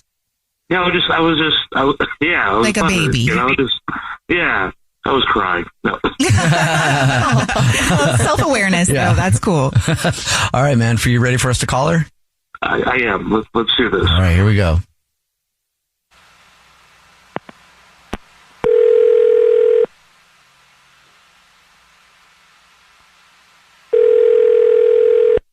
Hello? Hi, may I speak to Jen, please? Yes, this is she. Hey, Jen, how are you? My name is Jubal, and I'm calling from a radio show. It's called The Jubal Show. Hi, Jen. The whole show's here. My name's Nina. Hi, and I'm Victoria. Hi. Hi, how are you? I'm good. How are you guys? Great. We do a segment on the show. It's called the first date follow-up. That's where if you go out on a date with somebody and then you end up ghosting them, that person can email us to get you on the phone and find out why you're ghosting them. So is there anybody that you can think of that would want us to call you because you're not calling them back? I mean, probably, I guess. Is it Kellen? Yes. It's Kellen. Yeah, he wants to know why you're ghosting him. Listen, he was a great guy, and he was, it was a nice, couple of dates, a coffee and a date or whatever. But, I found out that he was on Tinder, and, I just don't really think, our values and stuff, match up after, hearing about that. So I just don't think we're going to work, Did he tell you that he was on Tinder? Are you on Tinder? No. I'm not on Tinder. I'm everybody live your life. I'm not about that hookup culture type thing, I very specifically, this is my first online stuff, going through Christian Mingle, it's just different. I'm looking for something different. And again, the dates, they were great. And I was showing my coworker a picture of him and telling her all about how wonderful it was. And immediately she was like, oh, I've seen him on Tinder. Then we got onto one of the Tinder apps, with people, and they found him, and it was oh, that's him. Cool. So I guess he just, what is it? A wolf in sheep's clothing type of thing. He's different than I guess how he presented. Well, because you met on Christian Mingle, so yeah. Tinder and Christian Mingle, I think, are very different places. I think they're very different too. Yeah. So just to be clear, Jen, is it because that he was on a dating app, or is it because it was specifically Tinder? Specifically Tinder. Got it. I'm a big part of like my church, and like that's how I was raised. It's different than I know like how a lot of people live, and again, like that's totally fine. Like live your life, but like it just doesn't match up with like the life I'm leading. So like, okay. Yeah, you know, like I'm sure there are a lot of things that are very different, and like expectations, I'm sure, are very different between us. Okay. Well, thank you for being honest with us. I don't know if Kellen's a freak like you think he is, but we can find out. Freak. Kellen, are you a freak? No, I mean, you don't have to lie, Kellen. No, I'm not that kind of guy anymore. I should have deleted the app, the profile and everything, because the girls on there, they're not for me anymore. Jen, if you couldn't tell, Kellen's on the phone and he's been listening and wants to talk to you. And he's not a freak anymore. Yeah. Listen, I'm sorry, but yes, I should have deleted Tinder. I don't know why I still have it up. I have many apps on my phone, you know, and like those girls are. I left that to Christian Mingle because I want somebody with values and Christian. I'm sorry. I will try to prove myself over and over and over if I have to. You're not really on Tinder. You just didn't close your account. Correct. Yeah. Like I left Tinder a long time ago. I forgot to delete the app and the profile and everything like that. I don't know. I don't know why I did it. Are you even Christian? Yeah, like, you know, I've heard about people, like some guys like get onto this Christian Mingle app to like find the innocent girls, and they're trying to corrupt them and whatever, and like it's a competition, and I just awful. Yeah, it's terrible. Yeah, dating is I am hard. Christian. Dating is very hard. I just, you know, I'm tired of those girls on Tinder. They're. You're tired of them because you probably went out with a lot of them, right? I don't know. Like, again, we had a good time. I just don't think our values match up, you know? I get it. I understand, but I'm still going to try. I'm still going to prove myself to you. I truly believe that, I don't know, I like you. How are you going to prove it? I deleted the app today. That's what I did. And then how are you going to prove to her that you're there for the Christianing and not the mingling on Christian Mingle? Not just the mingling, I mean. Right. I will go to her church every Sunday. I will prove myself. I swear, you're the one. Whoa, the one. That's kind of a lot. Jen, what do you think? Would you like to go out with Kellen on another date? We'll pay for it. I just don't know. I don't know if we're both sharing the same Christian values, and sorry. Maybe is not a no. You know, I get it. I get why you're, you know, I'm just bummed. But I'll be there for you when you're ready to go on a second or another date. I really enjoyed your church. It's one of the better ones in town. Would it be awkward if I still went there? I don't want to make it awkward for you, but I do like your church and the people there. So the doors are open for everyone. So okay, it's weird. It's like talking about who gets the Lord in a breakup.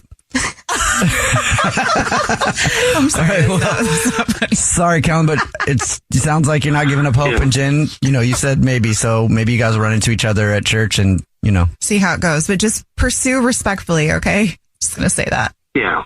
And I'll be praying for you. Well, I will be praying for you too. And I hope you have a blessed day. All right, they're off the phone. She like patted him on the head big time as he was leaving. You just have a blessed day there. I'll be praying for you too. That's like the nicest like F you ever. Yeah. Jubal's first date follow-up. No one likes to talk about money. Am I saving enough? Can I buy a house? Am I paying too much in taxes? Will I be able to retire? What if you could unlock insights about your finances in less than 5 minutes with a clear picture of where you stand today and where your money can work harder? Now you can. Visit Facet.com to take the free quiz and get your financial wellness score today. That's FACET.com. This ad is sponsored by Facet. Facet Wealth Incorporated is an SEC registered investment advisor. This is not an offer to buy or sell securities, nor is it investment, legal, or tax advice. You deserve to treat yourself. So turn your tax refund into a U fund and give yourself a Straight Talk Wireless Extended Silver Unlimited plan and get a new Samsung Galaxy A14 on them. You can get a great everyday value on wireless with Straight Talk's unlimited plan starting at $25 a line per month for 4 lines. You'll save so much you'll be enjoying that refund all year long. It's the refund that keeps on refunding. Find Straight Talk at straighttalk.com or at your local Walmart store. Taxes and fees not included. Offer valid through 4/14/24 while supplies last. Online only. Must purchase a Straight Talk Extended Silver Unlimited plan to qualify. Limit of 5 phones per customer. Family plan discount with 4 lines, all on the Silver Unlimited plan. Not combinable with autopay discount. With the best all-inclusive vacation deals to Mexico and the Caribbean, booking your getaway with Cheap Caribbean Vacations means you have more freedom. Whether you want to enjoy snorkeling, endless margaritas, and more, Cheap Caribbean Vacations has your deal for that. Plan and book the exact getaway you want at exactly the right price for you by using our exclusive budget beach finder, or find a featured all-inclusive package to Riu Hotels and Resorts and do your deal at cheapcaribbean.com. It's time to catch a cheater. Only on the Jubal Show. Alicia is on the phone today for To Catch a Cheater. She's been married to her husband, Edward, for 3 years, but now she thinks something might be going on, so we'll see if we can help her out. Sorry about that, Alicia. What's going on? Why do you think that your husband, Edward's cheating? Hi. Well, I mean, it's kind of a bit of a story. Okay. Well, we work for the same company, but we work in different departments, so we've never really had to interact that much. I have a different boss in my department, and my husband, Edward, is the boss in his department. And, you know, we're both very professional at work, and we're very by the book. So when we come home, we don't really talk very much about work. And it's been good for us in the relationship. Sometimes it can be a little boring. But you know, we just don't really talk about our days, I guess, when we get home. Okay. Until about a month ago, some things have just gotten sort of rocky in the past month, and my husband and I have been going to therapy, trying to work with a therapist and then trying to talk things. But it doesn't really feel like things are getting better. It just feels like everything is sort of plateaued. Okay. And they've not gotten worse. And I just feel like Edward, I don't know, he seems very detached. He seems like he's bored. Like he just wants to not come home or not really like talk to me. And I feel like I've tried everything I could think of to like spice things up and keep him interested. Are you bored? No. You know, I mean, we've been married for a while, you know, well, not a while, but 3 years. So it's a long time to be married, and, you know, it's comfortable now. So I'm not really bored. Yeah. But I mean, there are times when things have gotten sort of complacent, but I think that's just life. Sure. Okay. Do you think that he's actually cheating on you, or do you think that because he's bored that he might?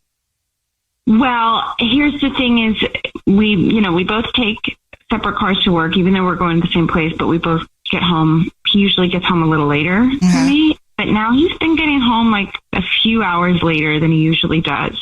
And he's also been getting texts from his secretary, Lizzie, like right before we go to bed at 10, 11, which is pretty late for us. And I've asked him, like, why does your secretary keep texting you? What does she need to talk to you about at like 11 o'clock at night?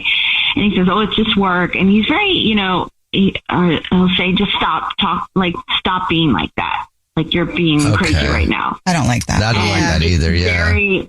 Yeah. I mean, it's very, like he just has like these prepared answers to kind of shoot me down whenever I ask him anything about Lizzie, to where I don't feel comfortable talking about it. But I don't think that's appropriate, or that she probably needs to text him that late. Yeah. No, I think you're right. Does Lizzie know you?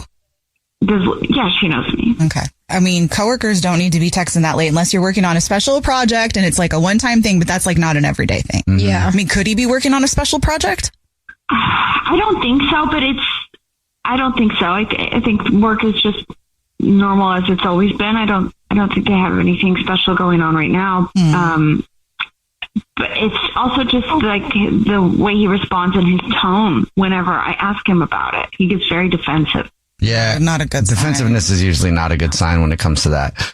Well, we'll see if we can help you out. You already told us what grocery store you guys are rewards card members at, so we'll call, pretend to be from the grocery store, and say that every single month we choose one lucky rewards member who gets free flowers delivered to anybody that they want, and we'll see if he sends those to you or to somebody else, okay? Okay, thank you. Play a song, come back, and get your To Catch a Cheater next. Right in the middle of To Catch a Cheater, if you're just joining us, Alicia is on the phone and she thinks that her husband of 3 years, Edward, might be cheating. So we're about to call him and pretend to be from the grocery store that he's a rewards member at and tell him that every single month we choose one lucky rewards member who gets free flowers delivered from our floral department. And we'll see if he sends those to his wife, Alicia, or to somebody else. But first, Alicia, why don't you refresh our memory of your situation? My husband and I have been having problems lately. We've been going to therapy, and things have not gotten worse, but they haven't really gotten better. And lately he hasn't been coming home from work right away. And he's been getting texts from his secretary pretty late at night and won't tell me what they're about and gets pretty defensive when I ask him. So just wondering what's going on. Yeah, me too. See if we can find out for you. Are you ready for us to call him?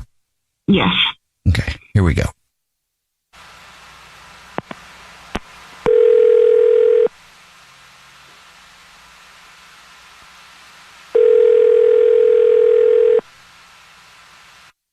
Hello. Hi, this is Corbel calling from I was looking for our rewards card member named Edward. Yes, speaking. Hi, Edward. Please don't hang up. This is not a marketing phone call. I'm actually calling to say congrats. You're this month's big winner. Wow. Yeah, must be my lucky day. What I win? The flowers. Every single month, we choose one lucky rewards card member at random to say thank you very much for being a customer and shopping with us. You've won 36 long stem red roses, a box of candy or chocolate, and a card to be delivered to anybody that you want within the 50 United States. It's a $316 value, actually. Wow. Okay. Yeah. No. Thank you. I'm in. Great. Yeah. Can I tell you who to make it out to? All right. Let me get my form pulled up then. And okay, first thing I'll need is the first and last name of the person you want to send him to. Sure. Yeah. Make it out to Lizzie. Okay, great. I will do that. And is there anything you would like to put on a card before I get the address and stuff? Sure. Yeah. Put Alicia. I listen to the show too, and Lizzie is my free pass. Okay. Wait. Whoa. What? Are you serious right now? Putting me on the show, putting me on blast. You know I listen to the show. I know your voice, buddy. Well, thank you for listening to the show. Yeah, thank you for listening to the show. Obviously, then you know your wife is on the phone, Alicia, and suspects that you might be messing around. So you are? Alicia. Yeah. I'm cheating on you with Lizzie. I'm cheating on you with Lizzie, and it doesn't mean anything. All right, listen, it's just physical. But guess what? She's my pass because you cheated first, and you know this. Did she tell you that? Did she tell you that she's a cheater? Did she tell you she's a cheater? No. Let him know, Alicia. Do you want to tell him or should I? Alicia had sex with her boss. Okay? With her boss? 2 months ago. Yeah, 2 months ago. Do you know how I found out? How? We drive separate. So one day I came home. I found a condom wrapper in the wastebasket next to the bed, in my bed. All right? Do you think we use condoms? No. Okay. So then... You know how ashamed I felt being cuckolded by her boss. Her boss. So the way you deal with it is to cheat on me with your secretary? That's the way I deal with it. You're with your secretary? That's so cliche. That's the way that you deal with it to get back at me? Oh, give me a break. Like, we haven't gone to therapy. Like, we haven't gone through this. That you owe me. You admitted that. We talked about having a free pass. Guess what? Lizzie is mine. I tried to be a little bit subtle about it. Yeah, it was kind of obvious. But for you to get mad about it, let alone go on the radio and call it out, are you kidding me, Alicia? You hypocrite. Well, you lied about it, and it kind of doesn't make it better that you just did what she did. Yeah. But Alicia, you don't, I mean...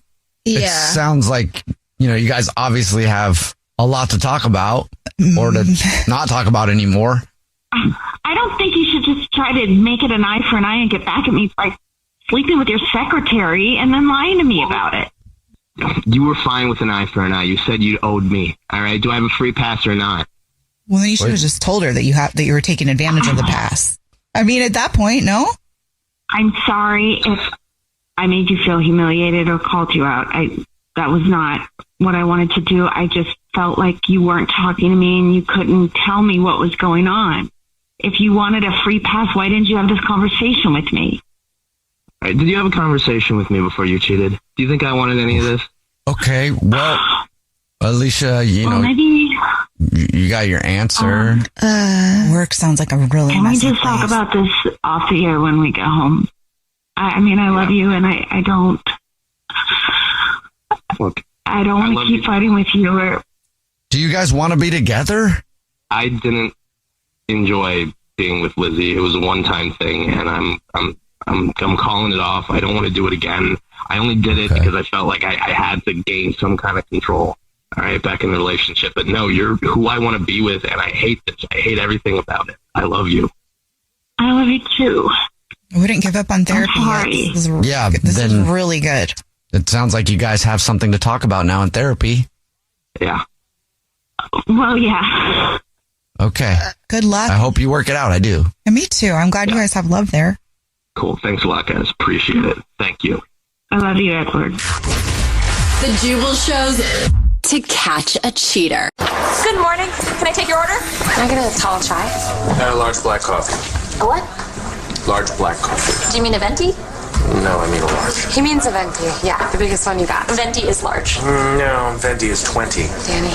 Yeah. Large is large. In fact, tall is large, and grande is Spanish for large. Venti's the only one that doesn't mean large. It's also the only one that's Italian. Congratulations, you're stupid in 3 languages. It's almost time for America's favorite trivia game, You versus Victoria. Your chance to take on our own Victoria Ramirez in a popsicle-licking, hot dog-eating, lemonade-gulping game of trivia. For all the trivia glory. Also, speaking of heartburn, don't get caught in last year's Why Did I Eat So Much at That Barbecue fashion? Macy's has got you covered, literally, with a $100 gift card to Macy's, because not only are they here to hook you up for You versus Victoria, they're also here to help you embrace all of your summer moments. Just go to Macy's.com/summerhits or shop in store. And if you want to play Victoria, you can call us right now, 888-343-1061, 888-343-1061. You can always DM us at The Jubal Show or go to thejubalshow.com. Thank you, Victoria. Victoria mouths along with when I say so. It's just so much All right, fun. now for some fun brain exercises to get Victoria ready to go. You ready, Victoria? Yes. Word association. First word that comes to mind when I say lamb chowder. Lamb chop. Kentucky Fried Pigeon. Kentucky Fried Chicken. What is happening? Macaroni and fleas. Macaroni and cheese. Ew, that sounds gross. Why are you saying things like that? Macaroni and cheese. No, Why are you saying things like that, Jubal? That's so gross. You versus Victoria is coming up right after this. It's The Jubal Show. You know what's weird about your quizzes, Katie, is that all the work is right and just the answers are wrong. Not true. I know that having a boyfriend may seem like the most important thing in the world right now, but you don't have to dumb yourself down to get guys to like you. It's time for America's favorite trivia game, You versus Victoria. Your chance to take on our own Victoria Ramirez in a game of trivia for a $100 Macy's gift card. And let's meet today's contestant for You versus Victoria, Tatiana. What's up, Tatiana? Hey, how's it going? I'm great. How are you? Doing all right. Just on my way into work. Ooh, where do you work? Oh, sorry. Am I allowed to ask that? I work for I work for my uncle. We own a construction business. Ooh. Oh, that's cool. Oh, wow. Are you ready to take on Victoria? Do you feel like you're going to do a good job today? I hope so. I'll take her down. Just so nonchalant. Yeah, I'll take her down. Yeah, why not? You know. Casually. All right, we're going to send Victoria out of the studio. And while she's leaving, the game is played like this.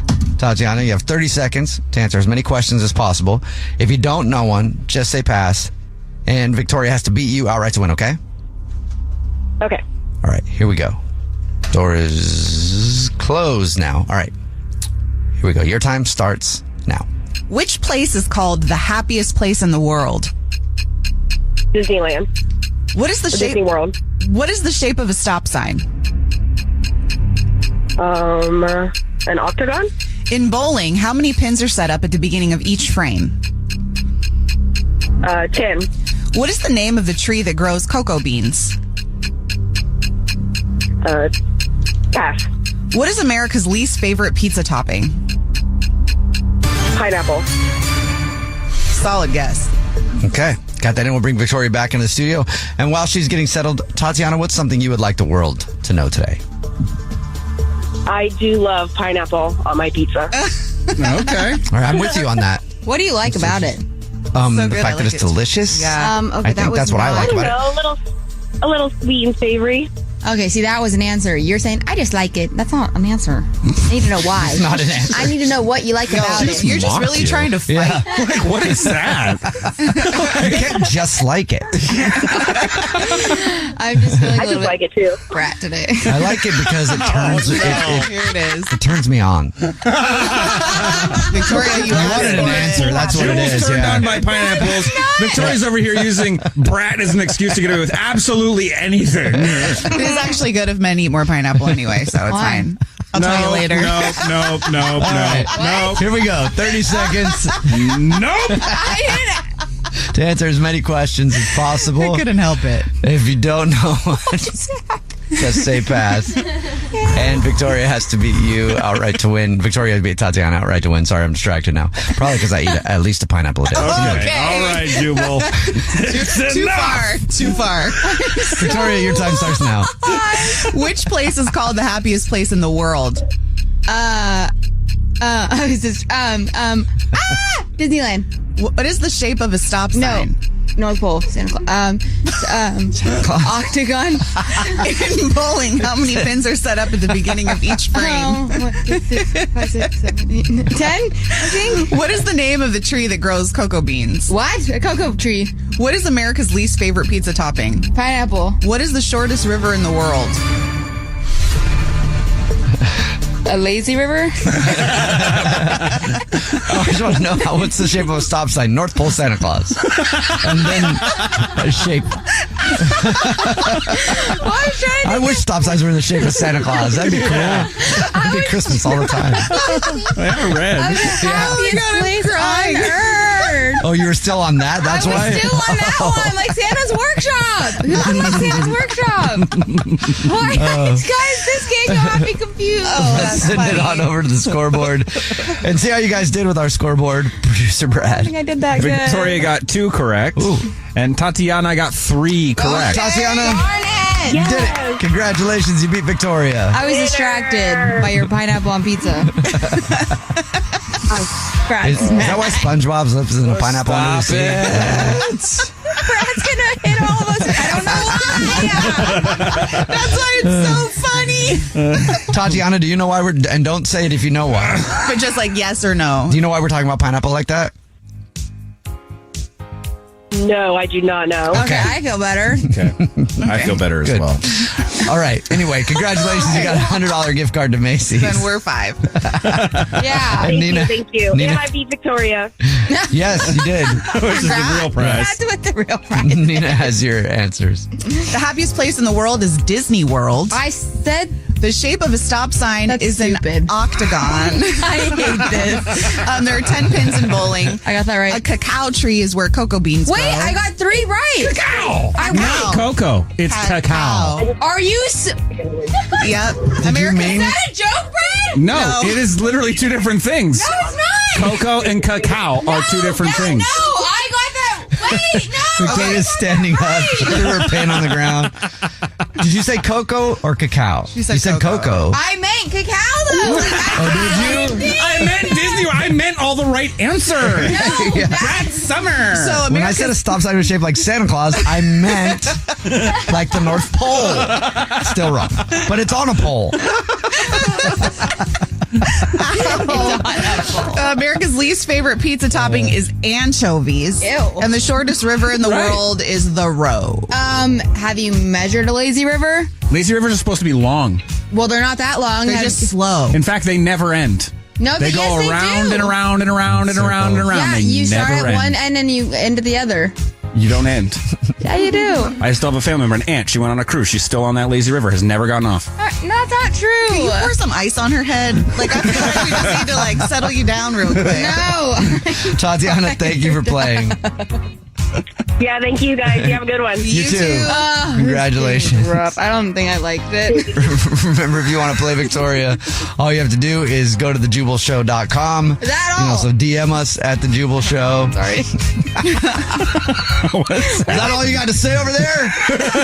You dumb host. What is happening? I have no idea what's happening. You lost me at pineapple. So. That's where you actually lost me. I don't know what I mean. I'll tell you later.